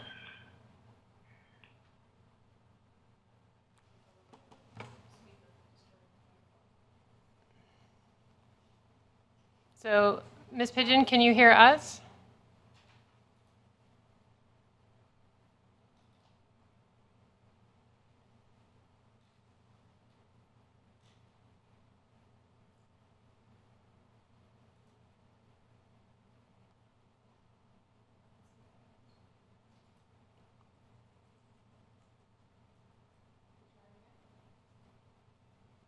Ms. Pigeon, can you hear us now? She will.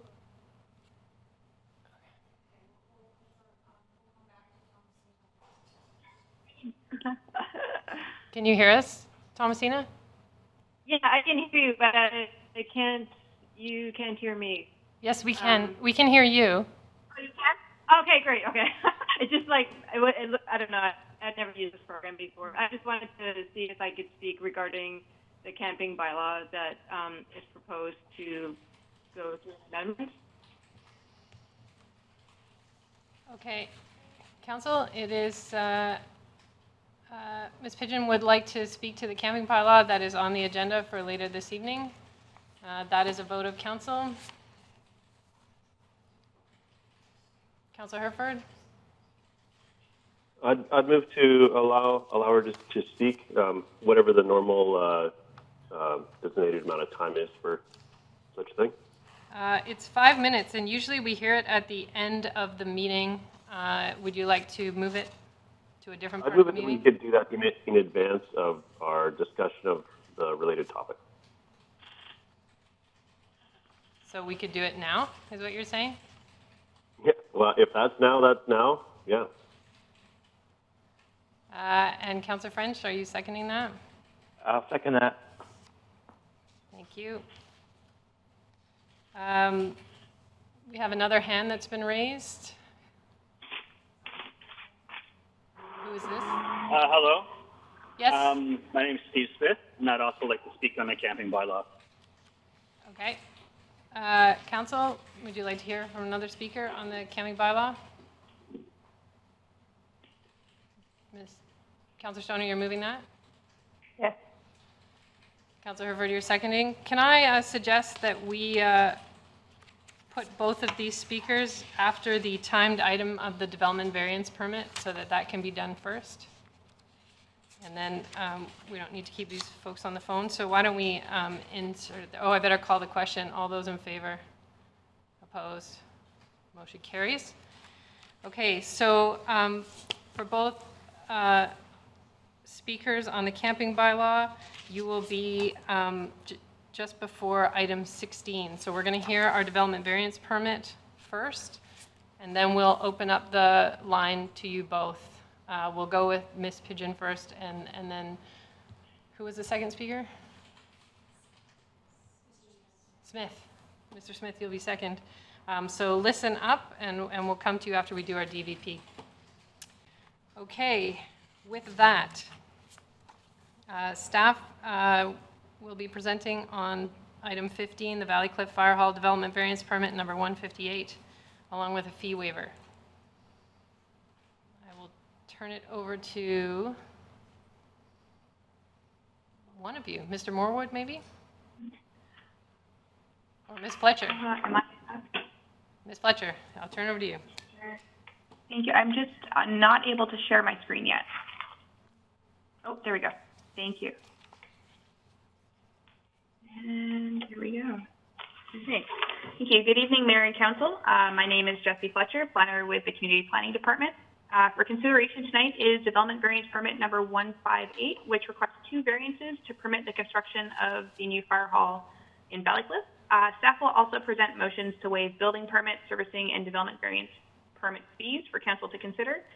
There is no fee exemption for institutional buildings or municipal projects within the fees and charges bylaws, so Council is required to pass motions to waive those fees for this project.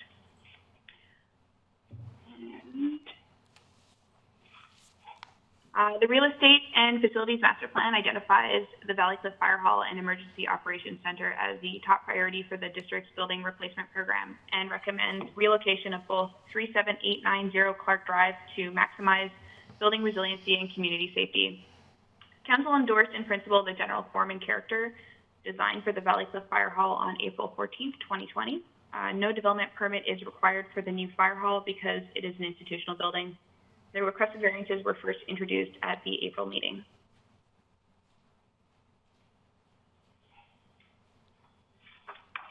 The site is, apologies, my slides are messed up here. And just back here. So the subject site is located at the south end of Clark Drive with property lines along Highway 99 and Valley Drive. The site is zoned P2 and the OCP land use is civic and institutional. The site does not require a development permit for flood or environment, nor does it require a DP for form and character.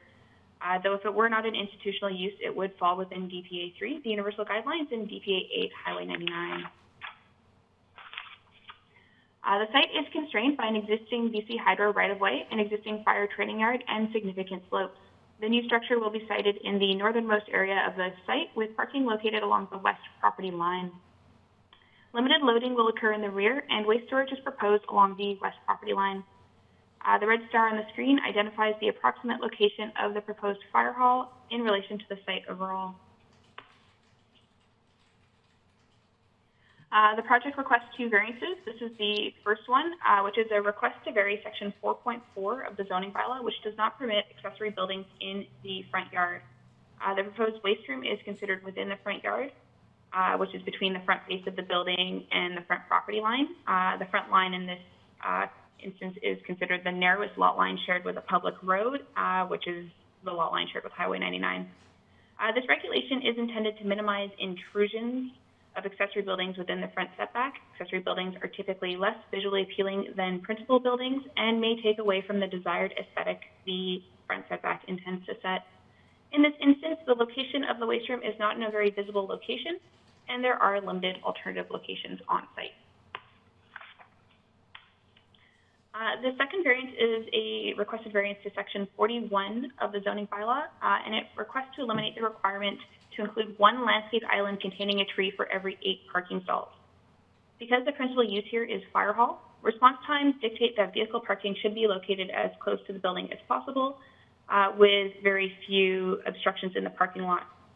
The inclusion of parking islands would unnecessarily increase response times. The subject site is extensively treed and landscaped, which offsets the lack of landscaping in the parking area. We're also exploring additional landscaping opportunities on site, including a landscaped area along the flag at the north end of the building and some additional detail along the driveway. The variance does not permit the removal of trees. Rather, it removes the requirement to place additional trees within the parking area. Legislative and district processes for engagement were followed for this application. The requirement for a development sign was waived by the Director of Community Planning as per the criteria in the Development Procedures Bylaw. The project was posted on the Development Showcase, and notifications were sent to all properties within 100 meters. No comments were received. Staff recommend that Council approve DVP number 158, and that the District of Squamish waive development variance permit application fees and building permit fees. Thank you, Ms. Fletcher. So, Council, any questions before I go to the public who may have comment on the DVP? Councillor Pettengill? Thank you. I may have asked this before, but I can't remember. So the fees are generally there to cover costs that we incur, and so even if we waive the fees, we're still incurring the costs. Will those end up getting billed back to the fire hall project, or do they end up in a different cost center, and where do those costs show up? Mr. Valeniskis? Thank you. That's a good question. So the fees we would normally collect, and it goes into the building permit revenue. So we would be foregoing essentially that revenue, and it would potentially be spread out across other building permits or general taxation, depending on the year end of that line item in terms of revenue. So it doesn't get billed anywhere. It would be built into staff time. Okay, thank you. Any other questions? Okay. On the screen are instructions for the public if they wish to comment on the variances. The proponent and members of the public will be given the opportunity to be heard electronically via telephone or from your computer with respect to the proposed variances to the District of Squamish zoning bylaw number 2200-2011, section 4.4 DI1, and section 41.11 B2. The purpose of proposed variances to section 4.4 accessory buildings, structures, and uses, subsection D1 is to allow accessory buildings and structures in the front yard, and the purpose of the proposed variance to section 41.11 parking design criteria, subsection B2 landscaping, is to allow a minimum of 1 tree per 40 parking spaces located in landscaped islands at the end of each row of parking. Details to participate via telephone, as I said, or WebEx are displayed on the screen for those who have logged in from your computer or watching the live stream of the meeting, and are included on the district website. In order to get on the speakers list, please raise your hand via telephone by dialing *3, or via WebEx by opening the participant panel and by clicking on the hand icon. Please note that there will be a moderator who will communicate with speakers. When it is your turn to speak, we will receive a voice prompt via telephone or a dialog box on WebEx if you're on computer. Please commence your remarks by clearly stating your name and address or neighborhood. And please note that speakers will be given a maximum of 5 minutes to address council. If your comments are longer than 5 minutes, I will ask you to finish at 5 minutes, but then after all speakers are finished, I will call for a second round of speakers, and then you can raise your hand again.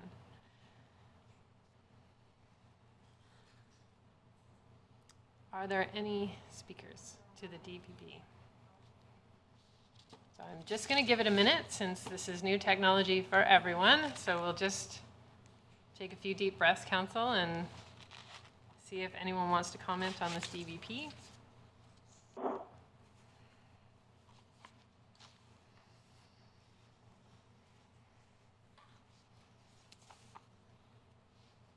All right, seeing nothing, Council.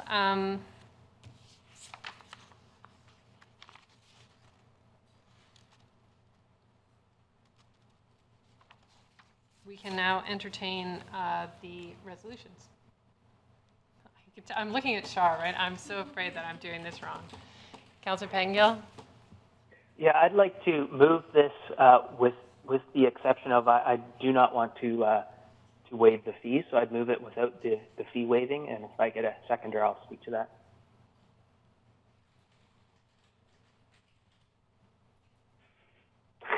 I don't see a seconder, Councillor Pangill. I'll go to Councillor Herford. Thank you. I'd like to move the recommendations as a whole. I believe there's 4 of them there. That is seconded by Councillor Stoner. Do you want to speak to this, Councillor Herford?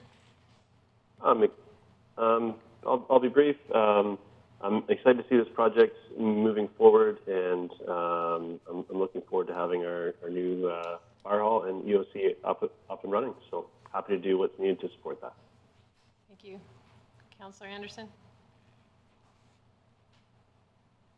When this project was presented to us last time, I raised the issue of public art.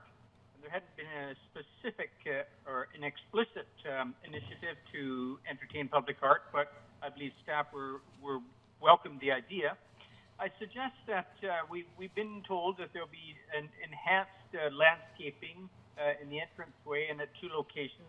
And I just put the idea out that part of that landscaping, part of that compensation, if you like, could involve some inexpensive public art, perhaps in the way of wayfinding, to interesting signage to enhance the aesthetics of our new intersection, which a number of us drive through quite often, and in the Valley Cliff and Hospital Hill area. So that there may be opportunity that if we just think imaginatively to compensate with some attractive feature in connection with the fire hall and to celebrate our new fire hall. Thank you. Thank you, Councillor Anderson. Councillor Pangill? Thank you. I will be supporting the motion, and I just don't want to give the wrong impression. My only reason for what I attempted was, the costs don't go away, and I just thought it was a cleaner way to understand the cost of the project, but I still wholeheartedly support this project. Thank you. Any other comments? I will call the question. All those in favor? Opposed? Motion carries. Thank you. We're now going to go to our unscheduled public attendance. Each speaker will have 5 minutes, and then we will move on in our agenda, Council. So I'm not anticipating a Q&A. We're just going to hear from both speakers and then move on. So Ms. Pigeon, you are on the line first. Please go ahead. Everybody, my name is, can you hear me okay? Yes, we can. Okay, great. So my name is Thomas Pigeon, and I'm at 37827 2nd Avenue. I just want, so we wrote a few letters to you guys. I'm not sure if anyone has had the time to receive them, but the VRS, we have put together an open letter with our concerns regarding amending the bylaw so quickly and without any notice. So far, we have 306 signatures. With a few exceptions, everyone on that letter is local and very concerned about how the transparency of how this whole thing is happening. So for one, taking advantage of a situation like COVID, I know it's a common practice of government to try to pass kind of ruthless bylaws when there's an epidemic or an emergency or something, and I was hoping that the District of Squamish would do a little better job rather than using COVID as an excuse to pass a bylaw. Kicking people who rely on public land off during a pandemic is really quite unruly. My second point is that the place where we were told that we were supposed to go is Brennan Park, which is one, it's for sale, and two, I feel like trying to herd everybody into a campground is a modern form day of assimilation, and trying to make people to live a certain way when we actually already have a certain way that we enjoy living, which is quite sustainable and actually quite a beautiful lifestyle that people open up their minds to it. I know there's complaints about people that are, they litter and they poo and stuff like this, but I really think that dealing with these people one-on-one is a much more evolved way of dealing with people and having a little bit more compassion with those people's circumstances and perhaps even their education level. And third, van living is actually really, it's a housing solution for many of us, and right now there are no affordable housings in Squamish, and it's a minimum impact, and for a district that has declared a climate emergency, I would hope that you would, just accept that this is a really quite a minimal way of living. And also, a really big concern that we have is that there's no solution been found right now. So to pass the bylaw, to amend it basically underneath our noses, without any solution being found when we were told that there would be contacted, it doesn't, even though a consultant was hired, it doesn't guarantee anything. It just allows you guys to say that you've tried, which is rather really disappointing. We have submitted a safe law and a permit proposal, which we've had no response to. And so basically passing this bylaw without anything that's backed up for us really leaves us in a precarious situation. And then I just want to tell you a little story. So there's also the Pioneer reason, which is actually how we found out about this up by the Sandman. I guess there's been a lot of complaints, and again, Broderick got a community grant for a bathroom for that area to help solve the issues of people going to the bathroom, and the district refused it because they didn't want to set a precedent. However, this bathroom would have been temporarily, and again, using the excuse of COVID, I know how to wash my hands, okay? I don't need to be put in a campground to be told how to wash my hands, so there's a lot of people that know how to wash their hands without having to be in a campground, so I'd really appreciate that we're treated with a little bit more respect and dignity.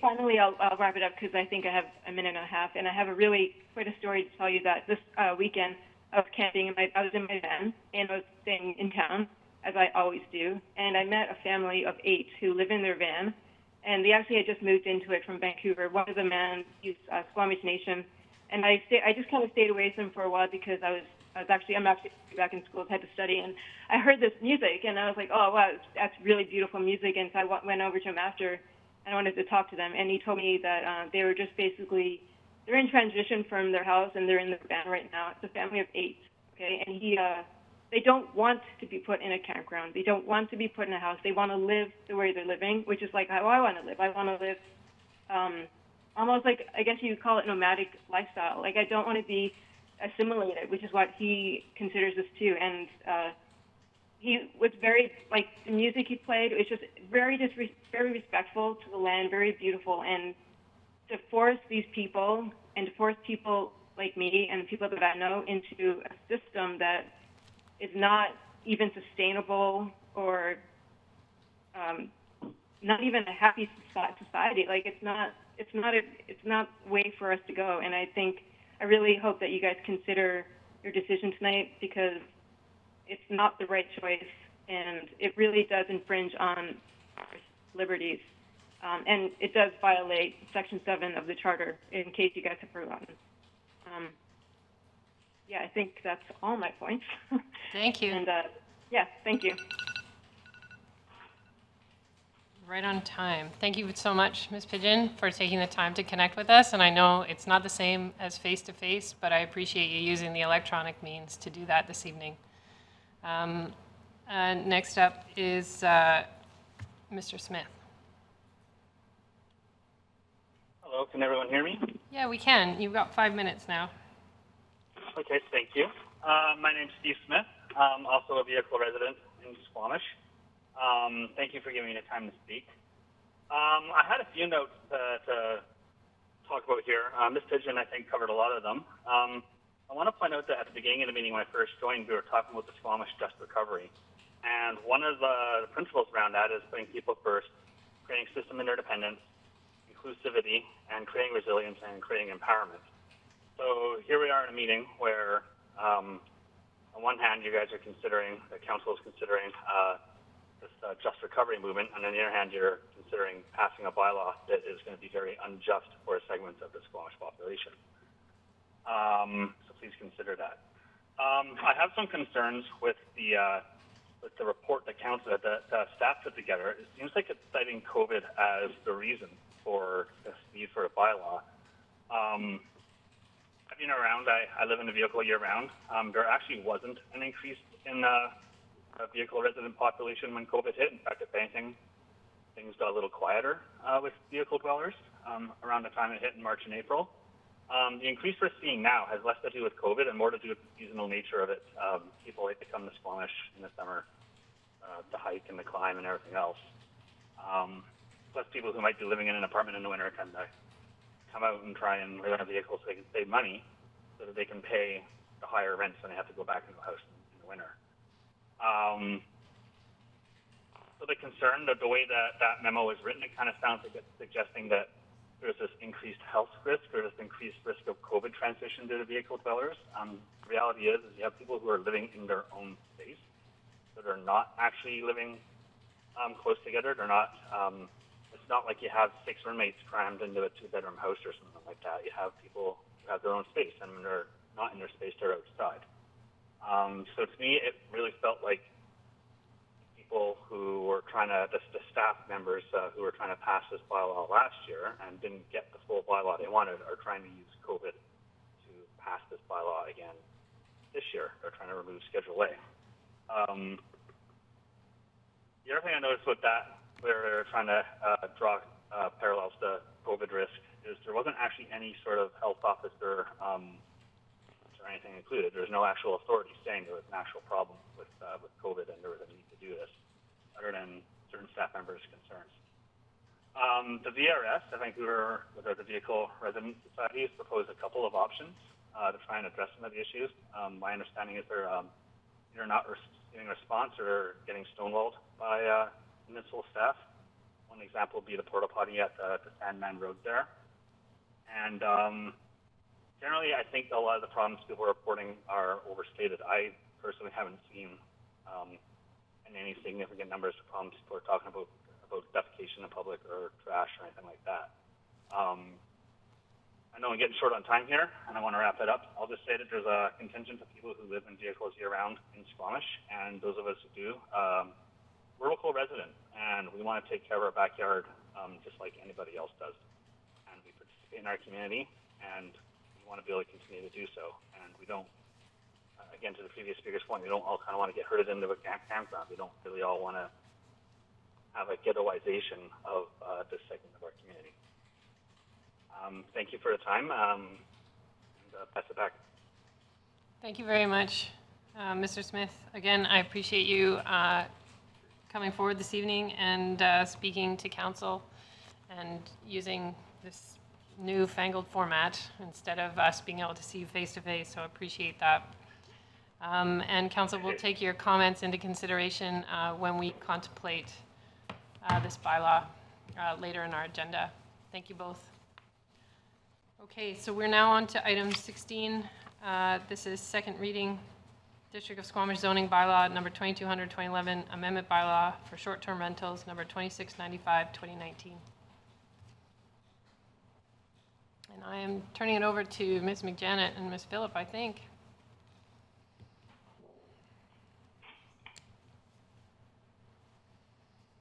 Hello. I'm just waiting to be able to share my screen.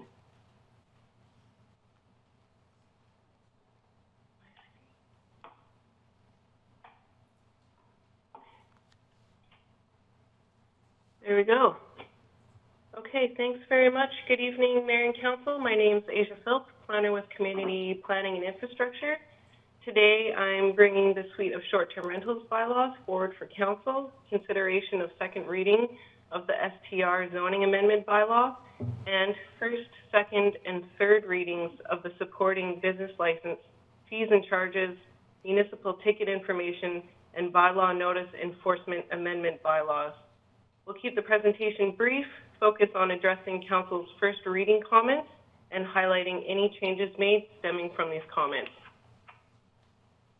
So a quick touch on the 4-stage STR project work plan that was initiated in October 2018.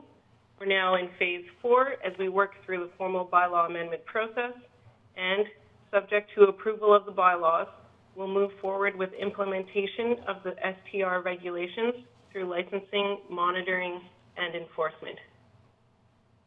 For today's presentation, we'll go through a snapshot of the current STR market, recap the June 16th first reading feedback that we heard from Council, then we'll run through bylaw changes that were made as a result of this feedback before moving on to questions and Council discussion.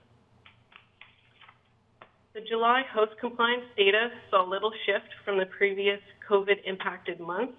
There are currently approximately 430 short-term rental units in the district.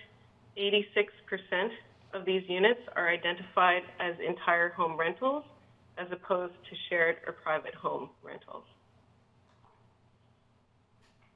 At the June 16th first reading, Council provided feedback to staff for further consideration and response, summarized here. So the first was importance of monitoring metrics. Second, consideration for alternative paths to legalize existing short-term rentals. We discussed the TUP process, as well as the business license process. And lastly, business license fee rate review. The enforcement penalty rate feedback is shown in brackets to call out that this item was discussed separately by Council at the July 7th special meeting. So now I'll run through the bylaw changes that were made between first and second reading. Staff have removed the URL and platform identification requirements from the business license amendment bylaw. URLs can be changed by platforms and other third-party companies without an STR operator being aware of these changes, and it's outside of the operator's direct control. The business license amendment bylaw still states that a short-term rental can only be listed if the operator holds a business license for that specific unit, and also requires that the business license number be posted on all listings.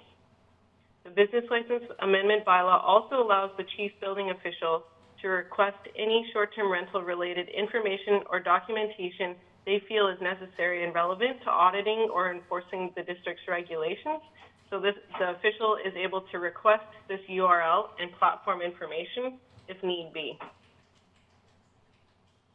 Council requested a check on the fees to gauge if they are in line with STR operator revenues. Staff re-examined the rates, but we're recommending keeping the rates as proposed. They're structured to cover the administrative costs of the STR program. This is under a scenario of a 50% compliance rate. It's important to note that we can't predict what the licensing uptake will be or how the licenses will be distributed across the various license types. So we'll need to monitor this very closely and adjust fees in the first couple of years of the program. This is the initial starting point for the program, and we should expect that we'll need to make changes going forward. So a quick note to highlight that Council direction from the July 7th special meeting was to remove the STR provisions from the traffic, special events, and housekeeping enforcement amendment bylaws and bring forward as part of a complete suite of short-term rental amendment bylaws. So this has now been completed. Council also requested a check on the enforcement penalty rates. They're currently set at $500 per offense. Staff suggests keeping these rates as proposed, as they're in line with other municipalities' rates. And the key to note here is that the $500 penalty is per offense. Each new day that an operation is not in compliance with the bylaws is considered to be a new offense, so the penalties can add up quickly if we find on a daily basis. Whistler and some other municipalities have set a $10,000 fine in their specific short-term rental regulation bylaws. This is a tool that can only be assigned through the court system, not through ticketable offenses under our MTI and our BNE bylaws. STR enforcement penalty rates or specific contraventions could be increased in Council's direction to strengthen deterrence. Following up on the first reading discussion on alternative paths to legalize existing short-term rentals that are not able to comply with option C, additional staff thoughts are outlined here. Existing STR operators who don't meet the option C requirements are able to make application to rezone or apply for a TUP at any time. Applications are considered and subject to council's discretion.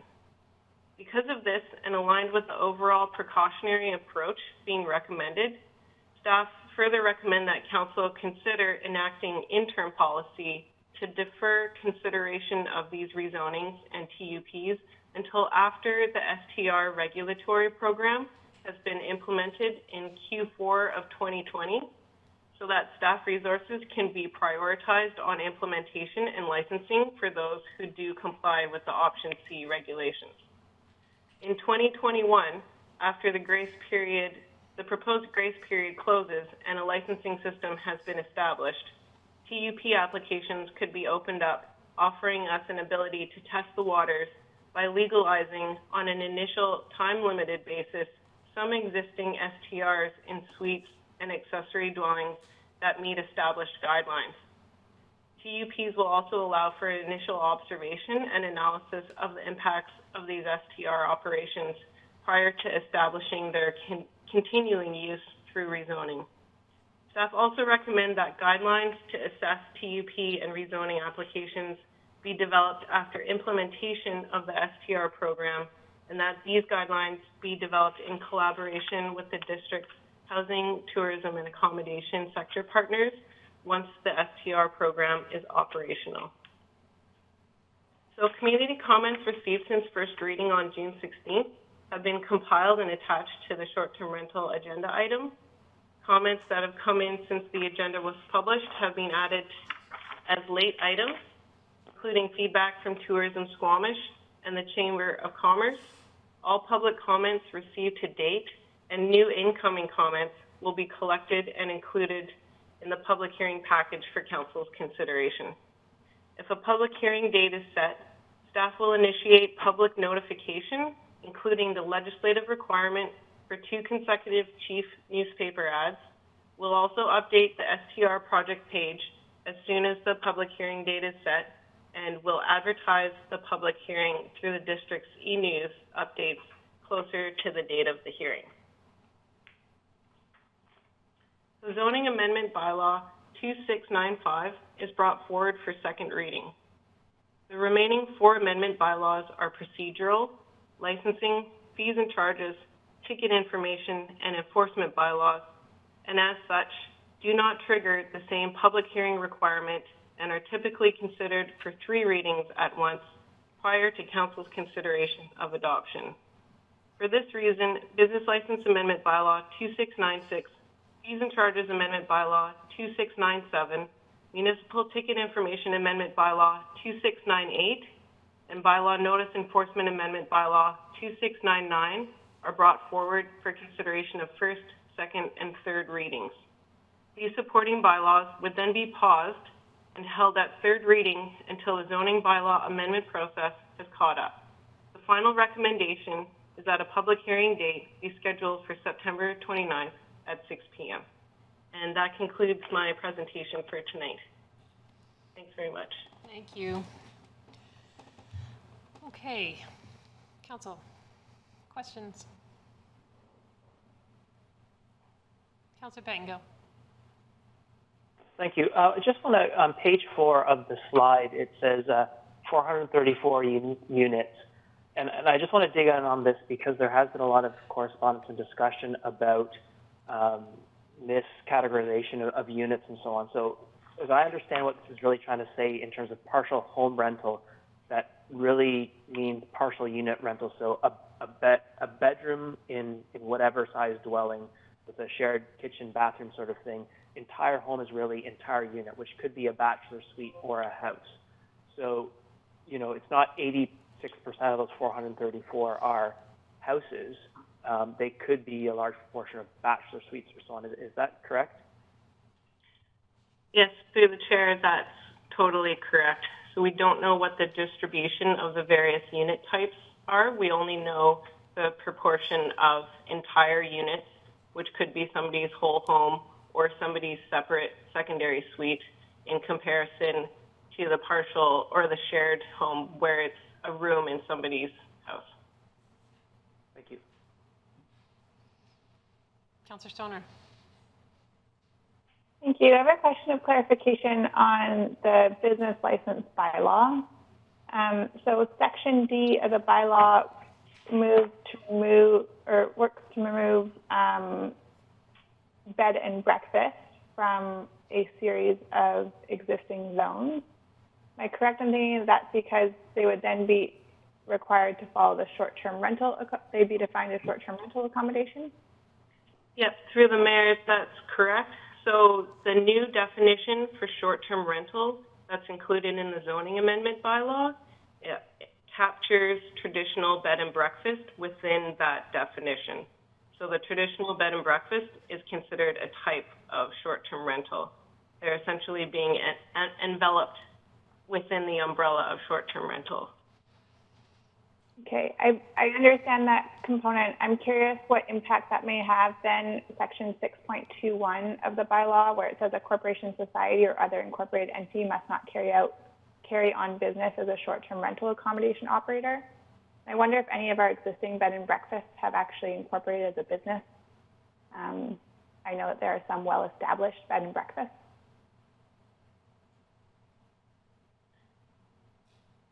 Go ahead, Ms. Phillips. So we haven't pulled all of the existing traditional bed and breakfast business licenses to see who, whether it's the homeowner that's listed or whether it's a business number, but we can complete that research and make that consideration prior to bringing the bylaws forward.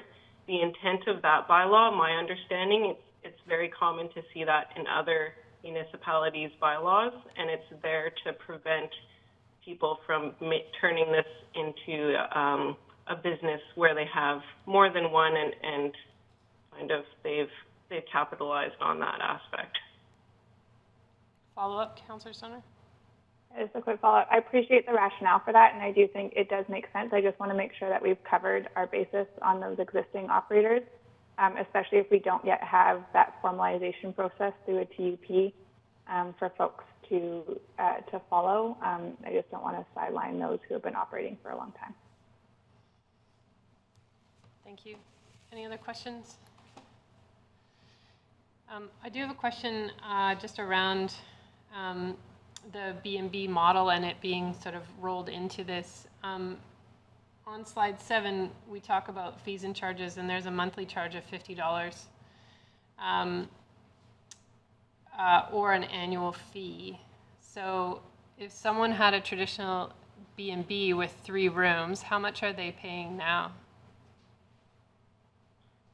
Through the chair, so as the regulations currently stand, you're limited to 2 bedrooms for a bed and breakfast, but our current fees and charges for that business license is $50 a room. So a 2-bedroom traditional bed and breakfast has been paying $100 per year. So a traditional bed and breakfast, if considered under the umbrella of the short-term rentals, their business license fees would go up. So if they have 2 rooms now that they want to use under the short-term rental regulation, they would be paying, if they chose to do it monthly, $100 a month. Is that right? No, sorry, through the chair to correct. Sorry, I'm just trying to pull up the fees. So they would be considered, if they did it as an annual license, and it was a traditional model, so it was within their home, so that would be considered to be a shared situation. Their annual license would now be $300 a year in comparison to what they're paying now at $100. Is that clear? Yeah, and if they're only doing it for a portion of the year, so if they do it 6 months of the year, what would their fee be? It would be $50 a month times 6, so $300. But if they have 2 rooms? Tipping point, yes. So it's the same cost. 6 months. If it was 5 months, it would be $250 in total.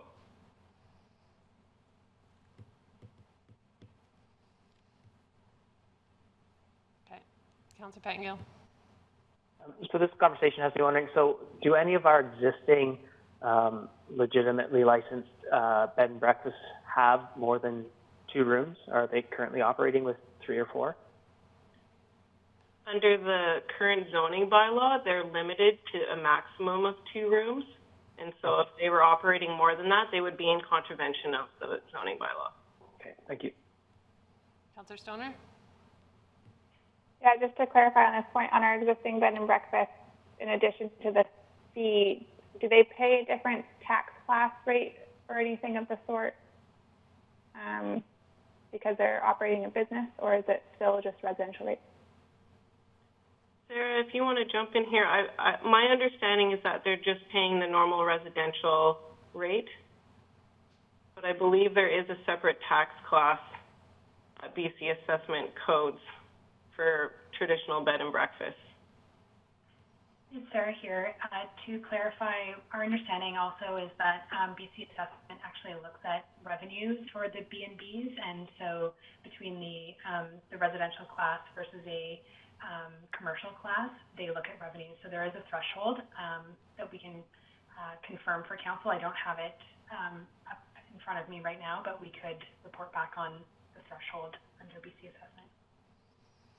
Yeah, my point is that I just want to make sure we're creating a level playing field for the folks that have been following the rules all the way along and not unduly penalizing them because we're lumping them in with this use. And some of them don't operate year-round. So it would be unfortunate to penalize them with these changes. Any other? Yes, go ahead. Just very quickly. So, yeah, I definitely understand what you're saying. And the other thing that I could speak to is that the parking requirements are being reduced for traditional bed and breakfast. So that's one way that their regulations are being eased. And then also we're removing that 2-bedroom cap. So that's also just a second way that the regulations are being eased for the traditional providers. It might not impact them, but yeah, all of these questions we can definitely look into and bring forward the information for public hearing. Thank you. Councillor Race? Thank you. So let me go to staff on that point. Is there a reason that we have to include the legitimate B&Bs in with this bylaw? Could they not be accepted by definition and carry on under their own bylaw? Because my understanding is that, I haven't looked at the bylaw, but one of the requirements of B&B is owner occupancy and so forth. And so it's a little bit different than some of the things that we're talking about here. Where I was just wondering, just to avoid this idea of somehow upsetting the playing field for them as they get swept up in this bylaw. Yeah, thank you. Through the chair, the main motivation for enveloping the traditional bed and breakfasts is that there was very few of them. So we have 13 licensed traditional bed and breakfasts locally. And it was mostly for ease of being able to regulate, and the way that the bylaw is written, it doesn't provide further confusion for people trying to figure out, well, is it a short-term rental or am I a traditional bed and breakfast? And so it was just really for simplification and ease of understanding of the bylaws is the way that we had written that in. So we can certainly pull out the traditional bed and breakfast and leave them as is. It just creates that further complexity if someone's looking to get a license and do a short-term rental, what category they fall under. If I might follow up on that, I mean, if they wanted to do that as opposed to go to short-term rental route, would they not be rezoning or being licensed as a B&B? Councillor Race, we're having trouble hearing you. Can you just lean back a little bit? Okay, now speak from there. Okay. That's better. Better? Yeah. I don't know why, but it is. Okay, so, but if they wanted to, be a B&B as opposed to a short-term rental, wouldn't they just go through a separate licensing program? I'm not sure where the confusion would lie. If they intended to be a B&B, they licensed as a B&B, and if it's owned as a B&B, and even taxed as a B&B, how they would get swept up in the other bylaw. Yeah, I think that the only complexity is that there's now two different streams. So if someone was looking to get into it, not somebody who's maybe an existing operator, it might be confusing for somebody to try to navigate the two completely separate streams, which really are quite similar in nature. Thank you. Councillor Stoner. Would our regular procedures for notification of a public hearing require us to send notification to all the existing licensed B&B operators on this bylaw change? Through the chair, I'd prefer to double check with the corporate officer on this, but I believe that any zoning bylaw change that affects greater than 10 properties does not require a mail-out notification. Mr. Valeniscus? Mute. Unmute. I apologize. I would just echo what I just said. It definitely wouldn't require notification because the bylaw applies to all of the district. But we could, if council wanted to, provide notice to all existing licensees.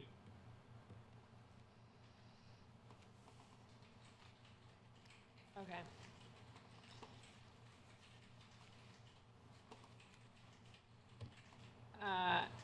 At the risk of going back over old territory, we did receive feedback today from Tourism Squamish and the Chamber about the potential detrimental impacts to the tourism economy that will now need to recover from this pandemic. And I'm curious why we wouldn't, again, consider ourselves more like Tofino and suggest that if you have both a coach house and a secondary suite, that one of those could be an STR and the other one has to be long-term rental. So that there is a little bit more flexibility in our bylaw. Yeah, I'm happy to take a first crack at that, and then maybe Sarah or Jonas can add to that if they'd like to. So really our primary rationale for recommending option C, which is not allowing in secondary suites or coach houses, even if the principal owner lives on the property, is because we have at least 740 no and secondary suites in town, and we want to take the most precautionary initial step forward by making sure that those units are protected from being additionally converted into short-term rentals. They're our main supply right now before we have any kind of other purpose-built rental buildings built in town. And so we're really relying on that as our main supply for affordable housing for the community. Thank you. Any other questions? Seeing none. There is a recommendation in front of us to give this second reading and set a public hearing date for September 29th. Councillor Herford, you are moving that? I am, and I'd like to add and this seems like a good spot to do that, the notice to all the existing B&B operators. I don't know if we need to do that to the public hearing piece, or if that's the best way to do that, Mary Elliott? Yep. We can just add that in, that we give second reading, that we send notification to existing B&B operators, and that we set the public hearing date for September 29th. Would that be a good motion? So moved. Councillor Stoner, you're seconding. Point of clarity, Mr. Valeniscus?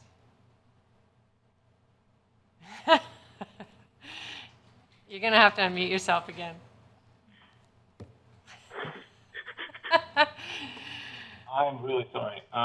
Can we just add existing licensed operators? So, Yes. so we. That was the intent of my motion. Existing licensed B&B operators. And that is seconded by Councillor Stoner. Thank you for that clarity. If you do it a third time, we'll give you a prize, Mr. Valenius. Okay, that motion is on the floor. Would you like to speak to your motion, Councillor Herford? And then I'll go to Councillor Stoner. Yes, I'll be brief. This seems to be well-traveled territory for us at this point, given that this process started prior to our election as well. So I see this as an important piece of our community. We at a bit of a crossroads about deciding whether we're a resort town and heading towards this is a place solely for people that can afford it to come and play, and a place where people can have successful lives and live and work and build their family and our community. And I see this as a step in the direction towards that, and I'm happy to support this motion. I look forward to seeing it moving forward. Thank you. Councillor Stoner. Thank you. Through the chair, as Councillor Herford just mentioned, I'm excited to see this move forward. It started back in 2018, and here we are quite a few years later.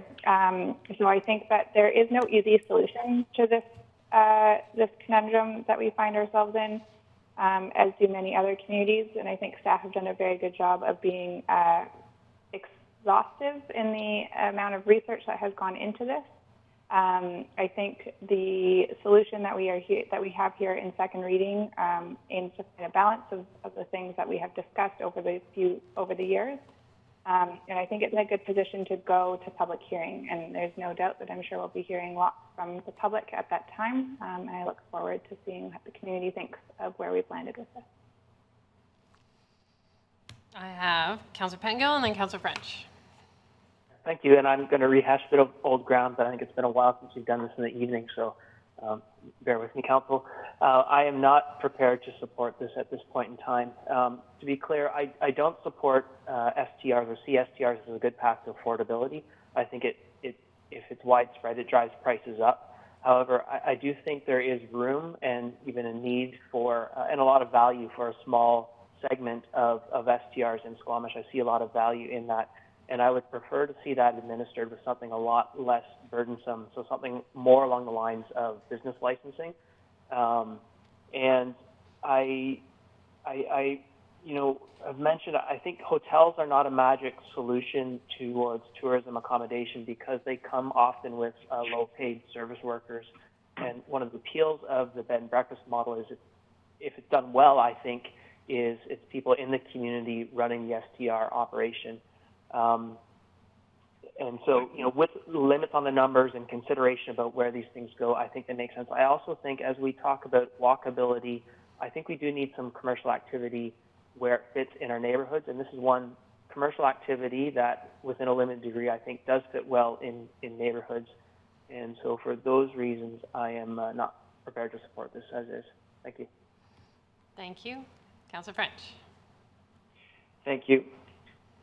And I appreciate the level of engagement that we've seen on this file. The community has really shared well with us eloquently and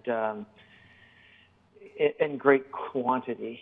I'm supporting second reading, and I'm going into the public hearing keen to hear more. I often feel as we get yet another piece of correspondence about short-term rental that I've heard it all, and then somebody writes something that I haven't heard yet. So I'm definitely looking forward to the public hearing on this issue. Any other comments? Councillor Anderson.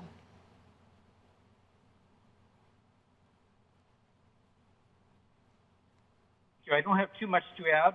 I think that the updates that have since our last presentation are helpful, and I'm appreciative of the communication efforts of our staff. It's very noteworthy to watch them through the correspondence that we see. I think it's been a well-managed process, really, and I think noteworthy. There's been some good exchange, a lot of very interesting information. As Councillor French says, I've learned a lot as well. with the information that's been provided by our public and stakeholders. Adaptive, precautionary, we're going to be doing evaluation. Monitoring is critical. These are critical features for me and my support of what we're doing. To quote the document, the program will evolve in collaboration with the district's housing, tourism, and accommodation sector partners. I think we can be confident of that. That's where we're going. Thank you. I'll be support. Councillor Race? Thank you. And I'm going to support second reading as well. And it's second reading, not approval. I think for me, this whole program is something that we have to undertake so we can public input to. Councillor Race, can you just make sure there's nothing covering your microphone? Because you were very clear this afternoon and this morning, but it is quite muffled now. There isn't. I'm sure it is. No, there's nothing. So, sorry. Last time you said that I was speaking too close to the computer. This time I was farther away, so I'll try and find the happy medium. Can you hear me now? Yep. Okay. But I think one of the things for me that requires a bylaw like this is our protection of our housing stock. And so somewhere I think there's a sweet spot in which for that and the possibility of other opportunities for the public. So I'm supporting second reading. I'll wait until I hear what the public has to say before making the final decision. Thank you. Thank you. I'll add my comments. I know we're going to get more and more correspondence on this from folks. Interestingly, we're hearing a lot from Airbnb hosts, but not those housing advocates in our community. I know they weighed in earlier in this process, but we are a housing first community. And I think one thing that people sometimes forget is currently Airbnb's short-term rentals aren't allowed in any home in the district. And this bylaw allows them to be in any home in the district as long as it's your primary residence. So it creates more opportunity, not less, but maybe not the opportunity that some folks are looking for.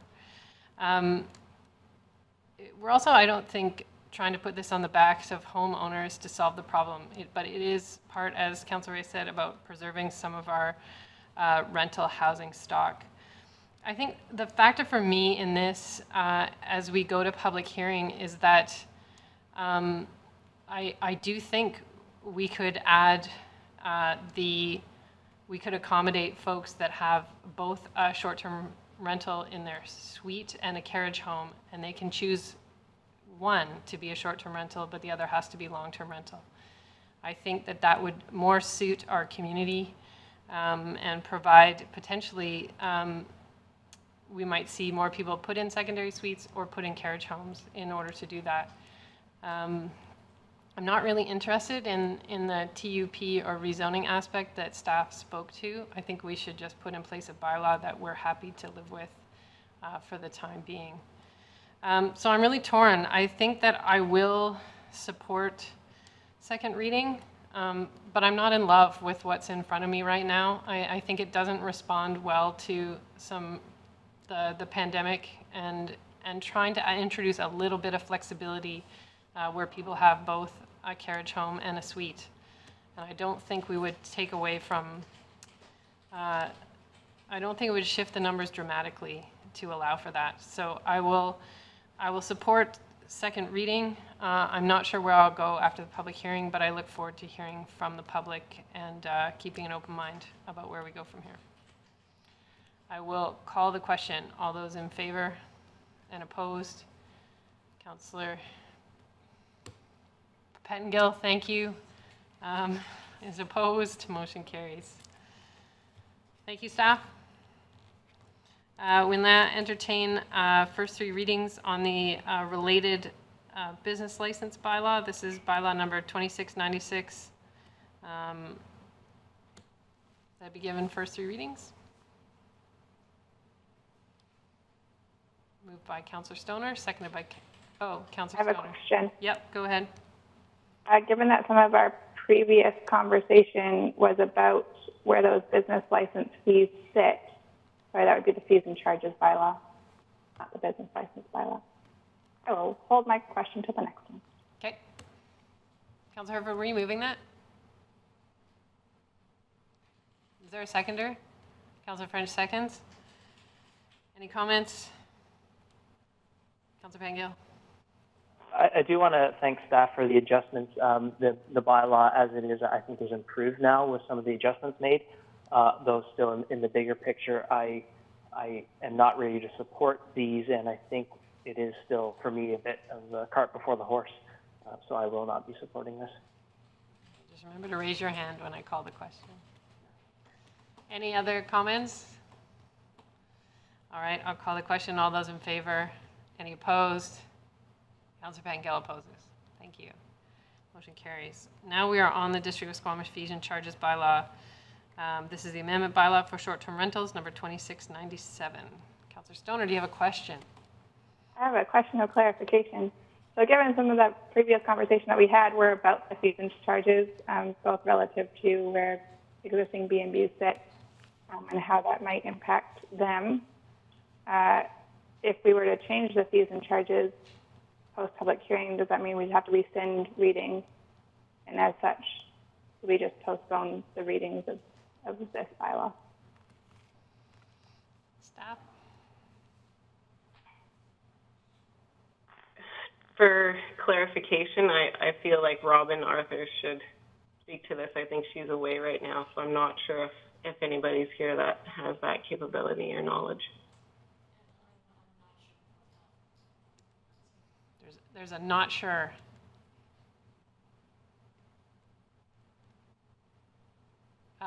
Here's the solution.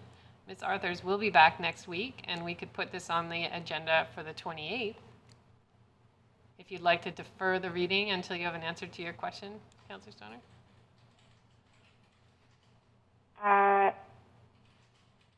Yeah, I will move to defer the reading to next week. Because that agenda is not long enough.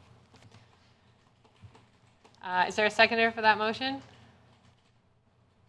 Councillor Herford, seconds.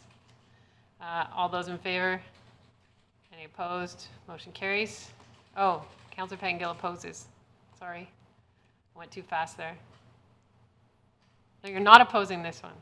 Oh, it's been a long day. I apologize. I'm not holding it together very well right now. We were just voting on deferral. Are you opposed to deferral? I know, yeah. Okay. All right. No one was opposed. That motion carried unanimously. Okay, and finally, this is the Municipal Ticket Information Bylaw, the amendment number 2698. Is there a mover? Moved by Councillor Stoner, seconded by Councillor Herford. Any comments on this one? Councillor Stoner? I'll just thank staff for doing the additional legwork in reviewing the charges, not charges, fees, whichever word it is that I'm looking for. The penalty fees, those ones, across multiple jurisdictions that came in the staff report. It was helpful, so thank you. Thank you, Councillor Stoner. I'll call the question. All those in favor? Any opposed? Councillor Pettengill opposes. Motion passes. Thank you. Okay, we are on to the District of Squamish Bylaw, Notice Enforcement Bylaw. This is the amendment number 2699. I'll move that if there's a seconder. Seconded by Councillor Stoner. Any comments on this? All those in favor? Any opposed? Motion carries. Okay, we're now on to item 5. This is the District of Squamish Camping Bylaw, number 2679. Amendment Bylaw. 2769, yes. Hi, good evening, Mayor and Council. I apologize, it says Asia's name at the bottom of the screen, but I am indeed not Asia. My name is Natasha Golbeck. I'm the Senior Director, nope, that's not my title, General Manager of Community Services. And I believe Charlene is going to bring up my presentation to share the screen with you. Sorry, we had some computer issues over on Melissa is driving for you this evening, so. There you go. Thank you, Melissa. So next slide, please, Melissa. Thanks. So I'll just provide a little bit of background for the benefit of the public and as a refresher. So last year, last July, we did adopt a camping bylaw that restricted camping in areas identified in a schedule that was attached to the bylaw. The enforceable areas tended to be the hotspots, the areas where people congregated most often, and also the areas that were particularly environmentally sensitive, sensitive to usage conflicts and wildfire risk. So we targeted the areas down the Mamcombe Service Road, downtown, and the estuary and Spit in Schedule A. One of the risks of doing that way was that we would move the congregations around town. So if people know that they can't be in one area, they'll just go to another area, and it's not a very systemic solution.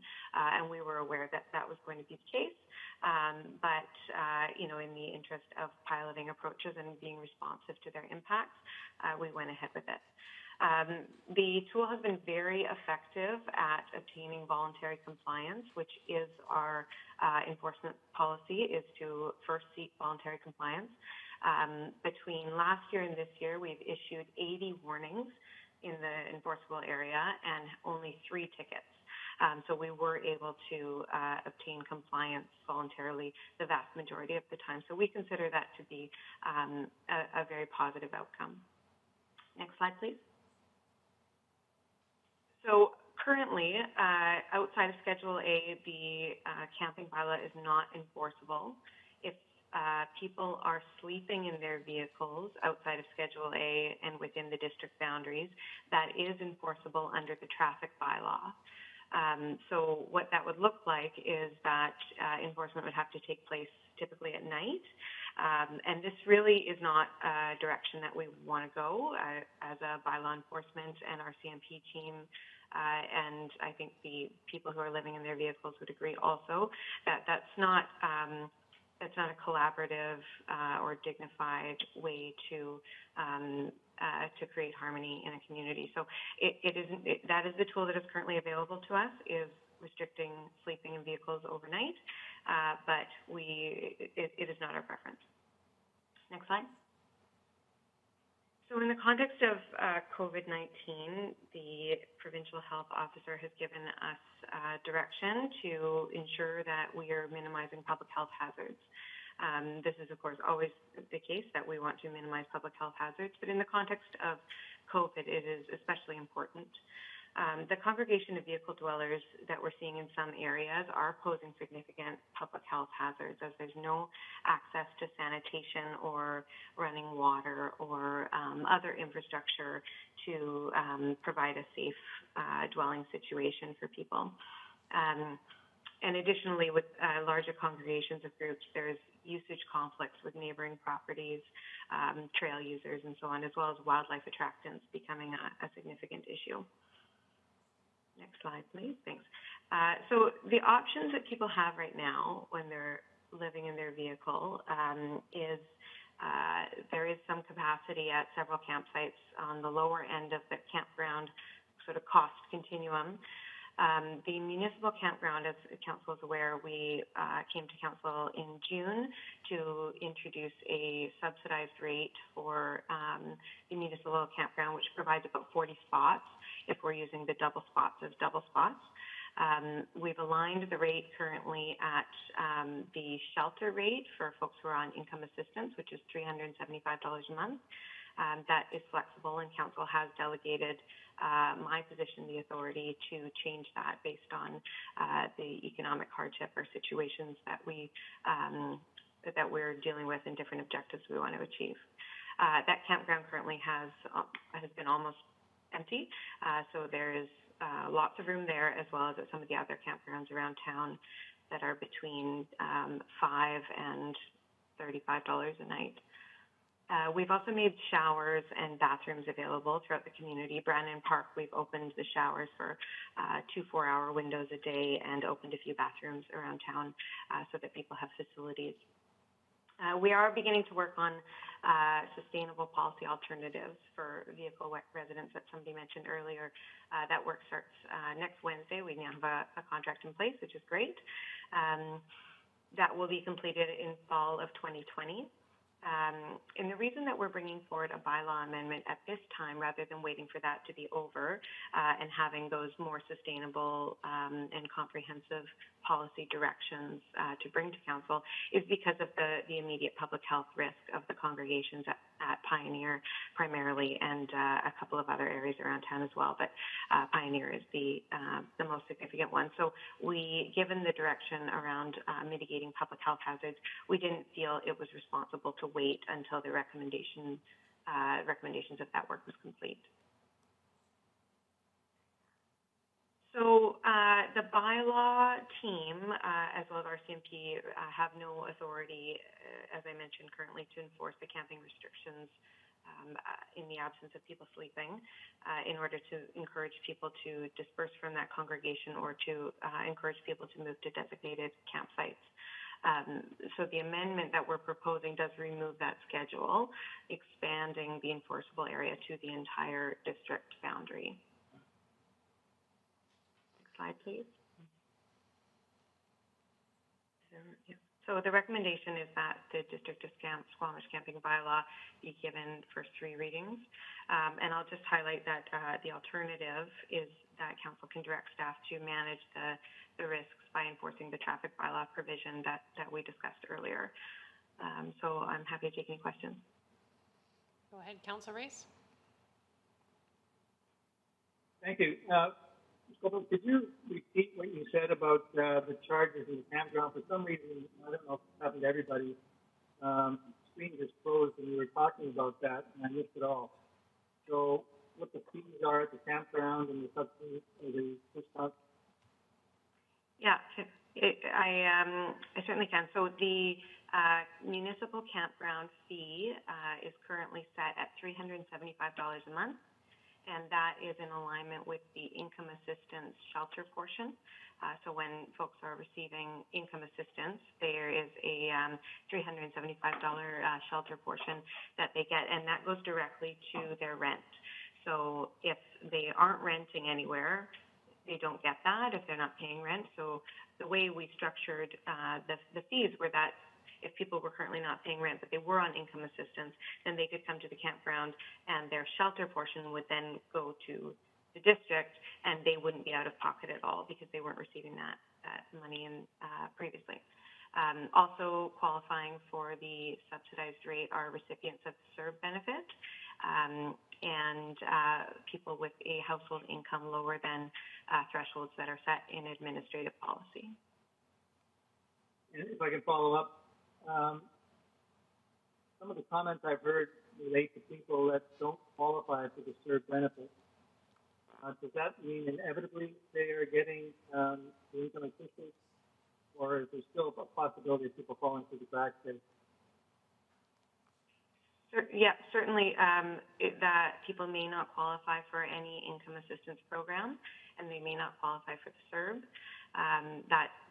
That does happen. I know, I've spoken to some of the members of the vehicle residents of Squamish that you heard from earlier, and one of the challenges for that group of people is that often folks are working seasonally, and it's not that they've been laid off, it's that they, work a season and then pursue their recreation activities on the alternate season. So then in those situations, they may not qualify for some of the benefits. So that there are some programs out there, and the programs aren't perfect, but as our job as staff is not necessarily to, make sure that people have access to income support programs, but it's to create the widest net possible for people who are in hardship and who are needing our services, which is, in this case, a campground. Thank you. Thank you, Chair. Other questions? Councillor Herford and then Councillor Stoner. Thank you. I was wondering on the campground piece. The thoughts around is it an administrative burden to get on the district's part or the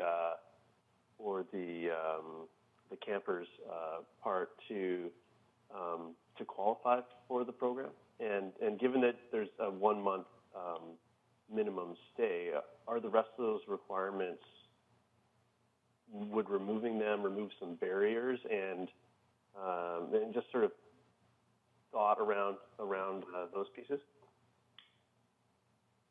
Through the chair, yeah, really good question. We're keeping it as low barrier as possible. We do not want people to have to jump through hoops and have deterrents for people accessing this benefit.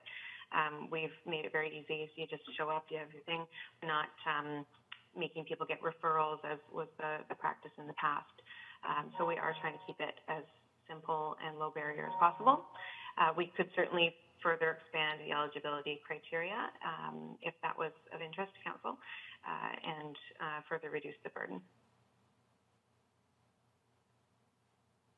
My general interest is to have that that asset used closer to its capacity. So I'm not too worried about the mechanisms to do that, but I want to make sure that that's a large effort so that we can understand what does work and what infrastructure we can provide in a more fulsome solution, I suppose, that may come out of the work of the consultant coming up. So, you know, whether that's playing with the pricing to do that, I don't know, inclusive of showers, I don't know, adding or taking away services is appropriate. I have heard, and I was wondering also with that, the occupancy of that, I believe, allows for multiple vehicles on one site. Can you speak to the restrictions there? And I believe there's a definition of RV tossed in there as well, which seems like a bit of a sort of a hangover from that site's primary usage for, you know, weekend ball tournaments and so on. So what are the current uses, or what do you, for that 375, what can happen there? Yeah, through the chair, we have some double sites that are quite big and could fit a very large vehicle. And I know some of the vehicles that are currently parked at Pioneer Way are quite large, but it could also fit two vehicles easily and comfortably if they were sort of normal size vans. The single sites are not meant to fit two vehicles. And in dialogue with the vehicle residents of Squamish, I have shared with them that if they have some suggestions about how to be flexible around implementation of the campground subsidy, such as allowing multiple vehicles to a site and showing how that would work, that we're more than open to looking at that. If that brings the affordability up for folks and that we're not over capacity and we can fit everybody in there, we're, you know, with physical distancing taking place, then we're more than happy to look at that. Councillor Stoner? What is the non-subsidized rate of the campground? Oh my. Sorry, I believe it's $30 a night. Thank you. And then going back to the different enforcement mechanisms with regards to the camping bylaw versus the traffic bylaw. So I'm just curious how that differs. I appreciate that I have the traffic bylaw open in front of me. It says vehicles are prohibited to park or stop a vehicle or trailer on any highway or part of highway, district right-of-way, or parking lot, park, or other public space between the hours of 10 p.m. and 6 a.m. for the purpose of sleeping in a vehicle or trailer. So is it those hours that are constraining to the enforcement component? Yes, and the sleeping part, because if people are asleep at hours that are not those times, we wouldn't necessarily know that. So, but I would say the primary constraint is the hours because people are typically not up and about at that time. So for the enforcement of the camping bylaw, are our bylaw enforcement officers just assuming that if a vehicle is parked that looks like it could be slept in, that we provide notices and then fees or tickets? Yeah, there is a definition of camping in the bylaw, and officers, you know, use their judgment and have conversations with people about what's going on. They can sort of have a look at what the setup looks like. If it looks like somebody's just pulled over at the side of the road to, you know, go for a swim or whatever, then they'll be able to figure that out. But if it's clear that they're camping and through conversations it looks like that's what's going on, then they're able to enforce it based on the restrictions in the bylaw. Okay, and then one follow-up question with regards to the effectiveness of enforcement to date. So I appreciate that there have been a number of notices, and you. Oh my goodness! Look at my light just went off. Sorry. That's all right. And you speak to it being an effective tool to achieve voluntary compliance. However, we continue to see a number of submissions to council around folks still parking in the hotspots. So I'm just curious about the actual capacity that we have with regards to enforcement, and why we think expanding this or removing Schedule A and expanding our areas of focus will actually get further compliance. Yeah, it's through the chair. It's a good question, and capacity and demand are a challenge that we have to balance all the time. We prioritize health and safety issues, and we do complaint-driven enforcement. So if somebody complains, then we'll attend to that area. We do have to prioritize, and so, for example, expanding the enforceable area to the entire district boundary, that doesn't mean that bylaw officers, we're suddenly going to have the resources to drive down every side road and, knock on people's windows, but we will go to the areas where the risks are happening, and then we have a tool to have those conversations. So same like on the Mamquin Forest Service Road, in the absence of that tool a lever to have the conversation and encourage people strongly to move on and camp in a more appropriate place, then those conversations aren't very effective. So the existence of the bylaw enforcement area being bigger gives us that extra leverage that we need if we need it. Go ahead. One more follow-up. Do we have a sense of how many complaints we've received with regards to Pioneer Way? You know what? I don't have that number off the top of my head, but I can tell you it is a lot.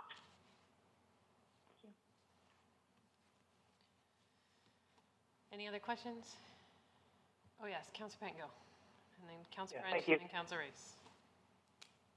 You mentioned, I think, 80 instances of voluntary compliance and 3 fines. In this instance, does voluntary compliance mean there's a conversation, they moved somewhere else, but we don't know where necessarily, or does it mean they moved to a legitimized campsite? Through the chair, we don't follow up with people to see where they've gone.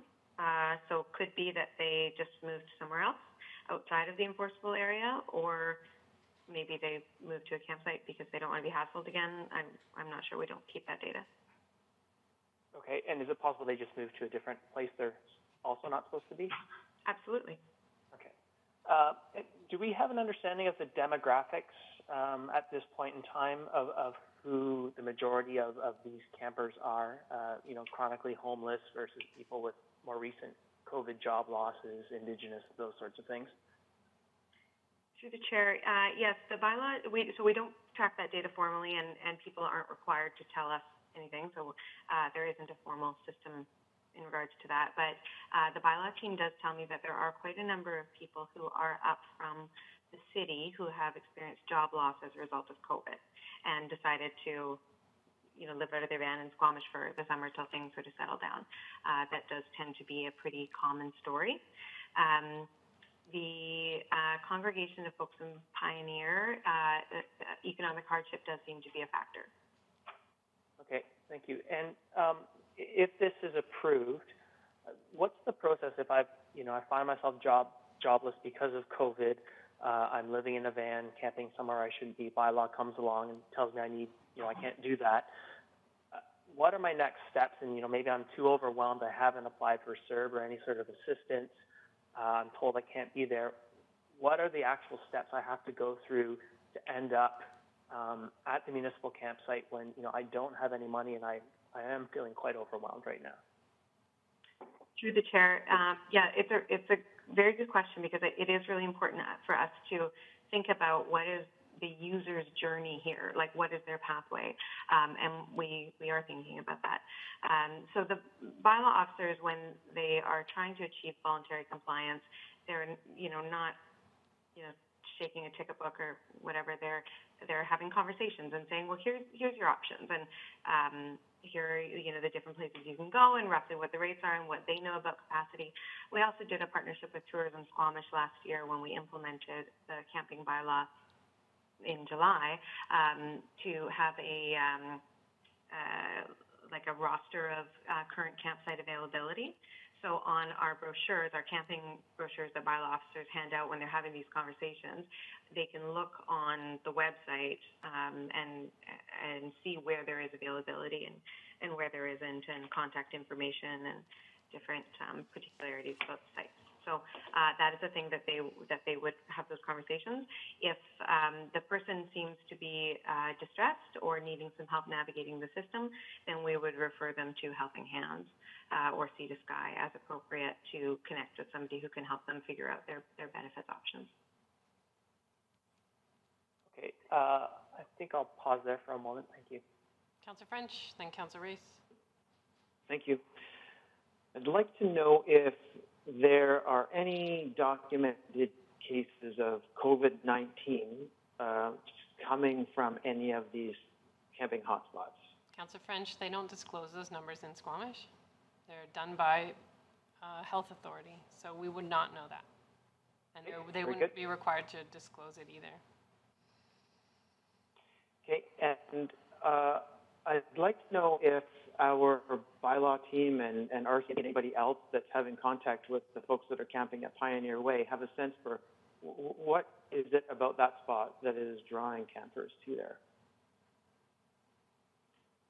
Through the chair, I think it's just a bit of a kind of process of elimination, that it's less visible than some of the other sites. It's not surrounded by residences as closely as some of the other, in behind Valley Cliff there, some of the other areas that people tend to go.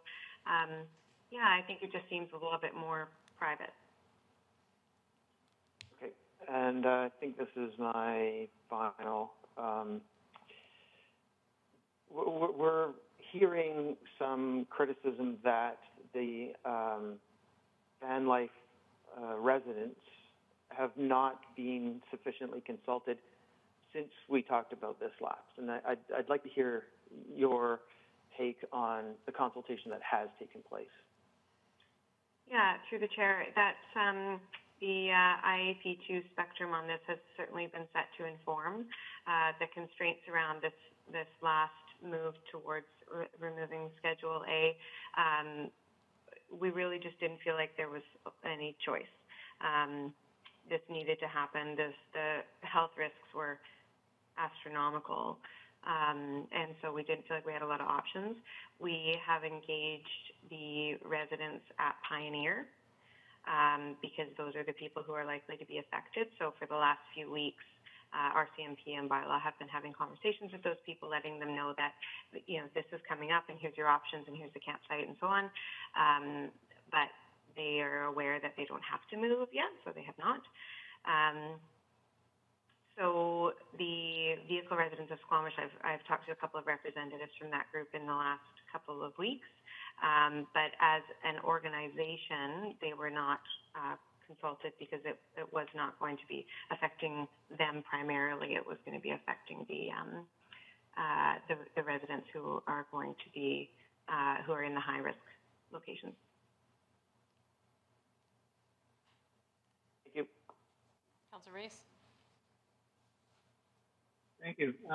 Back to the campground. A couple of times you mentioned, certain things you can look at that. What discretion do you have to adjust the rental rates and rental conditions and so forth now, or do you have to come back to council for these things? Could we be considering any changes we might want in the resolution tonight? Through the chair, when we came in June about the municipal campground, council did delegate my position the authority to adjust the campground fees based on economic hardship. So I do not have to come back to council to change the rates. Additionally, we are working on an administrative policy update for the campground policy. That's that's in the works. And if council would like to identify any objectives of either of those pieces of work, the rate setting and the campground policy, please let me know. And if I can follow up, would that include widening the criteria, for example? I'm sorry, could you repeat that, please? Would that include widening the criteria? Yes. You have the discretion for that? Yes. Thank you. Councillor Herford.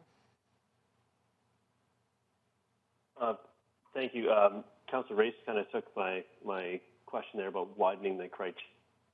I think the criteria should be, I'd like to see it widened, and I do think that a further reduction is worthwhile, given that we've been at this point for a little while and haven't seen any motion. And I'd really like to focus on incentives rather than this sort of punitive deterrent to get some voluntary compliance before we're even out of the gate with anything else. So, and perhaps the people that are there can help, that are in the municipal campground can help us with what other changes, and I'm sure most of them would be minor, that may encourage others to come or make their time there, and thus the expense to be there to be worthwhile. And I appreciate where we came up with the 375 and how it relates to those folks. And I just don't think that it relates to as many as as high a percentage of the van dwellers that we thought it was going to.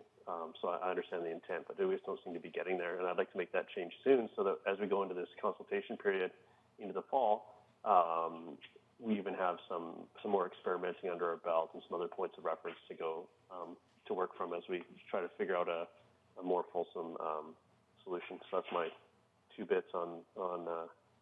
Now, whether we need to enshrine that in some sort of motion, I don't feel we do. I think I don't know if I saw enough nodding heads there, or how we'd like to do that officially. I don't know what the right number is, nor the right amount of restrictions to pull down. So Well, I think that's the point Ms. Golbeck is saying, is she has discretion. She's just looking for direction, and I'd like us to get somewhere on this, please, Council. Councillor Pettengill, I think you have another question. I'd just like to clarify, and I think we asked this last time, but do we have written policy on how the discretion is used when enforcing the bylaw, if it was to go forward? And I guess it would be the same policy that we have now. Yeah, through the chair, we have an enforcement policy that first is enforcing health and safety issues. Second, when there's a significant negative impact to neighboring properties, and thirdly, if it's a general nuisance.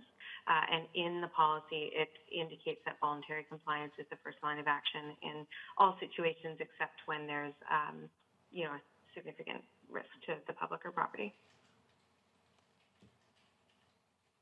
Okay, thank you. And actually, just for clarity, I was wondering if there were circumstances where bylaw may choose not to enforce because of various circumstances.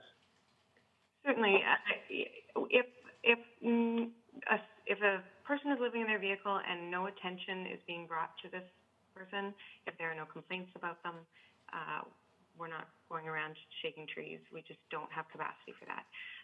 So if we are not aware of it and they are not, causing any hazards that are raising any alarms, then very likely nobody will ever come speak to them. Any other clarifying questions? Question, Councillor Stoner? Yeah, we heard from the earlier speakers that there had been a proposal through a small neighborhood grant to actually bring some facilities to the space, including cleaning. And I appreciate the risk of setting precedent, but we also previously received guidelines from Dr. Bonnie Henry on how to manage both encampments and folks that were hard to house through the pandemic. And so I'm just curious about staff's response to that proposal. Through the chair, yes, the precedent setting is one of the issues. Appropriate land usage is another one of the issues that proposal brought up, and also that we have already created some emergency measures to mitigate this challenge. So, creating some subsidized, quite a bit of subsidized capacity through the municipal campground, and awareness that there are other, very low-cost options available for people. Staff felt that we didn't need to be establishing, we didn't need to be making it easier for people to stay in an area that wasn't appropriate when other options have been made available. Did I see your hand, Councillor Herford? No? Okay. So the motion that is being proposed by staff is that we give first 3 readings to the District of Squamish Camping Bylaw, Amendment Bylaw number 2769. I have heard some comments tonight by Council in the direction of perhaps expanding eligibility to allow Ms. Goldbeck to use her discretion to make the campground accessible to a broader range of folks that might be living in their vans. Not sure if Councillor Race, you were pursuing that line of questioning, if you wanted to put a motion forward. Ed? I will move the staff recommendation, speak to it and include that in my comments to it. Is it seconded?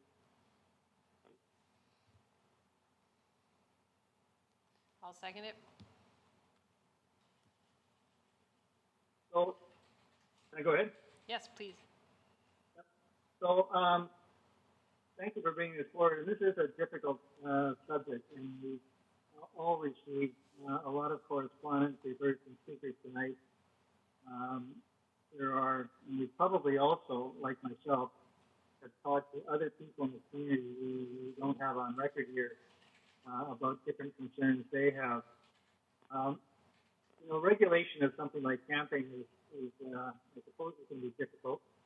In any circumstance, people that do this either have to do it or, like the speaker, really like that sort of lifestyle and don't want any form of regulation. But, with respect to that, I think that if you choose to live in a community and with other people in relatively close proximity, and I think what comes with that is some form of acceptance of some regulation. And we all face it in strata bylaws and zoning and speed limits and you name it. We are surrounded by it. I have difficulty with the idea that people can just go and camp anywhere in the municipality, wherever it might suit them. The concerns I've heard from the public, frankly, weren't about the COVID crisis, as one speaker suggested. The concerns about the public have been garbage and public defecation and the danger that is to the health of individuals and to pets. We've seen attracted to it and it can be fatal to them. So I am supporting this bylaw for that. I will say that I've also received some correspondence about a couple of examples of people who, for different reasons, don't necessarily qualify for the CERB benefits or other things, and those have fallen through the cracks with respect to what our present nightly rental program is at the campground, which is why I asked the question to Ms. Goldbeck. And so, on that point, I would just pass on speaking to myself. I don't have a problem lowering the fee. I'm not finding there's a lot of money there on behalf of the district. And I don't have a problem widening the definition of who might be eligible to take advantage of that to the extent that they are residents or working in Squamish and have some way of sort of getting some credible information in that respect. I'm not interested in supporting people from out of town who come here to camp and play in the summertime, obviously. That's not where I'm focused. There's a lot of people who live here, work here, find themselves in difficult certainly in favor of widening the criteria if necessary to capture as many of those as possible. Thank you. Thank you, Councillor Race. I'll support this motion. I don't think we're at a perfect solution, and the conversation is ongoing because we'll be expecting a consultant's report in the fall to try and figure out what that long-term solution looks like. We have different demographics here with different needs, and they all need to be considered in a long-term plan. But in the short term, we have tension building between residents who are a bit distressed by the congregation of vans and uncomforted by staff's emphasis that enforcement will be on congregations where there's a public health risk. You know, if you are out in our community and living quietly in your vehicle and no one's complaining about you, no one's going to knock on your window. As staff said, we don't have the capacity. It is congregations where people are creating a public health risk. And Dr. Bonnie Henry's instructions to municipalities were to ensure that those folks have a place to go where they can access facilities. And I think that's what this is trying to do in a way that prioritizes not disturbing people in the middle of the night, which is a terrible way to try and enforce this. I'd rather have our bylaw officers work compassionately during the day to move people along where we're receiving complaints or where those congregations are that are creating a public health risk. And then work in the fall with our community of van dwellers and local businesses to figure out what the longer term solution is for those who are choosing this lifestyle or are working here and living in their vans. This doesn't accommodate that. There's no doubt about it, and it's not ideal, but I think it is the right solution in the short term. And I would encourage Ms. Goldbeck to use her discretion to make sure that the widest possible demographic can access the campground. And if you want a motion to that effect, I will put that on the floor after this one. Any other comments? Councillor Stoner, then Councillor Herford. Thank you. So the chair will not be supporting this motion. I do appreciate that this is a challenge in terms of enforcement, but I don't think that this is the appropriate mechanism to go about it. We started this conversation over a year ago, and we knew that we had additional policy work to do, and we haven't gotten there yet. We don't have a robust enough safety net for those folks that we know who this change might be impacting. I think the efforts towards the lowering the rates to the campground is one piece of that solution, but it definitely isn't all of it. And our traffic bylaw provision does allow for enforcement, and so I think the combination of the current camping bylaw as well as the regular approach that we would expect our bylaw and our CMP enforcement to take in terms of notifications first, likely through the day, and saying that if you continue to camp here, we will actually enforce through our traffic bylaw is a viable way of doing this, given that there's apparently a very clear specific area that is potentially causing tension and has resulted in a number of complaints. But I'm not comfortable with a blanket removal of Schedule A. I do think it creates too much anxiety for a segment of our population that is often already marginalized or experiencing hardships for various reasons. So I look forward to the policy pieces that will come forward in the fall and forwarding that conversation then. And in the interim, using the tools that we have to support this community through this difficult time. Councillor Herford. Thank you. I won't be supporting this at this point. I do recognize that this is a direction we need to, and will most likely arrive at the removal of Schedule A, but I don't feel that this is the time until we have better policy in place, as Councillor Stoner said, that is coming for us in the fall. I do think it's a time to experiment and see what does work, to give the folks that would like a place to go and just don't know where that is to have a place in it. I look forward to that discussion that'll be following this, but I don't feel like this is this leaves all the nuance of the situation to the bylaw officers, and they have shown that that they can handle that in the limited zones that we've that are outlined in the Schedule A, and as evidenced by the minimal ticketing. But opening it up to the whole community, I just, given the timing, I'm not comfortable doing that.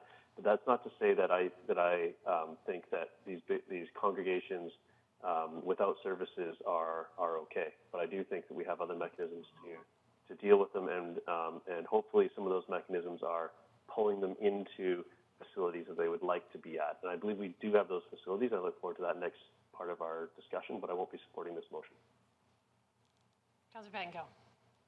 Yeah, I'm really struggling with this as well, and I do want to address, there's been some comments about the nomadic lifestyle and so on, and while I appreciate that, I think when you live in a community, we all accept constraints, and I accept constraints in terms of zoning where I live for the benefit of my neighbor, and likewise they do that for me, and so I think, identifying as a community where we want to do certain things and not do certain things, it's something we do as a community, and I think that is important, and I understand the desire to be able to go wherever you want, but I think that's maybe not always realistic in a community. Having said that, we seem to be back at the same bylaw we were at a year ago. We have rezoned away some camping on Centennial Way, and there's been discussion about doing away with camping at Brennan Park. So we seem to be pulling back on camping infrastructure, while we still don't have that consultant report. And so I think COVID, we have to be going above and beyond to support our community. I do have some concerns about the health risks, and so that's why I'm really torn about this. But I think being even more aggressive on our camping bylaw is a concern for me, not from the people that are tourists and so on, but for those impacted by COVID and other issues. I seems that we haven't gotten those supports in place, and I understand a lot of that is really provincial responsibility, but it's not there, and so I'm really struggling with this right now. Councillor French. Thank you. Yeah, I too am really struggling with this. I hear both sides of it for sure, and I'm very much looking forward to the next chapter in the fall when we've got feedback from our consultant and more data to work off of, and I'm also hearing from residents who are very concerned about the health risks that could potentially exist in the hotspots, Pioneer Way and out by the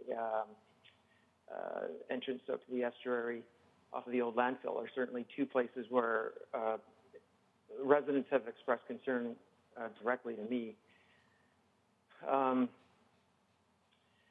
And I take Mayor Elliott's point, and I'm going to interpret it in a different way. Those who know how to skirt this bylaw know how to do it. Those who know how to stay under the radar are doing it.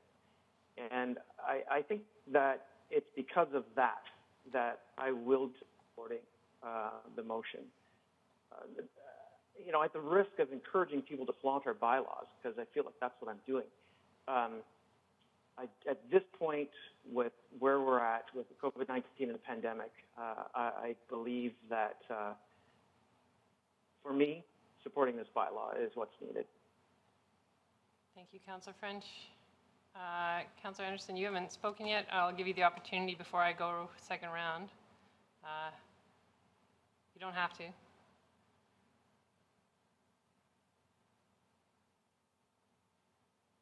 Thank you. I feel sufficient consideration and precautions are in place. It's another strategy that will be in evolution.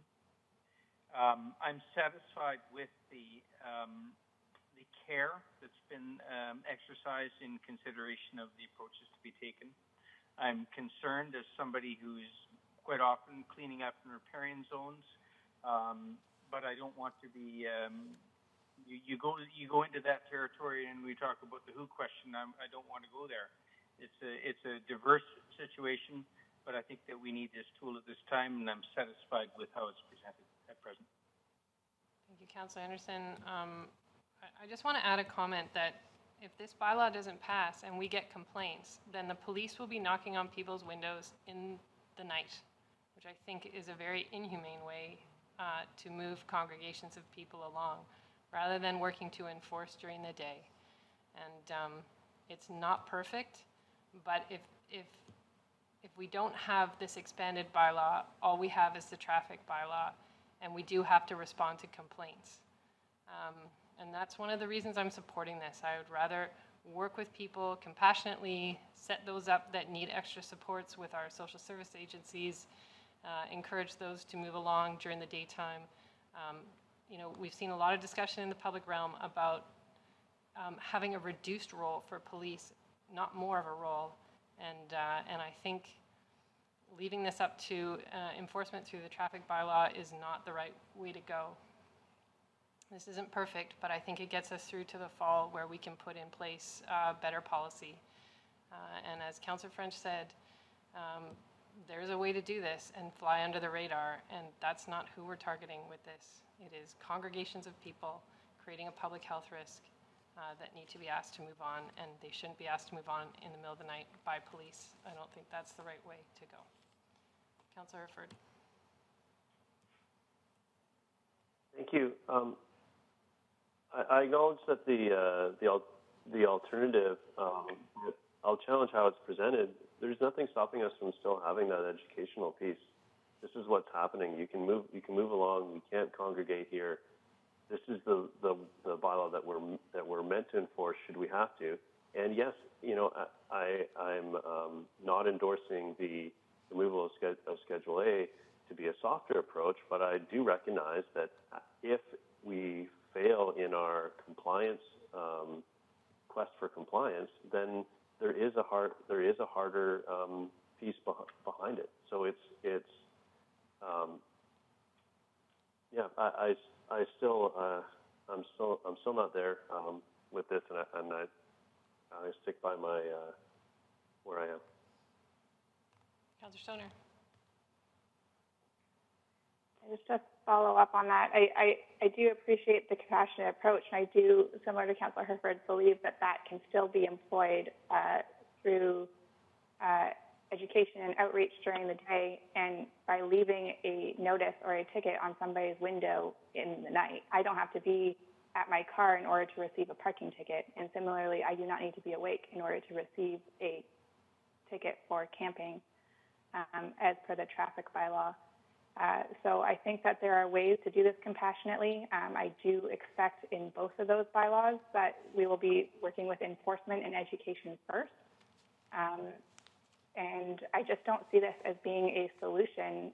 We're back to where we started a year ago, and I don't think that removing Schedule A actually gets us any further along than where we currently are. What we need are the policy pieces that we have not moved forward yet. And so appreciate that those are coming and that work still needs to be done.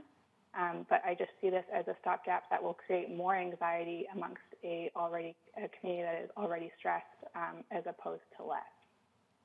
Councillor Pettengill. Just a process clarity, if this receives third reading tonight, it would still be up for adoption next week, is that correct? That's right. All right. I will call the question on the motion to give first three readings to amendment bylaw number 2769. All those in favor? And those opposed? Councillor Stoner, Councillor Herford, Councillor Pettengill opposed. Motion carries. I would like to put a motion on the floor that Ms. Golbeck is directed to use her discretion to enable the broadest range of folks in our community to be able to stay at the campground. Seconded by Councillor French. I don't have any comments on this. I don't know if anyone else does. I'll call the question. All those in favor?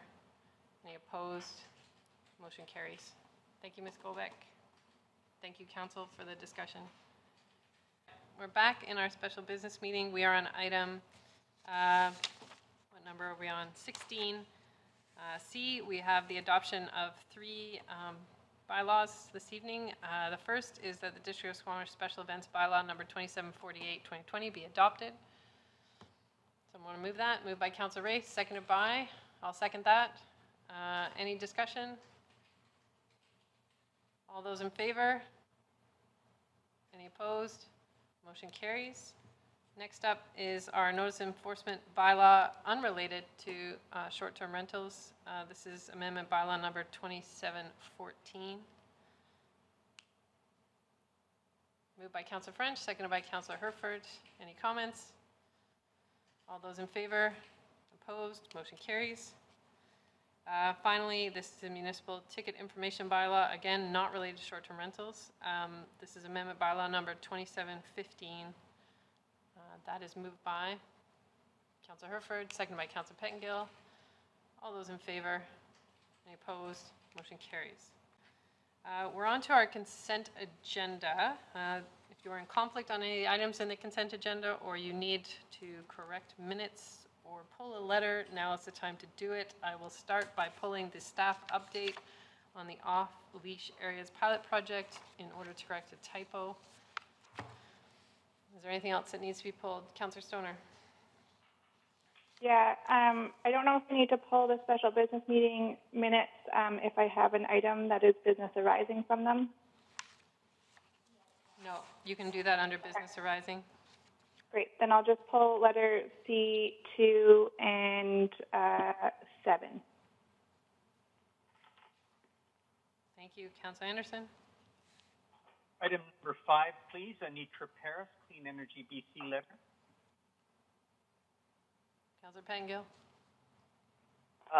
2, 3, and 9. Councillor Stoner's already pulled 2. Oh, sorry, 3 and 9 then.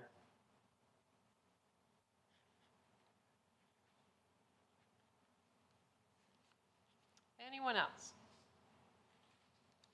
All right, so we will deal with the correspondence under correspondence action requested. And when will we do the staff update?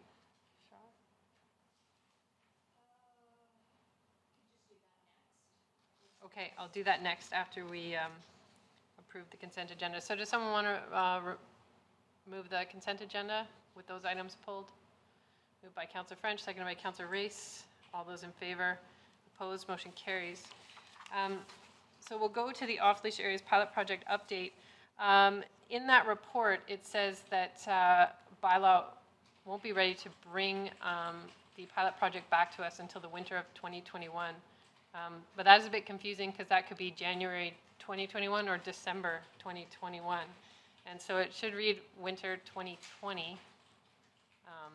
I checked that with Ms. Golbeck, and so just for clarity, we're talking about the winter of this year, bringing that back. So move to receive. I'll move that. Seconded by Councillor Stoner. All those in favor? Opposed? Motion carries. Okay, so we have action requested correspondence around speed zones from R. Shaw and J. Alexander. Be referred to the Director of Engineering for a response. Moved by Councillor Race, seconded by Councillor French. All those in favor? Opposed? Motion carries. Council approved the downtown BIA's outline for repurposing the previously awarded grant funding in light of COVID-19 in the amount of $12,000 cash and $6,500 in kind. Councillor French, you're moving that. Is there a seconder? Councillor Stoner, any discussion? Seeing none, I'll call the question. All those in favor? Opposed? Motion carries. That the Council approve the Squamish Arts Council's outline for repurposing the previously awarded grant funding in light of COVID-19 in the amount of $2,000 in kind. Moved by Councillor Pettengill, seconded by Councillor French. All those in favor? Opposed? Motion carries. That correspondence from D. Wall and K. Clausen regarding heritage policy timelines be referred to staff for a response. Moved by Councillor Herford, seconded by Councillor Anderson. All those in favor? Opposed? Motion carries. Okay, so we'll go back to the letters that folks have pulled. I'll start with you, Councillor Stoner. Letter number 2, D Grove Electrical Vehicles Right to Charge Rules. Yeah, I was just looking to refer this to the Director of Sustainability for consideration to increase our percentage of EV charging stations. It was nice to see the District of Squamish called out as one of the municipalities who has this in our zoning bylaw, but we are by far and away the lowest percentage. So I'd like to refer that to the Director of Sustainability. Thank you. I'll second that. I actually thought that we have 30% actual and 100% roughed in, but happy to refer that to get that answered. I'll call the question. All those in favor? Opposed? Motion carries. Councillor Pettengill, you had item 3. Mayor Cote. Yeah, thank you. And I've spoken to this a couple times in their various contexts. While I support in general the intent here, I think for me the piece that's missing, and I discussed about it in our context, is the policy piece around how this data is used. And I think without that element, I wouldn't feel comfortable putting this forward. It sounds like we will have an opportunity to work on some of that policy as it pertains to us as a district, and I'm pleased about that. But just wanted to highlight that I think having this data for the right purposes in terms of ensuring we are addressing equity and inclusion is really important. But it is important also to have that policy, make sure that data is handled appropriately, because it is incredibly sensitive data. So you want to move receipt? Yes, I'll move receipt. Is there a seconder? Seconded by Councillor Stoner. All those in favor? Opposed? Motion carries. Councillor Anderson, you had letter 5. Thank you. This is a letter from Clean Energy BC. It is follow-up to correspondence received a couple of weeks ago, and we discussed at that time. It concerns purchasing policy, or purchasing, Bill 17 will propose new purchasing policies for BC Hydro. I have mentioned at that time that our region is a significant stakeholder and the relevance to our climate action plan. I'm not suggesting that the District of Squamish should toe the line of Clean Energy BC, but simply that we stay abreast of the policy conversation. I therefore move that we refer this Clean Energy BC letter to our staff. Any particular staff? Our direct, Mr. Pickett's, if you will. Thank you. Seconder? Seconded by Councillor Race. All those in favor? Opposed? Motion carries. Councillor Stoner, letter 7. Mayor Elliott? Yes, Councillor Pettengill. I also pulled this one, and I actually wanted to try a resolution, take it a step further. If I may.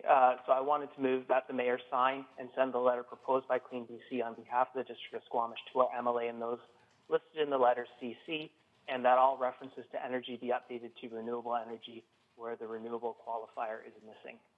And if that gets seconded, I will speak to it. Is that a second, Councillor Stoner?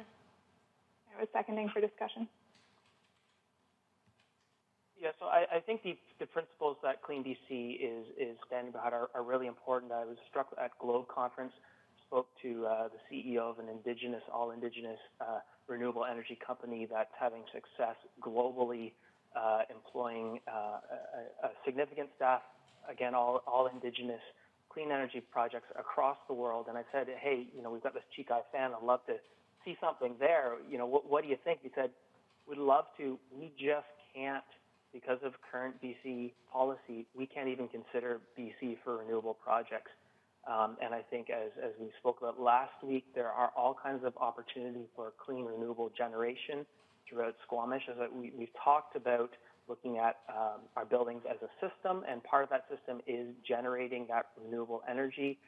And I think being able to sell that back into the grid is an important piece of that. So I see this in terms of our climate action plan and so on, a really important aspect that we should be supporting.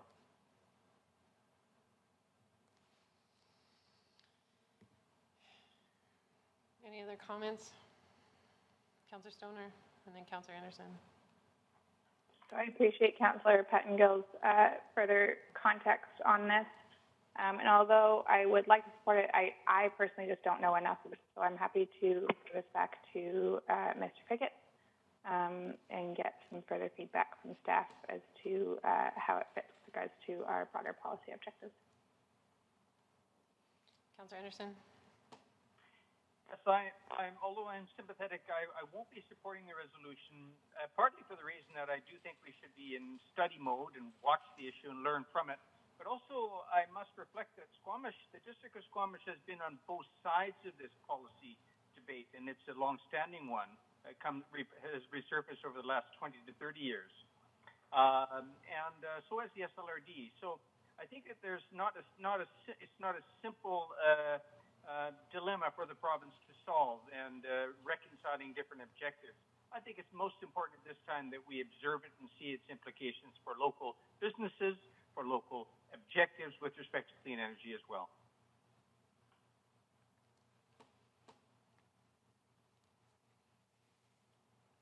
Thank you. I would like to see this referred to staff before we commit to writing a letter, and I'm happy to follow up with Mr. Pickett after he's reviewed this letter, but I won't support the motion at this time. I'll call the question. All those in favor? Any opposed? Councillors, holy cow, Hereford, Race, Stoner, and Mayor Elliott, and French opposed, and Anderson. Okay. Everyone except Councillor Pettengill. It was easier to say it that way. Payback time. Councillor Stoner. Everybody. You had letter 7 pulled, Squamish Wind Festival. Yeah, I just wanted to pull this and bring attention to the community that the Arts Council does an amazing job pivoting for the Squamish Wind Festival this year, and they have an amazing lineup of a series of events throughout the month of August, including 2 drive-in movies, music in your neighborhoods, art at home, all kinds of things. So I just wanted to commend them for the amount of effort that I know that took in order to really pivot what is such an important community event and still make it happen during this unprecedented time. So a huge thanks to them, and I will move receipt. Is there a seconder? Councillor French seconds. Any comments? I'd like to speak to it. What the Wind Festival folks have done is really quite amazing, and I got some of the details in a meeting that I attended, actually the mayor's drop-in a couple of days ago. And I'm very excited for this and encourage the whole community to get out and support this project. Thanks. Thank you. Call the question. All those in favor? Opposed? Motion carries. Last up is the letter from D. Anderson, how people transport themselves. Councillor Pettengill. Yeah, thank you. I just wanted to highlight this, and in particular, if people haven't had a chance, the link that was sent to us. It's just an incredible example of visualizing your message and helping to understand why dealing with traffic and cars is such an issue. We had a big discussion about it earlier today with regards to a project, but Ms. Anderson is a tireless advocate for cycling infrastructure, and I think this link in particular really provides a lot of helpful context in a visual way to what's possible, and it really got my mind spinning and imagination spinning. So, I would encourage us all to and staff to look at this, to be inspired by it, and I know we are working hard to expand our cycling infrastructure, and there are challenges and limitations. But again, I just wanted to highlight the link in this. It was just really a wonderful example of what's possible. Are you moving receipt or moving a referral? What are you doing? I will move receipt. Seconded by Councillor French. And I'd like to speak to it. Go ahead. Just want to point out that it is an opinion piece, and it's an amazing bit of writing with incredible supporting graphics. I was blown away by the piece, and I'm with Councillor Pettengill. An impressive bit of work. Thank you. Call the question. All those in favor? Opposed? Motion carries. We have business arising from the minutes. First up, the public art policy, that council rescind the current public art policy dated May 6, 2014, and that we approve the updated public art policy dated July 21st, 2020. Moved by Councillor French, seconded by Councillor Stoner. Thank you. Any comments? All those in favor? Opposed? Motion carries. You had an item, Councillor Stoner? Yeah, I wanted to bring forward a motion for council consideration with regards to the July 7th meeting minutes. In that meeting, there was a discussion around from economic development on the Squamish Restart business and in the sidewalk and streetscape program. And related to that, I would like to bring forward the following motion. If it's seconded, I'll speak to it. So that staff bring back to council in the fall options for extending the patio, sidewalk, and temporary parks use permitting program to support business recovery, community connectedness, and physical distancing as the weather turns in the fall and winter.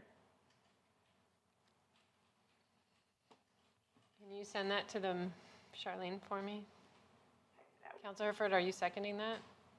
Would you like to speak to your motion, Councillor Stoner?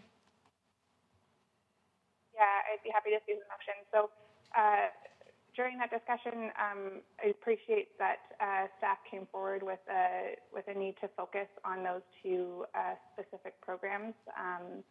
However, I think as we're starting to see that this is likely going to extend well into the fall, and we know that we live in a very rainy area, that I just want to ensure that staff are thinking about what mechanisms we can take as the district to ensure that we continue to provide space for both businesses and our community to gather and congregate outside with appropriate physical distancing well into the fall and winter when the weather turns.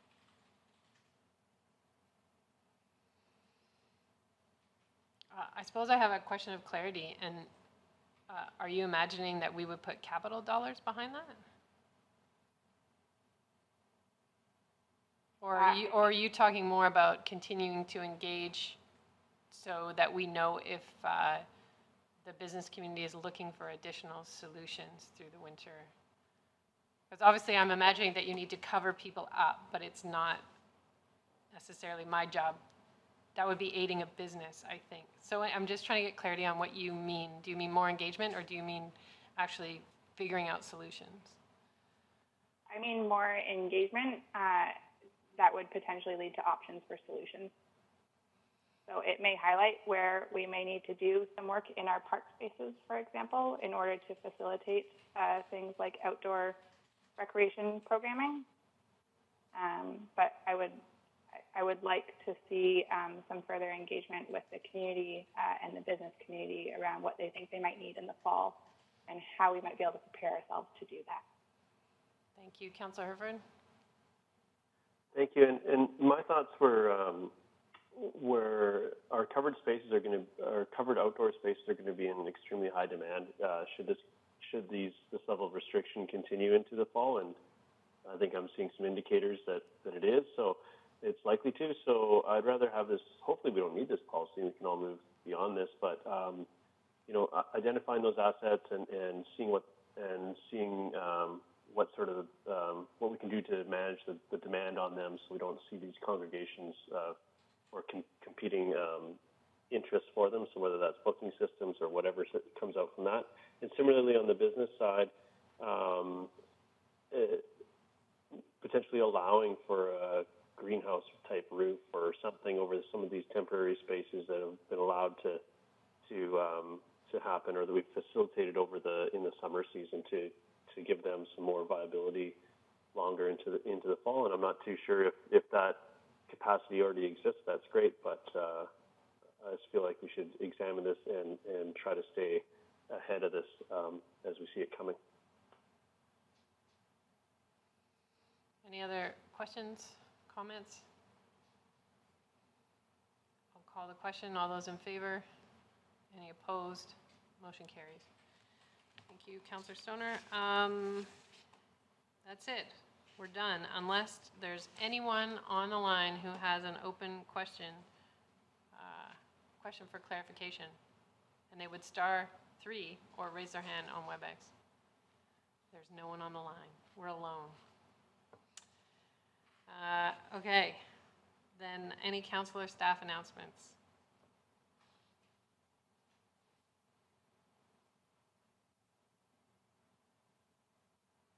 I don't see anything.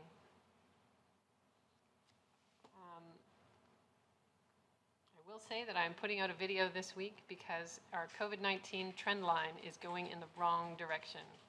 And so I will be putting out a video this week to the community, asking them to pull their socks up a bit and recommit to the behaviors we need to see.